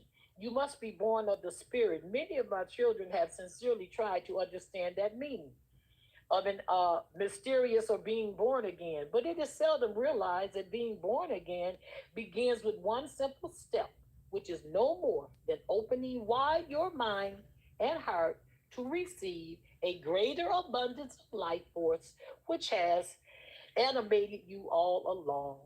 Okay. Yes. The Door to Everything by Ruby Nelson. If anybody else want to look her up, I'm telling you, it's somebody on say they this just tab. found it. Yeah, I can. I'm gonna see if it's on Audible because my husband has a subscription, so I'm gonna see if it's on there. Okay, wait, here's my two things, and I'm landing this jet. Therefore, you do not need to experience faith in your ability to perform miracles, for if you will only exercise enough faith to lift your consciousness, well, they were talking about the mustard seed faith. Anyway, if you will only exercise enough faith to lift your consciousness to a higher level, the miracle will take care of themselves. They will happen not as a result of human thinking, but as a spontaneous result of Christ-like thinking. You could not stop the miracles any easier than you could stop your life. Oh, I just love getting back to this. I love getting back to this. I don't know, and I just love that I was able to, share with us. Yes. They love it. Yeah. She closed it. Here's the last one at the very last. I'm just not giving much away because this is something you read like the Bible over and over, just like awareness, just to keep yourself, focused. The very last thing she said, your soul is the vessel which might receive the love. Your little human self would be consumed by it. Let your soul stand forth and live. These are capital letters. For what would it profit if a man gains the whole world and lose his own soul? Come, meet me inside the door of everything, in my timeless realm of being, where all the perfect qualities of your cosmic self will intersect and blend into one precious jewel, the precious jewel of love. And that's the last of the book. Yep. Beautiful. Love it. Yeah. Let me know, sweetie. If you find it, if you go ahead and find it on your own, good. But if you can't, let me know. And okay. I'll try my best to get it to you. Okay. Cool. Thank you so much. So the name of the book again for YouTube family is The Door of Everything by Ruby Nelson. Yep. The Door of Everything by Ruby Nelson. That was beautiful. Thank you so much, Teddy. Thank you. All right, Keisha, hello, how are you? You can unmute. Hello. How are you? I'm great, thank you. How are you? I am wonderful. I hope everybody else is having a wonderful Sunday. Yes. I'm going to try, because I don't usually meet my tribe, so I'm going to try to make this quick. But I came across you just randomly popped up on my For You, and I'm noticing a lot of y'all, and when I say y'all, people with open minds and this perspective, and I just want to say I appreciate you and I love your page. Oh, thank you so much. I appreciate that. Thank you. You are welcome. And I had an interaction with a group of people the other day, and I'm trying to be the observer, but I'm still fighting that ego self. And you come across people that say stuff and they say it well, and when you say it well, everybody agrees. And I had a lady say, Jesus said to worship him, but she said it in such a way that she came across like she knew what she was saying. Mm-hmm. But we know obviously Jesus never said worship him. Right. He said, what I do, you can do greater. Right.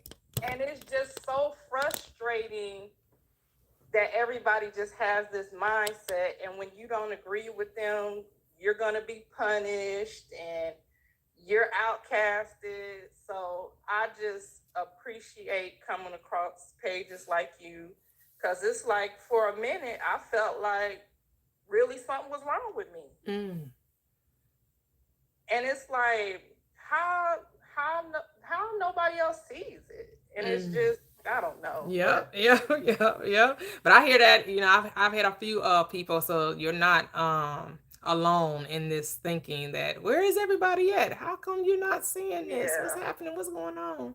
We out here, as they say, we out here. And I'm seeing that, and it's so many pages I'm coming across. It's the comical ones, and it's the more analytical ones, and I'm just like, what a time to be alive. Yes, absolutely. And I think I kind of had a head start because my mother is an atheist. Okay. So she don't believe nothing. I heard that. It's like, if you don't do it, it ain't gonna get done, right? And I wasn't indoctrinated as a child, but like one of my best friends, her mama used to just guilt trip her so much, and she was just afraid of everything.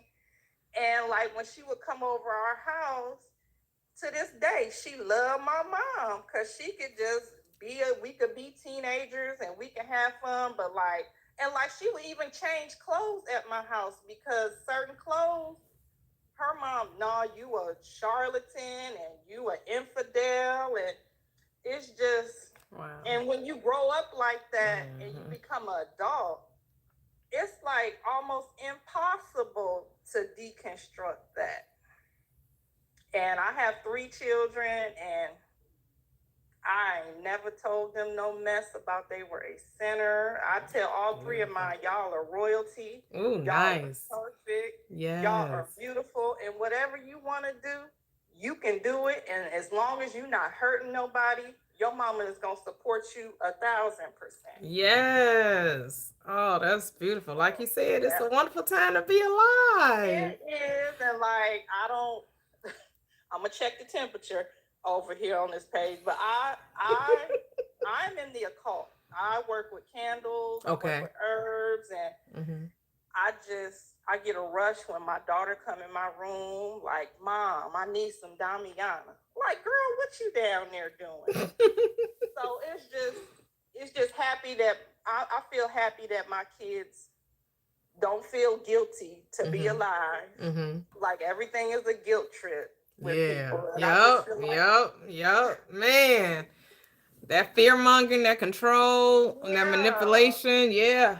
And then like another thing about me, my children aren't vaccinated. Okay. So do you homeschool?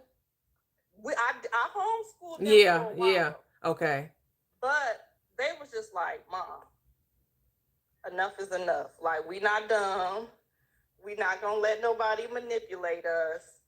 So when they got into middle school, I put them back in, and then the pandemic, it was shut down. Right.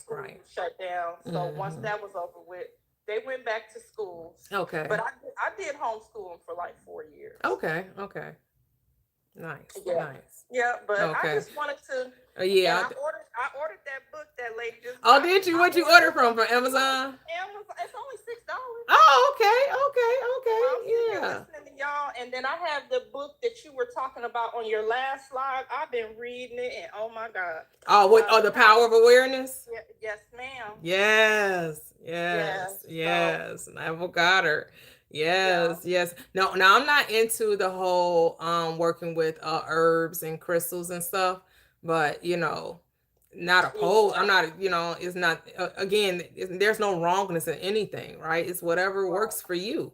You know, when I started on my path, I was into the crystals a little bit. Like my husband and I, we went to a crystal store. I had got the crystal book, but it just never resonated with me. My husband kind of stuck with it. He made like necklaces out of, he made him some Okay. necklaces with the copper, he's Yeah. wearing around his neck. He made one for me. I had bought like 4 or 5 crystals, but the more I listened to the author you just mentioned, Neville Goddard, the more I kind of just got like, oh, all I need is my mind. Yeah.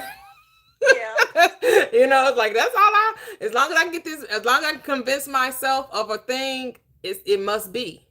It must be. And that's true. Yeah. But at the same time, that was your higher self talking to you. Your higher self is gonna guide you. Yeah. There was certain stuff I tried, and look, I thought I was a Christian. I thought I was a Hebrew Israelite. Oh wow. For a minute, I thought I was a Muslim. Oh, so okay. So yeah, I've met some people that say they tested it all. They tested all of it. Yeah.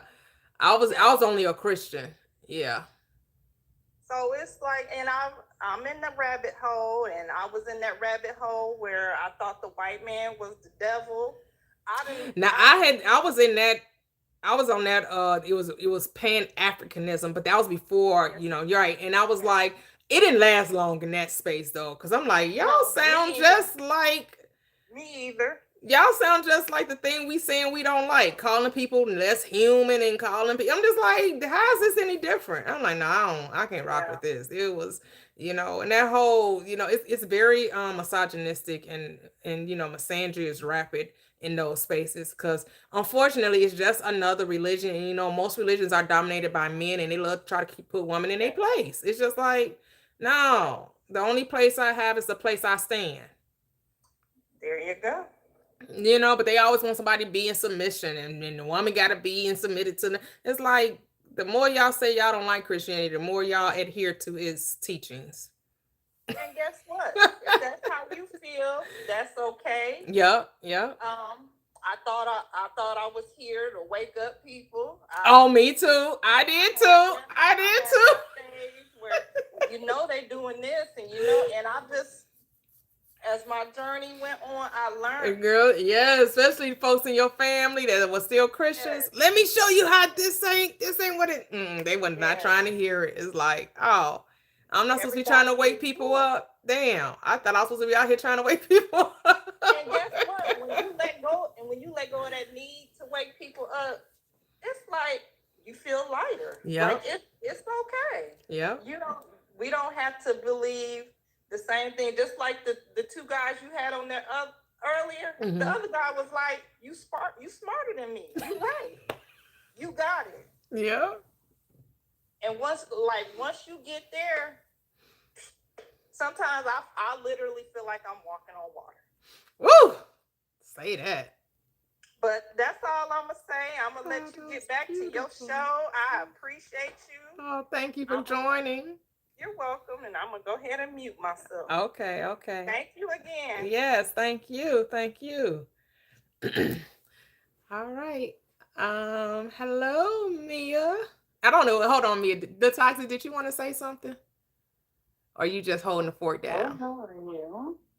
I was just holding the fort down, but I did have a couple of things. I came up a while back to talk about briefly telling us about like Jesus was still worshipped God, even though, so therefore he wasn't God. And I was just bringing up the whole thing of John 10, I think, where Jesus says, I and the Father are one. And that whole conversation. And then someone else had a question in the chat. This is way back earlier. Laddie something. Laddie. I'll find it. Okay. I'll go back and find it. But yeah, someone was asking a question in the chat. Laddie Positive. Here's the question. They were like, Toya, can you please repeat the part about the Father? No man manifestation. What is the Father? Something like that. Oh, yeah. Okay. So the Father is your own awareness, your own consciousness, your own mind. And so nothing is coming into your experience by accident. Like when we say we manifest things, yeah, we manifest them, which means we're bringing things into our experience based on our own belief system, based on what we see is what we believe is there. So we don't see things as they are. We see things as we want them to be. So a lot of things that we see, we were told, this is a bed, this is the color red, this is, this is green grass. Like we agreed to that, and we said, oh, that's what that is.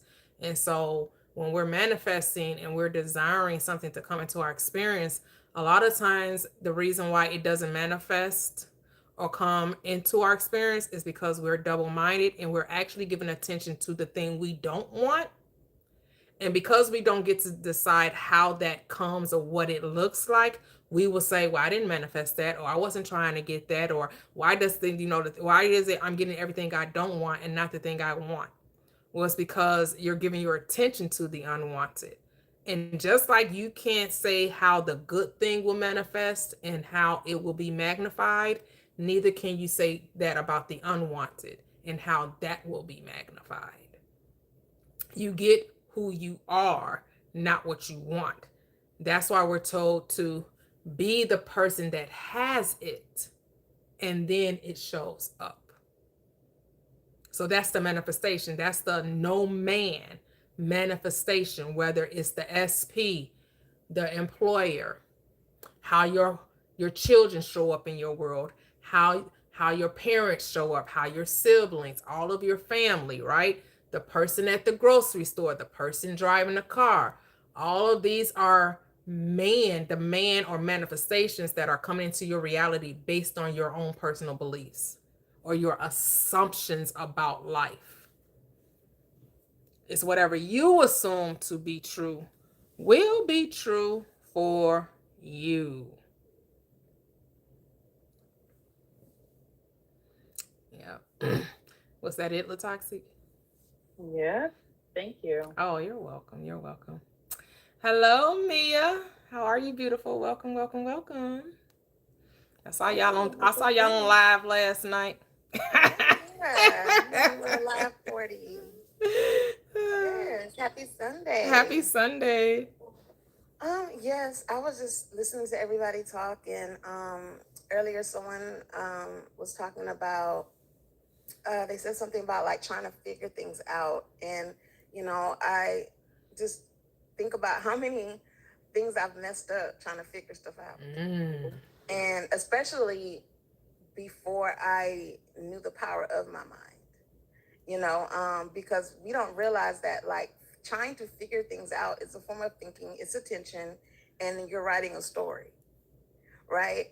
And a lot of times, if you are in this pessimistic way of thinking that the world has probably given most of us, of thinking in duality, figuring things out, we're already thinking about things that could go wrong.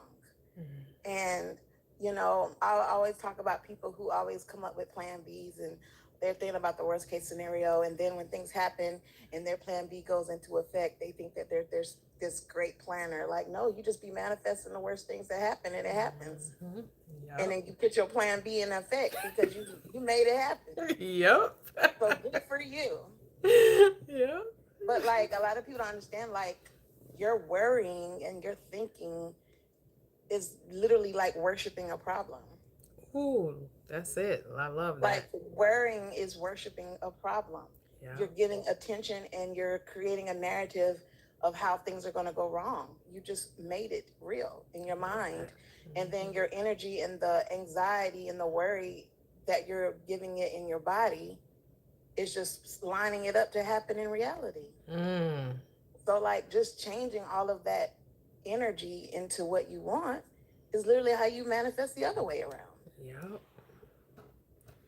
So it's just really, I've just learned to kind of be in more control of my thoughts, while deconstructing, just changing how I think, because so many years have gone into me thinking that I don't deserve, and that there's another side of things, and that there's something out there, there's a villain in my existence.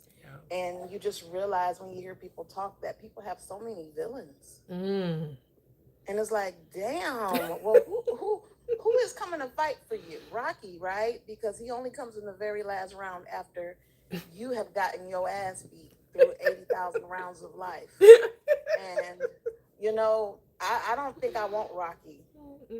I'd just rather be Wolverine myself. I'm going to be X-Man.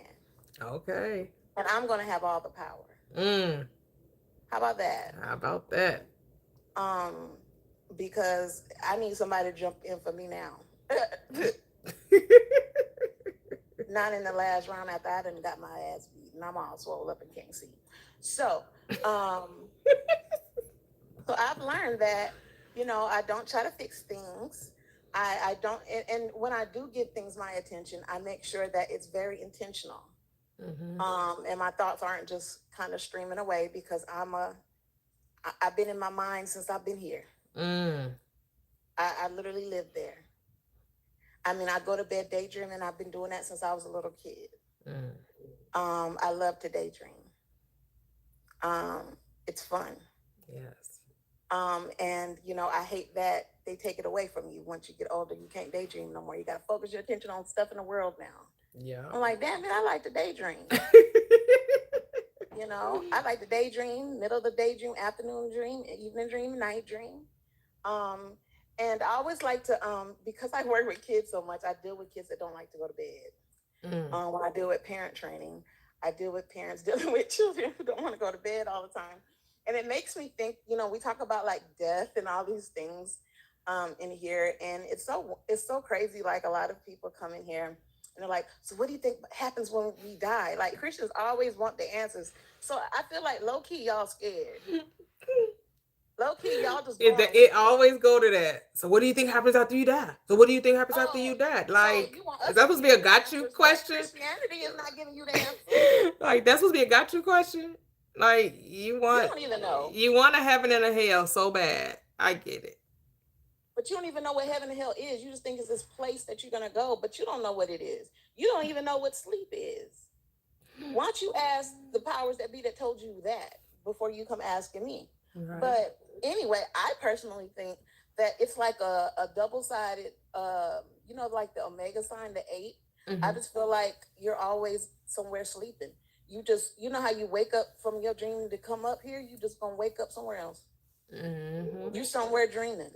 And I just feel like little kids hate to go to sleep because they have not yet attached to this world fully. But they love their mom and dad. They scared they ain't gonna come back. Little kids scared they're not gonna come back because sleeping, the dream world feels real. This world feels a little real, and they be sleeping good. Little kids don't think they're gonna come back. They're scared. Yep. That's why they don't want to go to sleep, because sleep is delicious. Now, once we get a good grip on, okay, we coming back, we like to go to bed. But little kids are terrified and they do not want to go to sleep. Like because remember, children live in the now. So when they go to sleep and they go to dream world, they're like, I'm back in heaven. I don't know if I'm gonna come back. So that's my little theory of, you know, death and how children. And I deal with very small children who at a very small age, they are like, I don't want to go to bed. I don't want to go to bed. Why? You gonna wake up to play another day. What is wrong with you? I want you to pat my back. I want you to hold me. Mom and daddy gonna be here. You don't come back. It's okay. But you know, so I really just feel like death is a dream. You sleep. And I just feel like dementia is you get lost in the loop. You in the dream world, but you here and you keep getting lost in the loop. I like that. Okay. But yeah, so people just want all the answers, but the answer is in you. Yeah.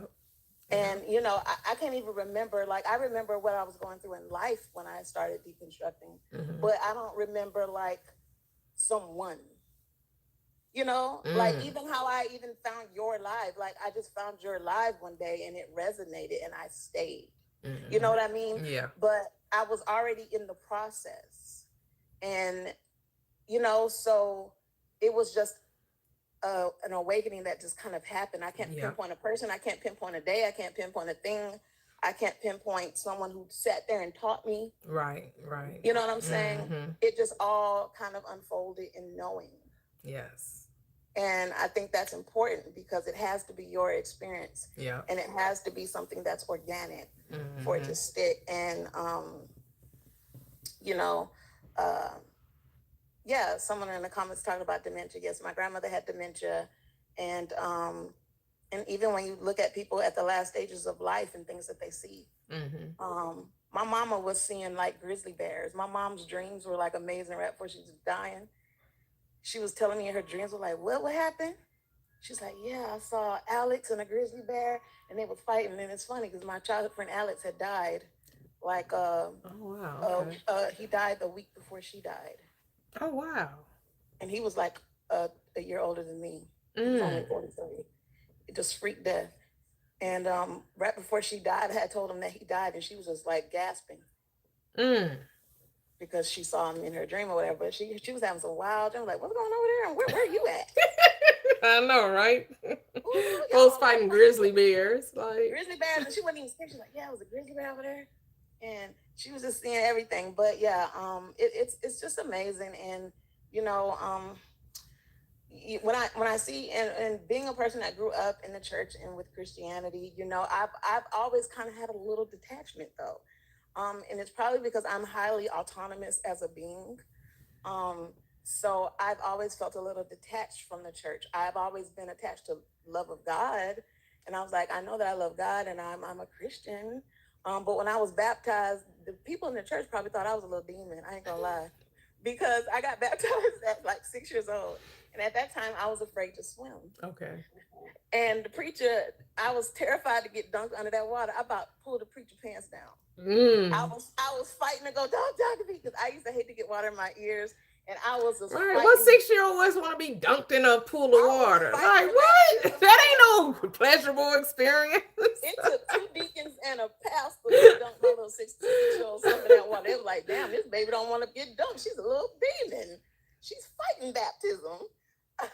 No, I'm fighting you dunking me head, body, and all in the doggone pool of water. That's what I'm afraid for. And I just felt like it was so awkward. Like I had to wear this little white dress, and it was such a ritual. And I was just like, I don't think children should be getting baptized. Like what? My thing is, why are you washing away my sins and I'm 6? That's what I'm saying. Children should not be. Do it when I'm about 25, 26. I done did a lot of little stuff by then. Dunk me when I'm about 25. But I was really fighting that baptism. But I kind of always felt like things like that were a little odd.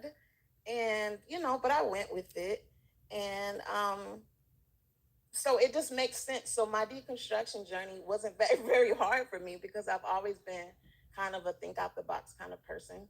And I've always been open to the idea that I don't know nothing. You know, and, you know, when I always used to run across people that would be like, when I would fall into like the YouTube rabbit holes about the Illuminati back in the days, and they'd be like, that ain't real. I'm like, you really think you know everything about this world?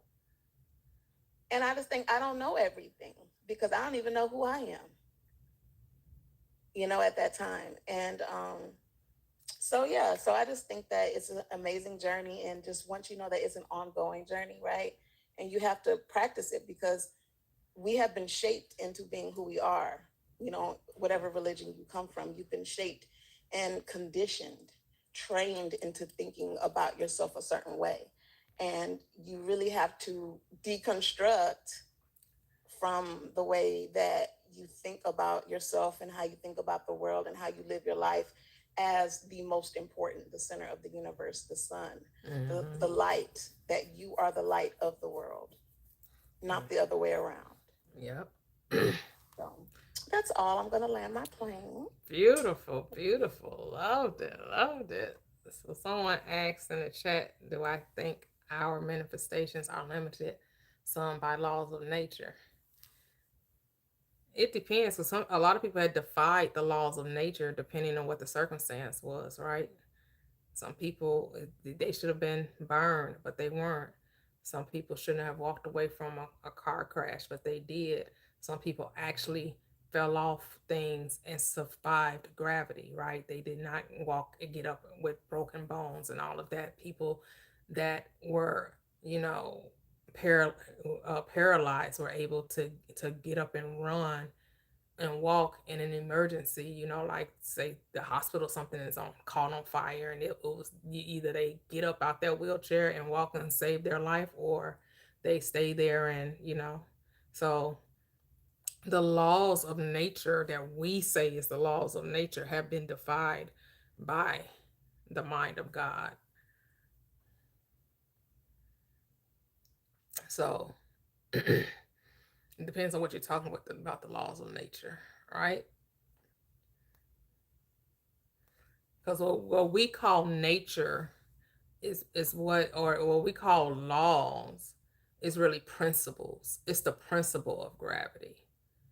It's the principle of because the law that's universal to God is not limited.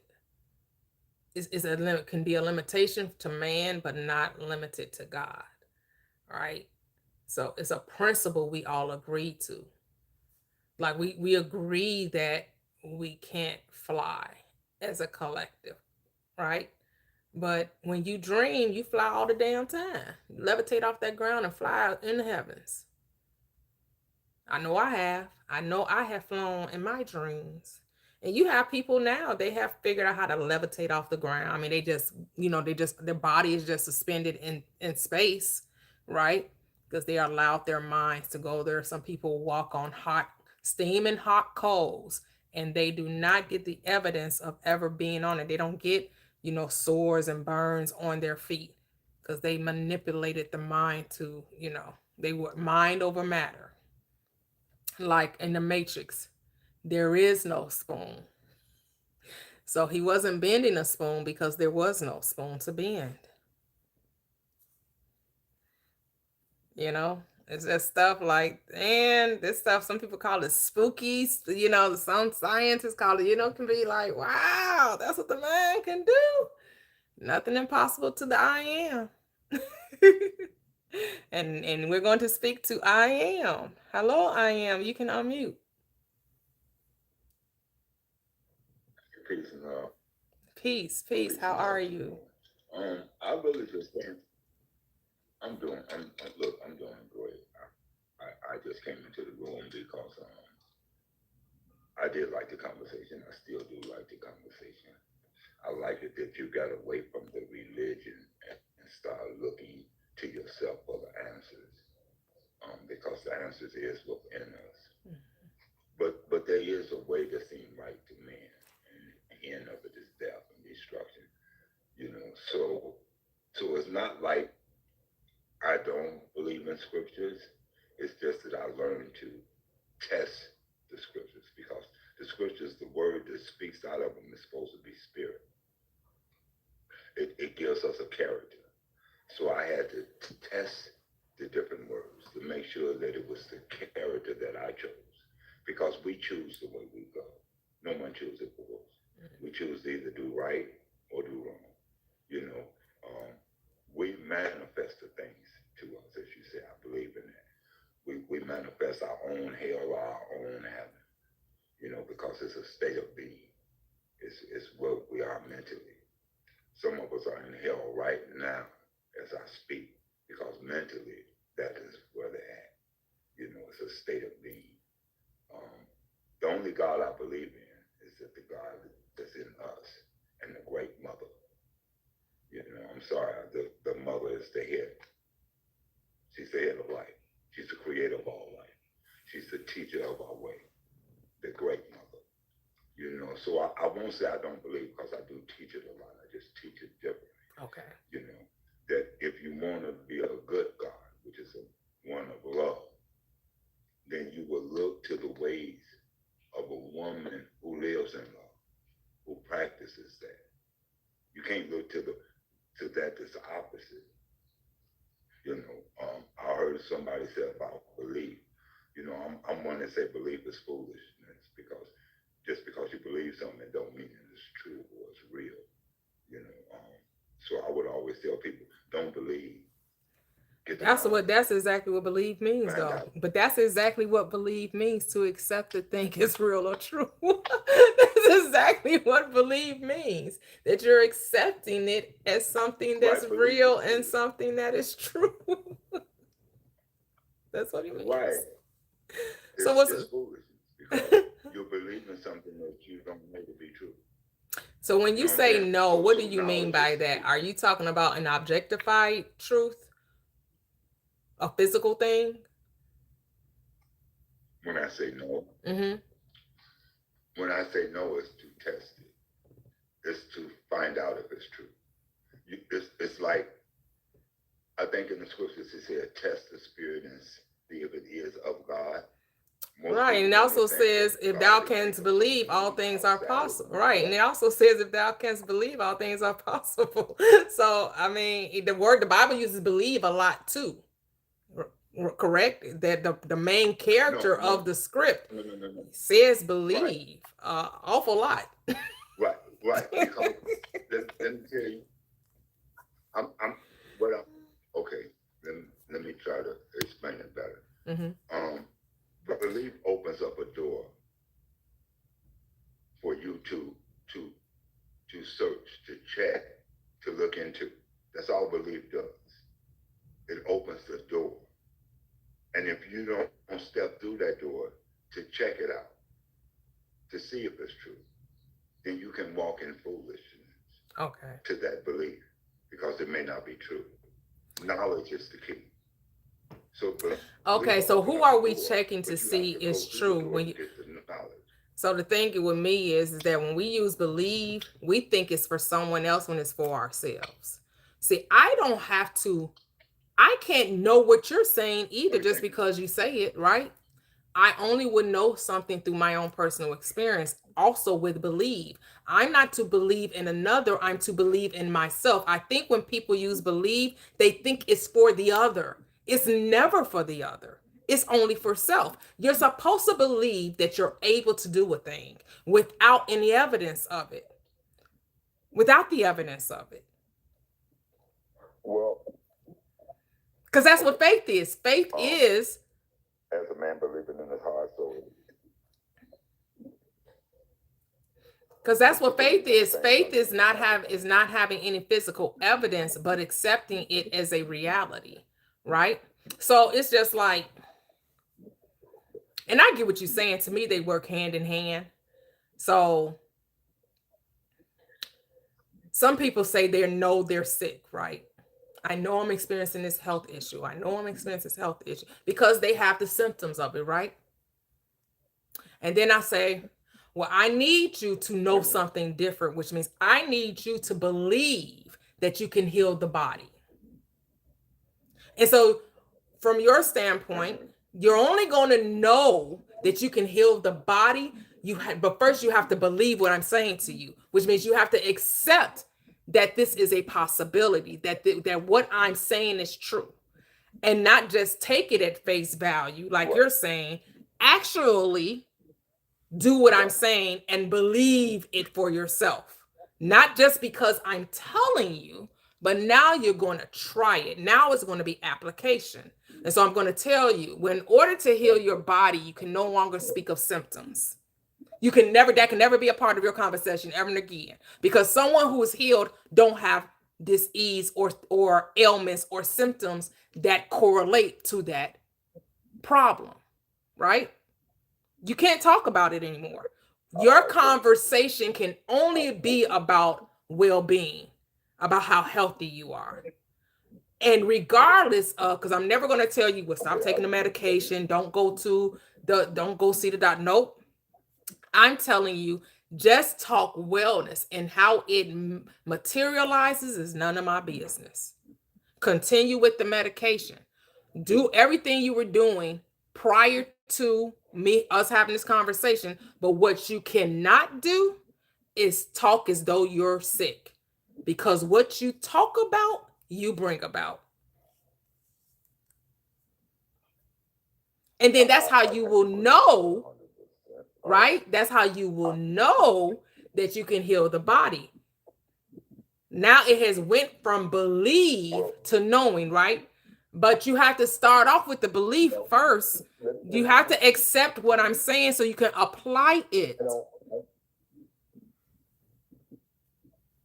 I don't believe that we heal the body that way. I think we heal the body through our action. See, when you're talking about healing to me, then I'm thinking about a goodness, something that's good, something that's pure. Because to be healed, you have to be in pure. Any defiled thing in it, it's not healed all the way. It still needs to be healed. So you're talking about purity. What would be And defiled in pure it? mentally, and in order to be pure mentally, one would have to diffuse the way of thinking, diffuse the things that is been given. Wait a minute. Say that again. Say that again. Wait. So I missed this. So no, when you were talking about the way to get out the impurity, it's through what now? It's through healing of oneself. And one can't heal oneself until one come into true knowledge of what self is. What is the purpose for self? What was the purpose of you even existing? You see what I'm saying? So I don't see what you're saying. So that's No. life. You don't see what I'm saying? No. Okay. Because you started down a road and then you took a detour. You took a detour because first you were telling me about how to get to this place of ridding yourself of the impurity, because you said that you can't heal yourself based on what I said. So I want you to tell me, well, how would one heal oneself since you disagree with what I said? What is your remedy to healing? Because you said we don't heal ourselves in that way. So what is the way? Let me ask you this question. Are you talking about healing of the body, or are you talking about healing of the mind? Well, you heal the body through healing the mind.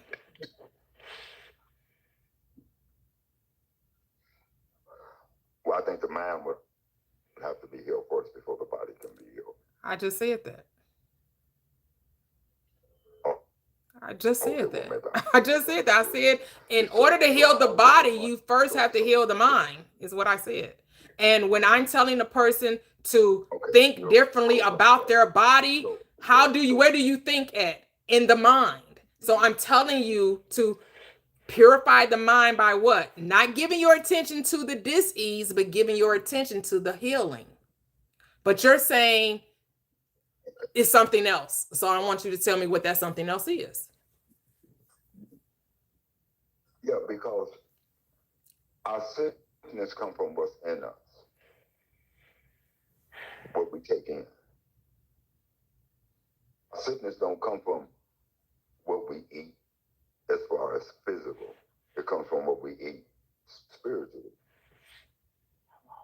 I agree. Okay. Because what we eat spiritually is what we wind up doing. So when I say one has to heal the mind, most of us don't know what that healing consists of. To heal the mind from what? To heal the mind from everything that is false, everything that works against us. To heal the mind, to make the mind pure in that which is good, that which is holy, that which comes from love. Okay, but give people a practical way. Tell them how do they do that? Because you're not giving me a how. You're telling me what is not, which we are in agreement with. Now make it applicable to everyday life. Break it down. What does that look like to a person that wants a healthy body? How do they do that? Purifying the mind. Give the how to. How do they do it? If it's a woman, I would say go find out, and I would probably send her to Proverbs chapter 31, verse 10. Look at this woman. See what this woman is and see if you can become that. Because if you become that, you'll be all that you're supposed to be. Now, that's for me. That's the way I would explain to a female. To a man, I would tell him to listen to that woman that I just sent that woman to listen to learn from. To listen to that woman because she's the true way. She's the true source. She's the creator of all life, so she knows the way. So for For me to walk opposite of her way is to say that I don't agree with her. It's like a mother coming up in the home. A mother is the lawgiver of her house. She sets the law in her house. She's the builder of her home. So the home can be no better than the mother, can be no stronger, no wiser. It starts with the mother. Okay. The wiser the mother is, the wiser the children would be. Okay. And including the father, because the father had to come from a woman. So I would say, go and find out what a righteous woman is. What a loving character, a righteous woman. Because a righteous woman has a loving character. There's no evil in her. Mm. So I would go to seek her out and look at her example and take upon myself her example. Which would Interesting. teach me how to treat So my so brothers if you and can't sisters, find this righteous woman, you how just to live ass among out. my You family just disease for the rest of your life. So if the person can't find the supposed righteous woman, they're just fated to a disease. Like there's no healing for them. Well, let me put it like this. If you're searching for gold, you don't stop looking until you find the gold. If you stop looking before you find the gold, you just without it, right? Well, yeah, we're different because I would say the righteous You still woman, in the the same righteous mind is situation. within you, is now outside of you. So that's where we differ. You telling somebody to seek outside of self, and I'm going to tell them to Right. go within It self. is. I'm going to tell them to go within, not to go without. Because when you go without, you can never go within, and you'll never find out. But if you want to find out, you need to go from without and Okay, go so within, because that's the only way you're going to find the answer is in you. But to each his own. If it has been working for you, who am I to tell you to do something differently? If you, what you've been saying has worked for people and they found their healing in search of this righteous person, in search of making something outside of them their God, because that's what it sounds like to me. Like you still putting God outside of them and not letting them know that God is within them and God can only be found in a woman. Okay, well, that's a way to think. I mean, I don't agree with it, but it ain't my life. That's your story, not my story. And we don't have to agree. That's what I do know. We don't have to agree, but that ain't something I subscribe to. Okay, so is it not true that every woman, every man, let me put it like this, every man has his mother in him? Every man has woman in him, am I correct? If you're talking about from a physical perspective, but I'm talking about spiritual, not physical. Because we're not physical beings. Hold on. We're not physical beings. We're spiritual beings having a physical experience. So let's talk in the spiritual axis, in the spiritual sense. Every man has his mother in him. Every being born of woman has the masculine and feminine principles of the divine operating within them. That's what I would say. I'm telling you what I would say. Yes, I was, I'm not dividing the sexes. I'm not saying where men are this way and women are this way, making it like the women is higher and the man is somehow. No, you got some evil women in this world. So I'm not talking about all women. I was talking about a specific type of woman in Proverbs 31 woman. That was the woman, the example of the woman I gave you. Well, I'm just telling you, I disagree. That's all. I'm just saying I disagree. Yeah. Our mother teaches us when we're young and we get ready to go out not to seek this in a woman. Your teachings of life comes from your mother. That's where it starts at. So wisdom has to come from within you, but it comes from that you receive, that you take in. Yeah, wisdom is in you. Yeah, righteousness is in you. Yeah, goodness is in you. But if you don't take it in, it's not going to be in you. You have to not just take it in. To take it in is to feed on it and become it. You got to give the glory to someone because it started somewhere. Where did all righteousness come from? Where did all goodness come from? Who was the one to teach us about this good thing that we all see? That good thing that's in us that tells us whether this is good or that's bad. That thing that always makes us want to see, but that's good. Where did that come And you're saying every child born of a woman had a righteous mother? That's what you're telling me? No. Exactly. So where exactly? So what you're saying doesn't align because it's only a certain woman, and women have babies every single day. Hold on, and then you're saying that we're learning from the mothers, and the mothers are the only one that can tell you this. You're only going to get this, but it has to be the righteous one though. And what about if you're not born to a righteous mother? Then what? Then what are you supposed to do? Because then you didn't learn all the things you just said because you didn't have a righteous mother. So you weren't told the correct instructions because you didn't have a righteous mother. So then what? You seek, and one that seeks shall find. You seek that you desire.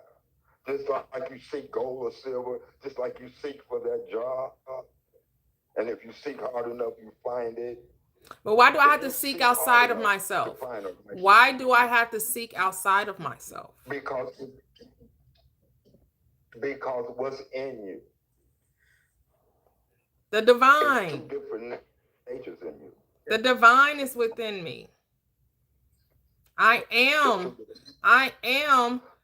the awareness itself. I am existence itself. I am source itself. So which one is better for you? Which one do you desire more than the other? And the one that you desire, that's the one that you're going to seek. Yeah, we just you can play with it all day long, but you're going to seek the one that you Don't desire. let the disruptor come in and disrupt the place, please. Because hold on. Okay. The disruptor. I'll let you speak, but normally we come and greet the host. Hello, how are you? How you doing, host? I'm doing great. How are you? Yeah, Hold on. I am. We're gonna let the disruptor speak. No, I was just listening to y'all, and it's like when you really look at everything, right? Like the stuff that's being said, it's like, okay, who is this?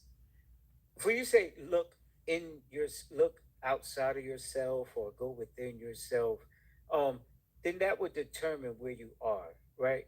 So how could you determine or prove you are the body or in the body or out the body? Like, what makes you be able to say you have to go within? How do you determine within?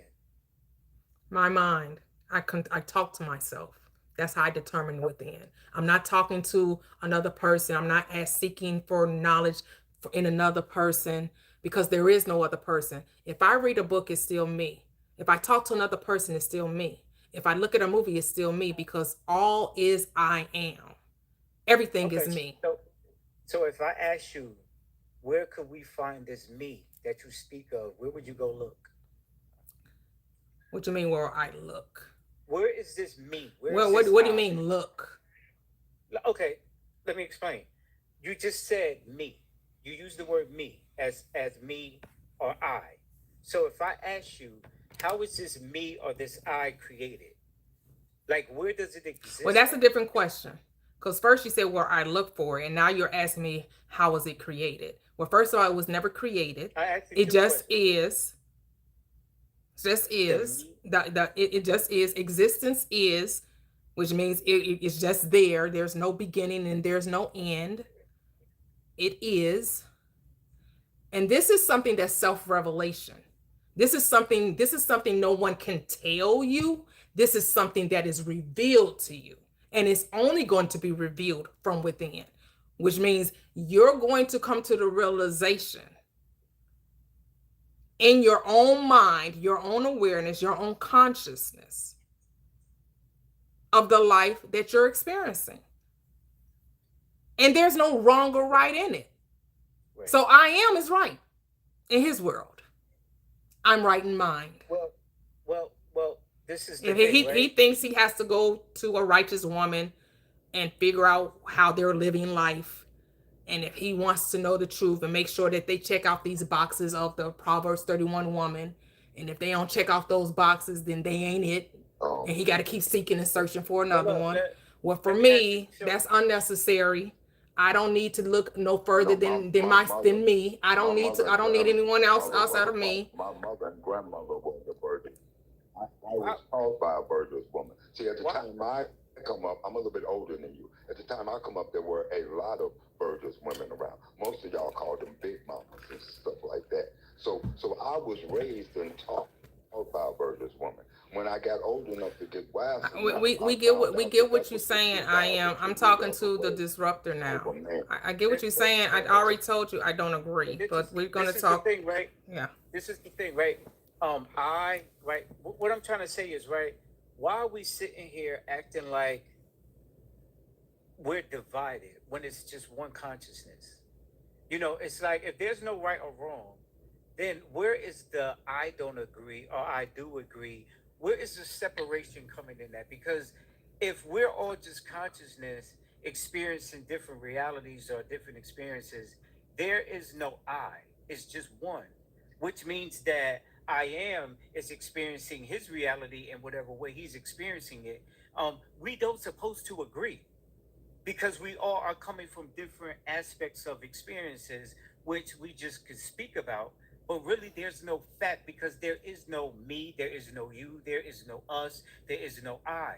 It's just awareness, it's just consciousness. So what you're doing is when you put this label to I, me, it causes the separation as if we're not one. So that's what I'm trying to say. It's like when we keep saying this I thing or you, if I ask you to go and find me the I or the you, all you're going to be able to do is go back to experiences and emotions. And you're going to tie that into this ego construct that you created outside of yourself. Oh, I like that. I don't like this. This smells good. That don't smell good. You create this ego that's really. And what's running wrong with that? What's wrong with it? No, it's nothing wrong with Exactly. the ego. So why even But point it out then? Because here's the thing. You said because it here's the makes thing. sense. You said we're saying we don't agree, and then say we don't all agree. No, Hold on. You said we're saying that we don't agree. And I then you don't went on to disagree. say, hold on, that we don't all agree. So you don't like the fact that I'm saying we don't agree, even though you admit we don't all agree. Say what now? Because Why? again, now the very thing you're saying that we're doing is the very thing you're doing. Because at the end of the day, ain't nothing wrong with it. We have the right to judge accordingly to however we want to judge it because we're God. So I, being the Son, What is God Jesus, judging? right, can judge all things. I judge all things because it's my reality. And I get to judge it however I deem so. I get to So let me judge ask it. you. And Let me I ask get to quantify the awareness as the I. I get to do that. I, being the observer, get to quantify it with the I. I get to judge it accordingly as I want to. We try to go in circles and try to tell people how to be. I can say I don't agree with it and we could be okay with it. But if I'm saying I don't agree and then you still keep trying to tell me what you're saying, like as if I'm going to change what I said, we're not here to convince people. I would just like people to just say, this is what I do. And this is how I be, and this is how But I see it. I But don't that's not understand what's going on. separation. Is this is what you There's no should I do, and you need to do it the way I said do it. Because if you don't do it the way I said do it, then that makes it wrong. Get out your emotions, Joe. Get out your emotions. It's taking over. Your ego's taking over. But then you could It's drop. okay. You could drop. Who I'm sure you got 80 people in judgment here. I'll are show you you. going according to? Operative word, observer. Because you said judgment. Excuse me. You said judgment. So my question.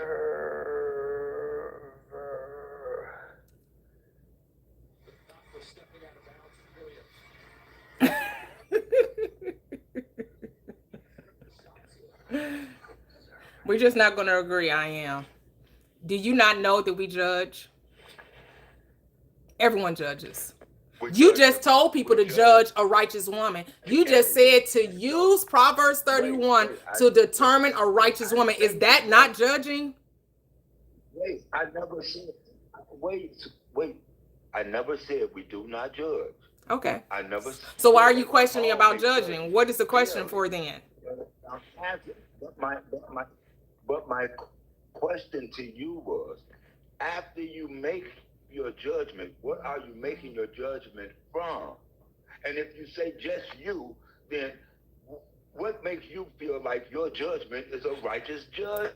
Because I'm God. Don't y'all understand? I'm God. My judgment is always righteous.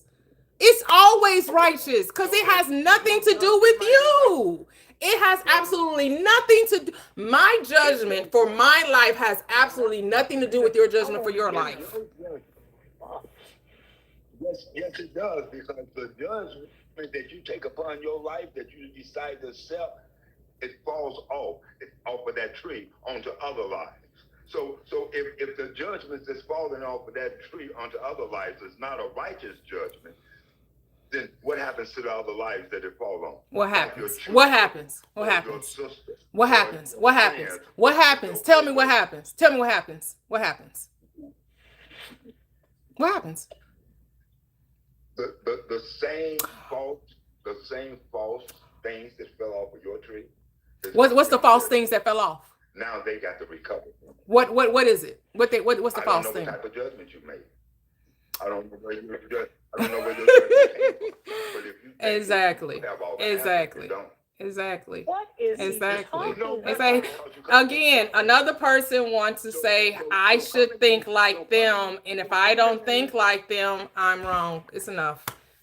I mean, how come we can't be okay to disagree? Why is it I disagree and then you just gonna make me see it your way? I don't like, it's okay that I disagree. And from that point, it should be, well, let me just talk about me and tell you what my perspective, right? Because that's all I'm doing is sharing my perspective, but I'm not saying that you got to agree with me. You don't have to see it from my way, and we can have a conversation about how you are living your life. But no, it has to be, well, let me tell you that you need to be doing it my way. No, this is Burger King. We all get to have it our own way. We actually do get to have it our own way. And I guess people don't like that. People don't like that we have autonomy and we're sovereign beings and we literally get to have it our way. We want to argue over we want to trivialize this and make it so, hard when it ain't that hard. Show me where the I is. Point to the me. Where are you going to find the I in the me? And what are you going to do with it? Does it matter? Does it really matter? No. Hold on, Teddy. Hold on. Hello, Justice. How are you? Hello. Salute to the chat. Where T at? Where T when you need it, man? Oh, no. Where is T? Shouts out to T. Where T when you need her, man? But you hold it down. You definitely hold it down, man. I just came to give you your shots out, and I definitely came to give you your props, man. And my thing is, man, all these individuals, man, listen, I don't talk much. I show and prove everything. And I'm going to give y'all a little story about how things go and how you just manifest things and you don't put that particular worry in regards to what you got going on. I said I was going to do something. I said I got something going on, and that was it. That's how it was. Mm-hmm. My income never changed. My ways and actions, they did change because I just focused and tried to just implement everything I was doing on what I wanted. I wrote it in the script, and I stuck to the script. A lot of times in life, I kept falling from the script. I've been woke for what I would consider woke for a long time. I knew I was God. I knew I controlled everything around me. I knew how to control everything around me, and I was controlling everything around me. But it was like, everything, I wasn't realizing that I was the one moving these pieces. So when I'm looking at things, it's like, oh man, why did that go? Oh, because that's the way I moved it. That's the way I moved it. Okay, cool. Now I notice how I move things. My income, like I said, my income ain't changed, no nothing. I wanted to do my little podcast thing. I wanted to get online. I wanted to do whatever I want to do. Start my YouTube channel. Boom, boom, boom. I had a little phone. Started from my phone. Phone went to me getting a little camera for about $125. Then I got my camera. Now I got 4 screens, about $1,500 worth of equipment. Did I pray for them? Nope. Did I ask for anything? Nope. Did I say where this money coming from? Nope.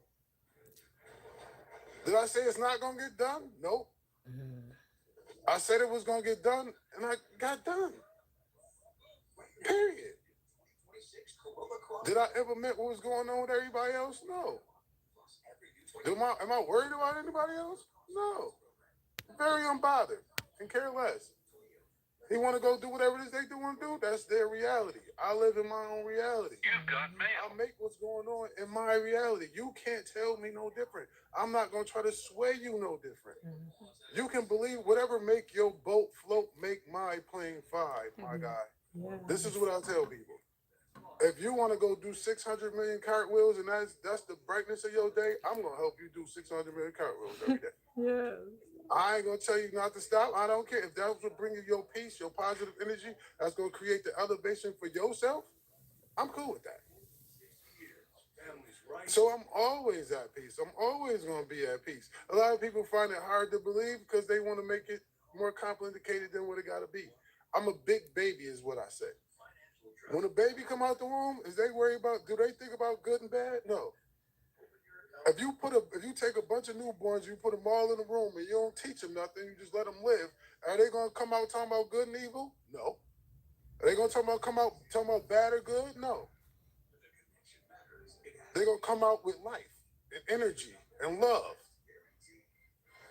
And all they're gonna want to do is help preserve one another. That's it.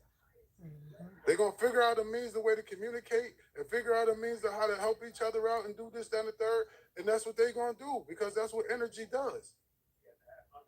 It's not until you put a division into it in regards to bad and good. No, you make that bad and good. You wake up and say bad and good. No, I don't wake up with no bad and good. I don't even like saying it right now. But consider the fact I'm amongst the masses, I have to say it because that's the only way I'm going to be relatable. You feel what I mean? It's like it's a weird place to be, but it's a beautiful place to be because it's peace.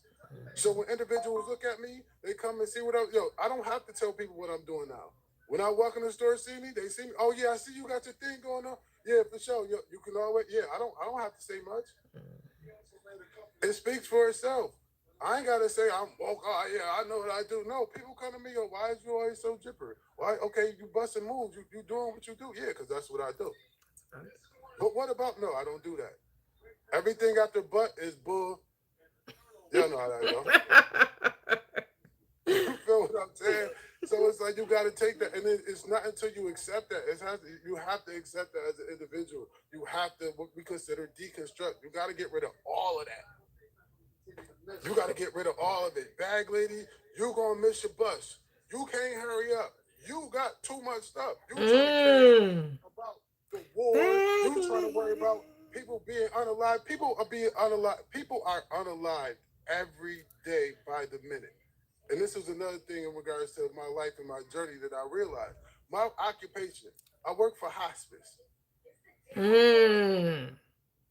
So if I was to actually really take time and energy to be worried about death and people dying every day, do you know how reckless my brain would be? Yes.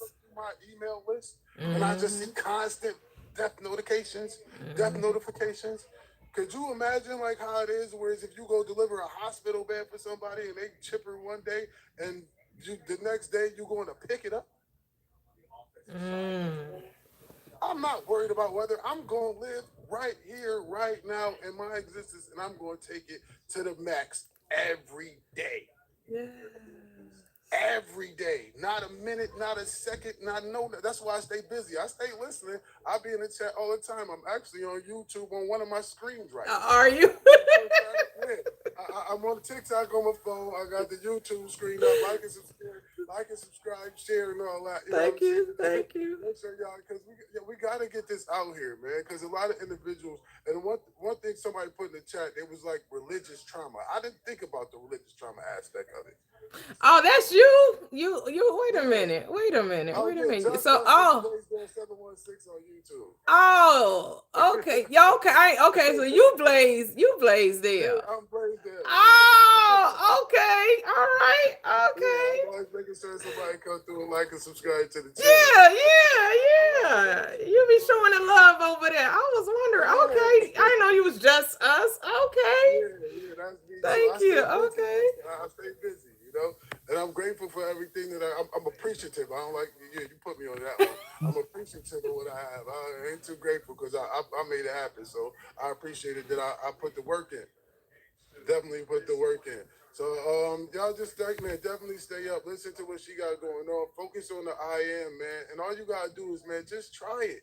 I just say give it 30 days. Give it 30 days. Don't think about nothing negative, just positivity, positive affirmations for 30 days. If don't nothing change, all right, beat me up. Come to my chain. Go back, right? As you were. Go back to your old man. Go back. Go back to where you was. You know what I'm saying? If it do work and you see how it worked, you'll holler at me. But y'all Yep. stay up. I'm about to land my little plane. I gotta stay busy. All right. Thank you so much. Thank you so much. Okay, we'll go to Teddy, then to Kevin, then to Jamie, girl. Yes, yes, yes. This is so wonderful. I want to go the guy that we had to drop. Yeah, this is her.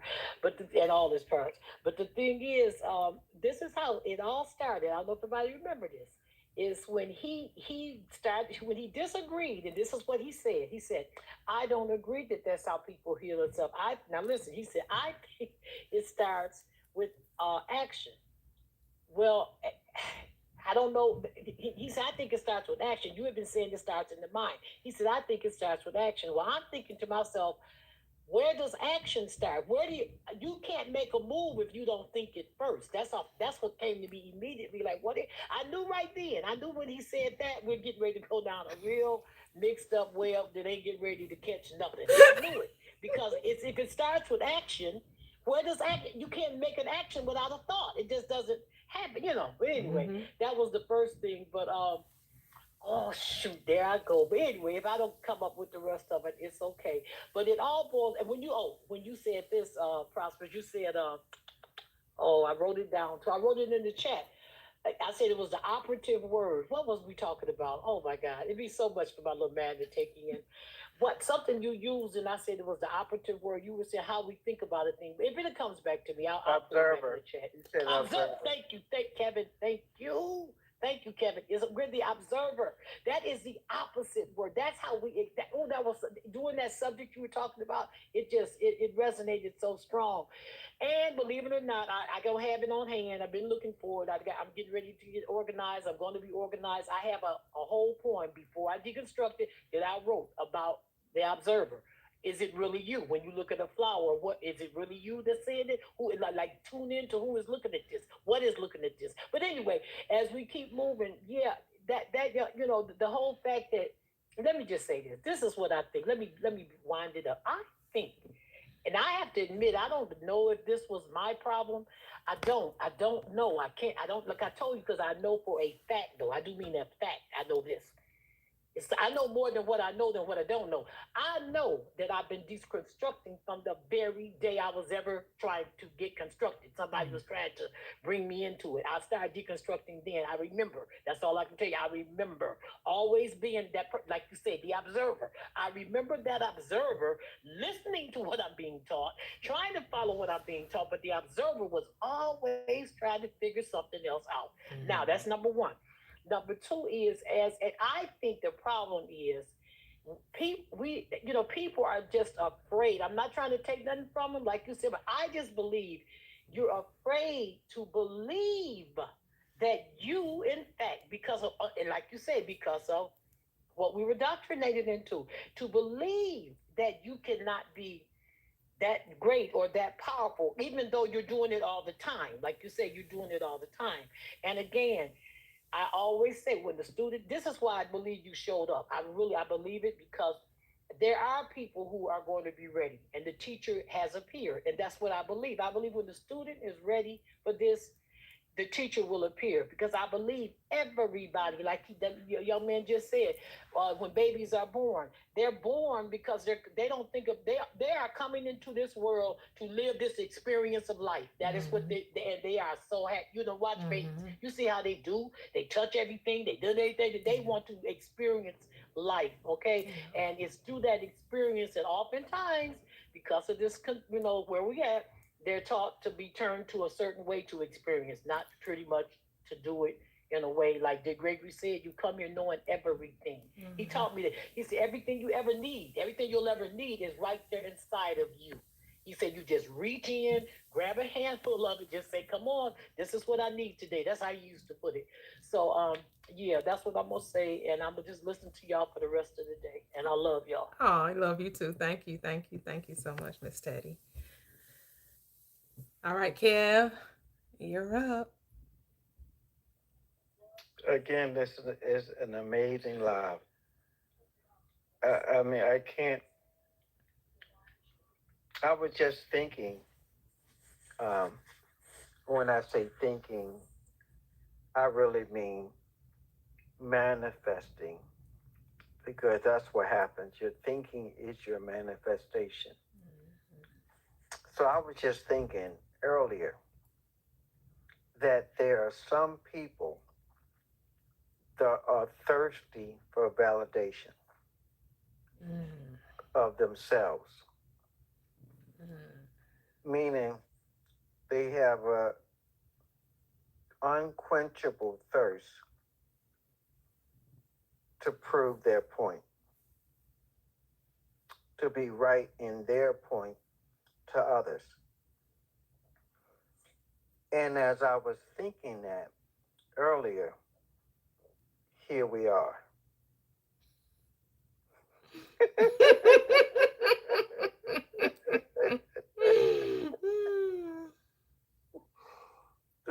The guys that came up here that decided to take an opposing position on whatever the subject matter happened to be.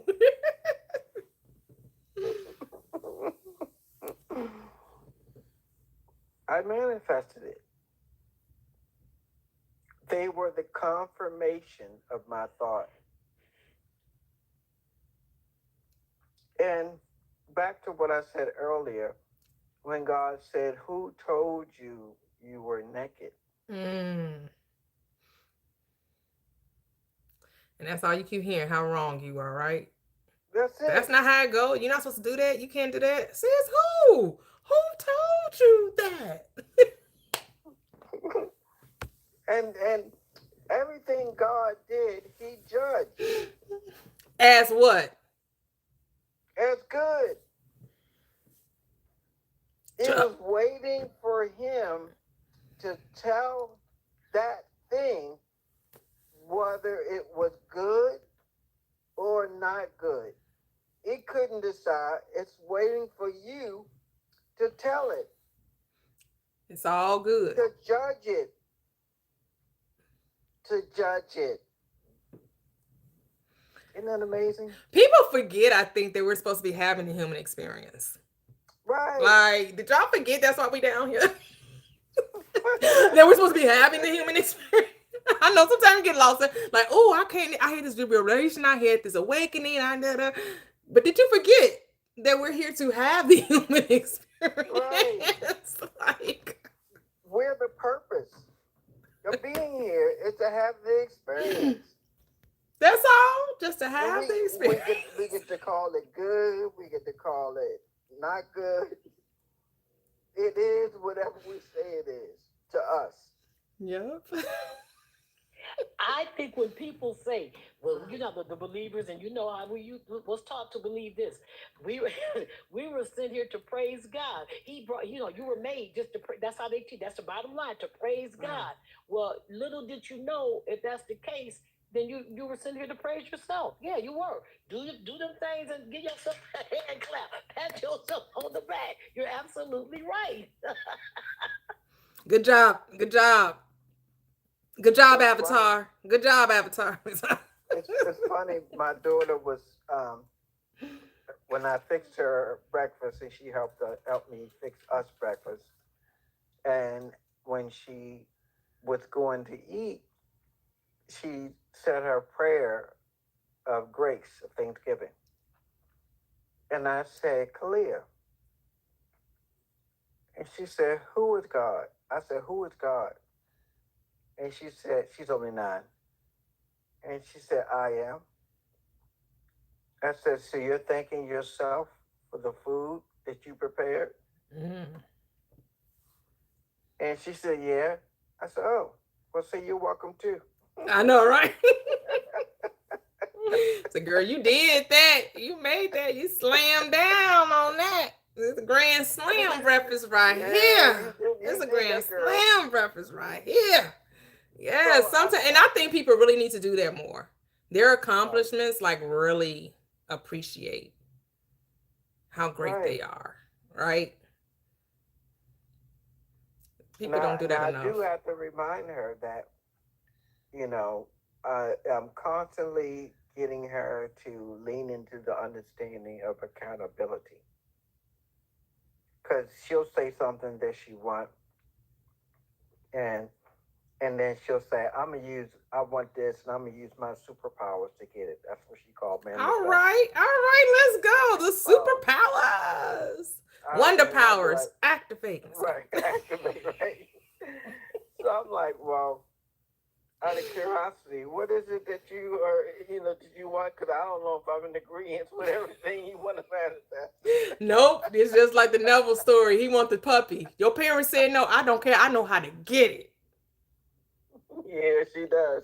And like, I don't care what daddy say. I know how to get it now. He taught me my superpowers. Oh, I'm well aware of my superpowers. You thought it was a no, but you keep saying no, no, no, no, no. When it's really yes, yes, yes, yes, yes. You keep saying no, no, no, no, no. When it's really yes, yes, yes, yes, yes. She's singing her. She be all in her own world. She really do. The Destiny's Child. That's Destiny's Child. You don't give a flying whatever. She really don't. I mean, if you want to know how not to have any more F's to give, watch her. Because she really don't. She has no more French to give. Okay. It's a beautiful, beautiful, beautiful life. Beautiful life. So we do have the poll over on Facebook talking about getting together here in the Chi. We have 4 months you could vote on: June, July, August, or September. I believe September is in the lead. We're planning on doing like a 3 to 4 day. Really, you can come Friday to Monday, Saturday to Monday, or Friday to Sunday. We want to try to, give you 2 full field days of exploration of the city as we come together and break bread and commune with one another. So if you guys are interested in coming and meeting people from TikTok or YouTube and, getting together and just having a great time as we show you, our beautiful city here in Chicago. Go over to Facebook. Again, the poll will be open until Saturday, and then after Saturday we'll close it so we can start planning, and people can get their whatever they need to do on your side to come and make this a great vacation for some. Yeah, I think that. And so I have decided to do one-on-ones. I have my program together. Nothing's going to change on these lives. Nothing. You have questions, you're free to come up and pick everybody's brain here on everybody's I am, which is we're just your mirror, but I'm offering 90-minute one-time session, 6 weeks and 12 weeks. The 12 weeks is really about shifting the identity, right? It's really about leaning into who you truly are, the observer having the human experience, right? and mirroring the two, to stop seeing yourself as separate, but as one unit. You're one unit. You operate as one, right? The physical you're here to experience the material world. That's why you're here. You're here to experience the material world. Because if you weren't here to experience the material world, then you would be here, right? So that's the whole point. And so, and if you want to contact me, just go to Linktree in my bio. I have an email there, and you can reach out to me via email. But like I said, nothing. It's only if you feel that you require it. Only if you feel like it's not necessary, because I'm never going to hold anything back. What I would tell you on the phone during the courses, but if you really want to, you feel like it's not clicking here between reading the books that you read, the YouTube, listening to the replays on YouTube and everything, if you just feel like it's something that, you feel like you would grasp it better with a personal interaction. But thing is, I already know you already have it. You just maybe don't know that you have it. I know that it's already in you, and you really don't need anyone. You really just need to, sit with yourself and talk to yourself and commune with yourself. But I get it. Some people, may feel like they want that, personal interaction. So no judgment in that case. When I say no judgment, there's no right or wrongness in it. It's all good. The judgment is, it's all good. Maybe the part of you just want to experience a personal interaction. That's something that you just feel like, man, I just felt like if I had that one-on-one hour a week type thing for 6 to 12 weeks, I could really, begin to master my reality. But again, you're already the master. You're already the master. You're everything you desire to be. You just have to accept it. That's all. You just have to accept it. Just have to accept it. That's it. Thank you, Sunflower. Thank you. Thank you. Thank you. Thank you, guys.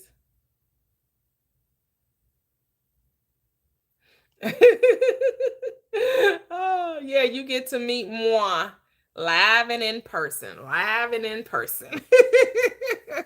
But I get to meet you guys too, those of you come out. So I'm looking forward to it. Looking so forward to it. I've already made some connections off this clock app in real time. I've met Aaron, I've met Gigi, I've met Key. All three said they will be in attendance for the meetup. So Key and I, we're being intentional about getting together at least once a month to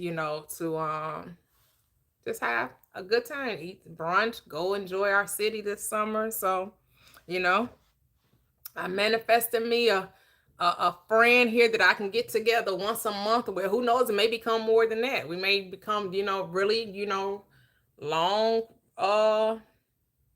relationship, whatever it turns out to be.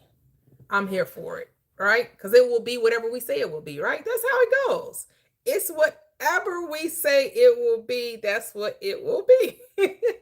That's what we have to know, right? But you know that you don't have to force a thing, right? Let things flow, right? Let it do it because, man, this is easy. It just is easy. And you know the difference between easy and force, right? If you feel like, oh, man, like, friendships, relationships should never be a chore. Life just was never meant to be that hard. We were sold a bag of goods, y'all. We were sold. They told us, oh, you got to struggle. You got to work hard. You got to grind. You got to strain. That was awesome BS. Especially if your life has been hard up until this point, up until your awakening. Now the hardships should be stopped. Now it should be no more striving for life and treating life like a chore or something that you have to do. It's something you get to do. That's so different. then it's being something you have to do as opposed to something you get to do. I get to do this. I choose to do this. I'm deciding to do this. And so sometimes you just got to ask yourself a question. What am I deciding to do?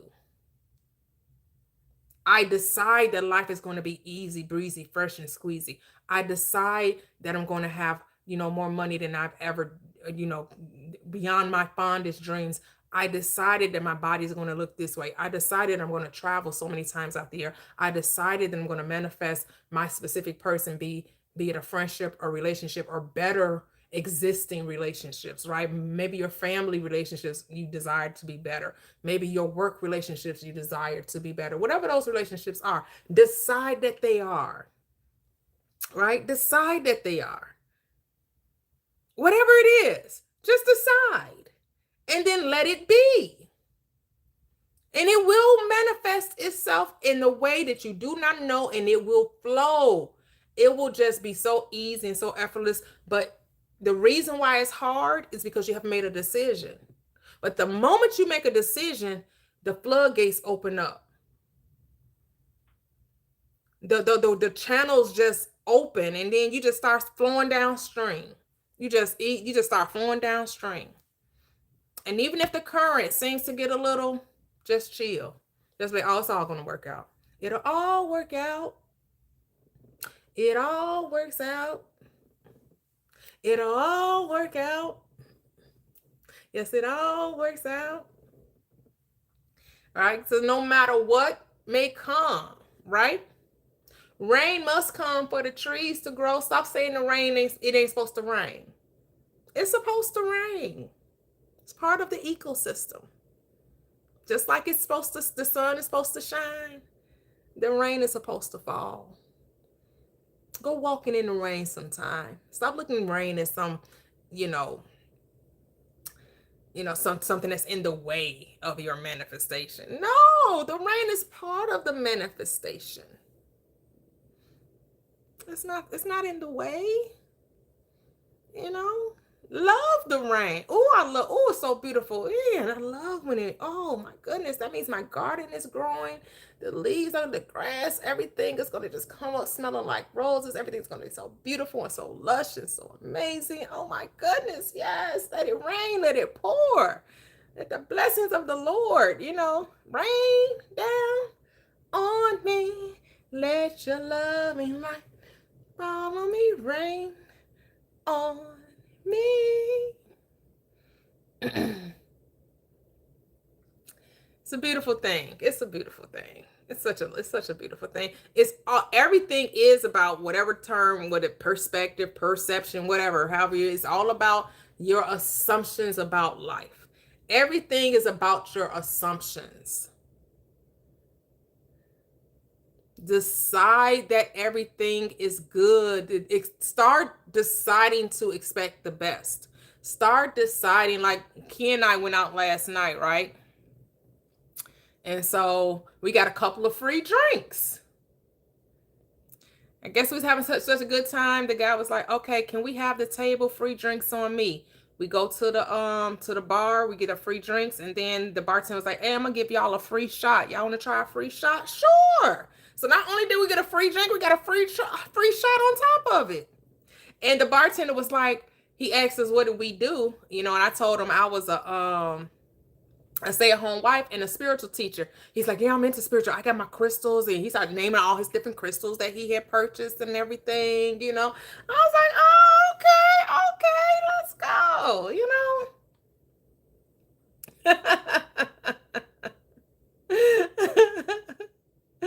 Oh, so, wait a minute, Elizabeth, and she changed her name again.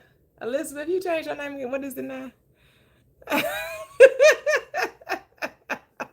You are funny. You are funny, Elizabeth. Say Elizabeth Breath. Elizabeth Breath, or how are you saying that? That's too cute. Elizabeth changed her name again. Okay, girly. That's cool. That's cool. So it's your nickname? Okay. Also, as you guys know, next Sunday I will be out of town, so won't be coming on live next week. Be out of town from Sunday to Saturday, so I'll see how many times I'll come on live this week. I don't really have a schedule. It's just when the feeling hits me, I'll come on live, and sometimes I'll be like, oh, I don't feel like it. And other times, oh, I do feel like it. So, just catch me outside. Catch me outside. Just catch me outside. So catch me on the TikTok or the YouTube app. Oh, I enjoyed you guys so much because these lives, even if it's disagreeable, right? We know I'm just being disagreeable with myself, right? And it's just like, okay, I'm tired of being disagreeable. Let's end this conversation. But the disagreeable is fun sometimes. I like a nice little debate sometimes. I like a little, no, I don't like, no. But debates are healthy. It's good for a healthy argument. It's okay, because it helps sharpen and fine tune what we say to be true. Because when somebody comes in here and starts telling you, well, no, it should be this way. No, it should be that way. You remind yourself, oh, no. I like the way I'm doing it. Oh, go ahead, Teddy. Okay, this is what I was thinking about. Watch, like when I don't mind debate. I was thinking that too. Debate is like you said, you get a chance to use your brain, use your mind, like you said, confirm some things you've already come to understand and believe. But the part that I'm trying to get to, I don't want to seem like I'm bringing this to the debater when I hear a debate to the point where it just begins to make I'm not just saying that it makes, I can't get it out. It makes not good nonsense to me. And I can't help that. How am I supposed to make something that doesn't make sense to me make sense to me? So I'm not judging, am I? It just doesn't resonate with the things I believe. What's wrong with judging? Yeah. We, like you said, like Kevin just said, God judged everything. Guess what? Yeah, because I don't want to seem like you say, I like debates too, but sometimes they get to the point where it's not even, if you're going to debate, at least bring something that can make my mind want to, think about it and dissect it and that stuff. But some of the stuff you sit on the table from day one, doesn't make good nonsense to me. That's just, I don't know. Yeah, Which basically is the whole, which basically is the whole concept of Christianity. But that's another whole thought. Okay, that's another whole subject. But yeah, that's all. I just didn't want to, when you were saying that, I've been thinking about that a lot, about the debating with people, and it's no problem. Because all you're doing is giving two different views, right? That's all we're doing. Exactly. And we're just saying, okay, Exactly. I'm perceiving it from there, you perceiving it from there. It just gets a little sticky when it starts, but no, you have to see it my way. This is how you should be doing it. And that's why I drop off the conversation. Because I don't mind you saying what you do. And I'm like, oh, that's an interesting perspective. This is how I do it. Or, and then it's like, that ain't how you're supposed to do it this way. Like the guy when he was saying, like, that's not how he would talk about healing. And, and so I'm like, okay, well, what would you do? And then when he got to, you got to go find a Proverbs 31 woman. You got to go, and they got to be a righteous person. I'm like, okay, I disagree with that. But, do you? And then it's like, but then if you don't do it the way I do it, your children are going to do it. Then it became this whole, that fear mongering started coming. They started wanting to tell you what the judgment was going to be based on you not adhering to their way. Right. See, I don't tell people, if you don't do it my way, then this stuff is going to happen to you. No, you established that from the beginning. That I'll tell anybody, if I had to go swear at a court, every time you go on your live, whatever, you make it clear, I'm not here to change any of that. That's not here what we're talking about. We are just talking about, I understand. Yeah, because I don't mind hearing other perspectives, right? I'm here for it. But it's when you start telling me, but I must now adapt to your perspective. That's what we got to go off the train in. I don't need to adapt to your perspective because I'm not trying to tell you need to do it like I'm telling you this is what I would say. Okay, what would you say? Oh, okay. No, I don't. That's still teaching hierarchy. Like you must go to someone else. Exactly. Like Toya, what if we can't find this virtue, whatever he was talking about? Right. He said you got to seek till you find. Wait a minute. So what do you? I want to ask him this. So wait a minute. Are you telling me that in the meantime, since I don't have that particular thing that you use as your, example, I can't go inside my own mind and start using my mind? See, that right there is when I wanted to almost drop, but I'm it's like that kind of stuff. He's That's like, what you I'm better saying. I keep said, looking till you find it, because they out here. So you yeah, don't give so up. that's You're what he on a said. search to find that virtuous woman that checks off those boxes on 3110. And but again, that's still a judgment of yours, right? You're determining whether this person has it from what you are Yeah. perceiving, Right. right? Right. It doesn't even, Yeah. you're saying that the person is righteous. So it still belongs, like the ball is in your court. Right. It's still But if the in, person was righteous, why do I have to struggle? Like you said, to me, to go inside your mind, the biggest struggle is to deconstruct, and that's to understand something. But if you just start from the flat beginning, from the foundation, there is no struggle. There's no struggle. I don't have to go find anything. It's right. there. But if inside it of works my for mind. you, right? If that way works for you, who am I to tell you shouldn't be doing it? That's true. That. But don't tell me I should be doing it. But That's it. you're right. I'm always going to say, okay, well, if it ain't broke, don't fix it. If it works for you, Right. why would you change anything? Yeah, that's so true. So true. Like, even with spirituality, people have, they have the techniques, right? And I tried the techniques. They just didn't resonate with me. Does that mean techniques are wrong? No.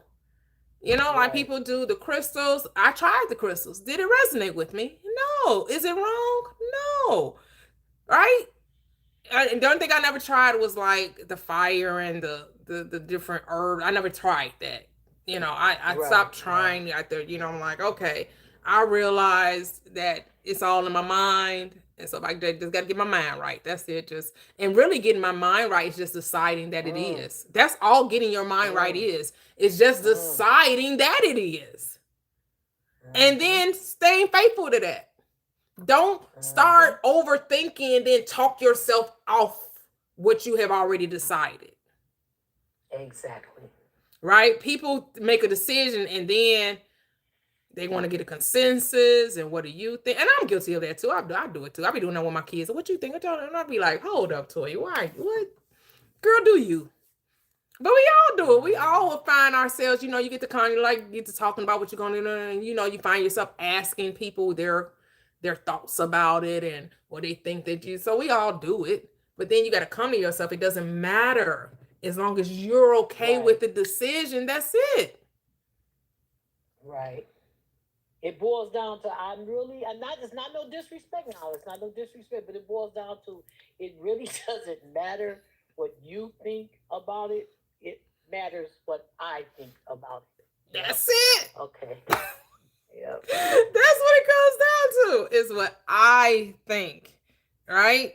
And when you know yourself, when you truly know the self, the I am, the observer, whatever you want to call it, we got all these names, the name for the nameless, these all descriptions, when it all comes down to it, it's like none of this ish matter except you say that it does. None of it matters. It's a video game, like the lady said earlier. It's a video game. It's a movie. So why wouldn't you write yourself as the star of the movie who gets everything that they want? Just like you said, what's the name of the book? The Door to Everything? Ruby Nelson? Yep. The door, right? Yep. Why wouldn't you write a script where you had the door to everything? Exactly. Why would you write a script in which you're struggling? Exactly. And you never get anything Think you about want? Why would you write that script? This is you. You are the star in this production. It's your production. You're the author. You're the star. You're the director. Why would you write a movie where you do not end up with a happily ever after? Exactly. Yep. Yep. It should be happily ever after. You get the money, you get the man or the woman, you get the great health, you get to travel, you get to have it all. The door to everything. So, and once I get off this live, I'm going to, I got to sign back into Audible, and then I'll be looking for that book. Or I might find it on YouTube. Somebody said it was on YouTube. So I might just find it on YouTube. So then I don't even need to go to Audible then, because I could just Google on YouTube and listen to it.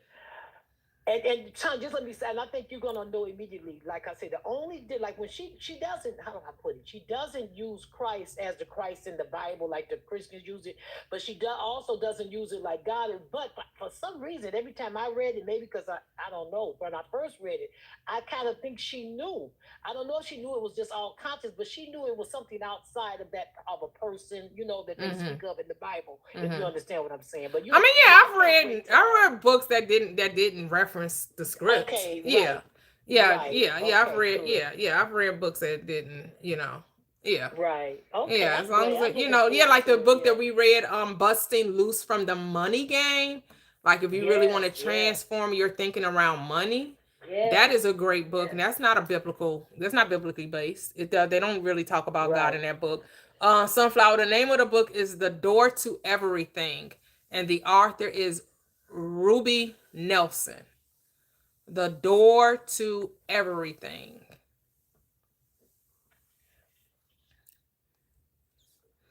And so Teddy gave us a little taste of it. So sounds like a really good book. Yeah. So yeah, we just all out here remembering, and keep allowing your consciousness to expand, because we're here to expand consciousness. We're not here to learn and grow. We're here to expand the consciousness that is. Consciousness desired form, and is going to experience form through you. And every time you experience life, consciousness expands upon itself. So guess what? It's infinite expansion. It never stops. Okay. Okay. Look. I just happened to just flip it open while you're talking. Okay, I don't believe this. Yes, I do. Yes, I do. Yes, I do. Yes, I do. Listen, I flipped it open because I got, like I say, this is what I'm reading as you're talking. Not only will oh my God, not only will it supply your every need, it will also be the source of your increased conscious of life itself, the source of life more abundant, or the feeling of liveliness greatly magnified. Ain't that what you was just saying? You see what I'm saying? Yep. Wow. Yeah, we speaking the same language. Everybody's speaking the same language. Like Michelle was talking about, sometimes you have the Tower of Babel where we all think we're saying something different when actually we're not. So you're confusing ourselves. We're trying to say, well, you should use this word, or you should say this word, or you shouldn't speak this way, you shouldn't speak that way. Here's my thing. Why don't you just say what you should do instead of telling somebody what they shouldn't do? Why you just can't say, well, I prefer this, instead of saying, well, you shouldn't say that because that means doubt and that means this. No, that's the law you wrote for yourself.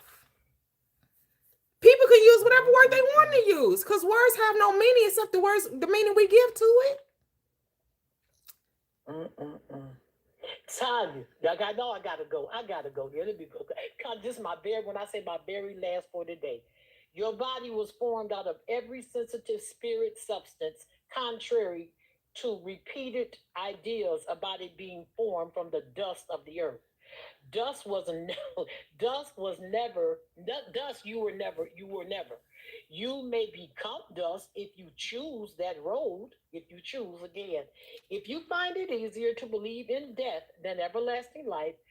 But you most certainly have a choice. Okay, I'm done for real. Yep. That's it. All right. No problem. I just love it. I love all. Like I said, I love it all. It's all one to me. Like Ruby's things, Goddess, you, Kevin, everybody. It's just all big one beautiful party. Okay. It is. Yep. So, yep. Go listen to the book if you so desire. It sounds like a really good gem. She said it's only like 180 pages long, and it does sound like she is using biblical references based on some of those excerpts you gave us. She is referencing script. She's just giving it to you from a metaphysical, esoteric interpretation. So I do hear it throughout what you gave us. So it's not lost on me that she knows about the Bible, because she clearly is using it in her writings. So and you can support if you like to go those, you get all three for $11, 2, 3. So one is a book, one ebook bundle is short stories based on manifestation, and the other one is transformation ebook bundle, or you can purchase each one individually for $5. The donation is $5. So if you're looking to like affirmations, a 30-day transformation journey, which is a book of affirmations and scriptures, and then I give you a little explanation of the scriptures to make it applicable or practical for use in your everyday life. And then I give you the recipe for life, which is what I talk about on our manifesting Wednesdays, the 4 steps to manifesting: decide, acknowledge, which is prayer, thankfulness, appreciation, believe, which is acceptance, 4, receive, allow it to come. Stop blocking your own blessings. Stop blocking it, which means stop being double-minded. That's how you block the blessing. You're being double-minded. And so that recipe for life is based off, like I said, therefore I say to you, whatever you desire, when you pray, just believe you've received it and you will have it. And then the doing, is there things that you will do? Of course there are. But the doing will be what? Effortless. Life should not be a chore. It should be enjoyable. So you're going to enjoy getting up at 6 o'clock in the morning if that's what your avatar, if that's what the higher self tells the avatar to do, and you're going to do it with ease. If you got to get up at 6 o'clock in the morning to, practice whatever, maybe you want basketball skill, football skill, baseball skill, volleyball, whatever. Maybe it's an instrument. You want to be in a concert, and you want to be, first chair, right? To be first chair, you got to practice. But the practice is going to be effortless, and you're going to spend hours lost practicing that violin or playing that, that harmonica or guitar or piano, whatever it is. It's going to be at ease. Why? Because you decided that's what you wanted to do. I decided to be first chair in the concert. I decided to be first chair in the orchestra. I decided. And because you decided, you're going to have a desire to perfect your craft, right? You're going to perfect that craft. Yep. It's going to be natural to you. If you're forcing it, maybe you need to just chill a little bit. If it feels unnatural and you're trying to make it so, you haven't aligned yourself to the idea, right? You still trying to, I got to do it. Man, if I don't do it, you beating yourself up. And stop forcing. Force is not, just decide. Prepare the mind. Prepare yourself through decision. And then just what? Be faithful to yourself. Like you're more faithful to the people in your family, to that job, than you are to yourself. The job say you got to be there at 9 o'clock in the morning. You there on time, right? You faithful. You don't miss no work unless you schedule it off. You don't call in sick, nothing. You faithful. But when it comes to stuff you decided for yourself, you got all kind of excuses. You make all kind of excuses why you can't do the thing that you said you would do. Why are you making excuses? Stop making excuses. Just do it. Just be it. As Nike says, just do it. You decided you were going to walk every day for 2 miles. Didn't nobody say you had to rush and do it? Didn't nobody say you had to walk the 2 miles in 10 minutes? If it takes you an hour to walk the 2 miles, just stroll. Just I promised myself I was going to get up. I was going to go walk around my neighborhood. I was just going to be out in the air, get some fresh air, give me some vitamin D, and then just do it. Just do it. Let your word be your bond. Right? Because hopefully you have careers that you enjoy. I will hope that, the careers that you get up every morning to go to, I hope that it's something that you enjoy getting up going to, that you're not doing it out of necessity, but you're doing it because you enjoy it and you love it. Or you're manifesting a career in which you do enjoy and love, because you can have that too. You can have a career that you absolutely love and there's no struggle to get up and go and experience it.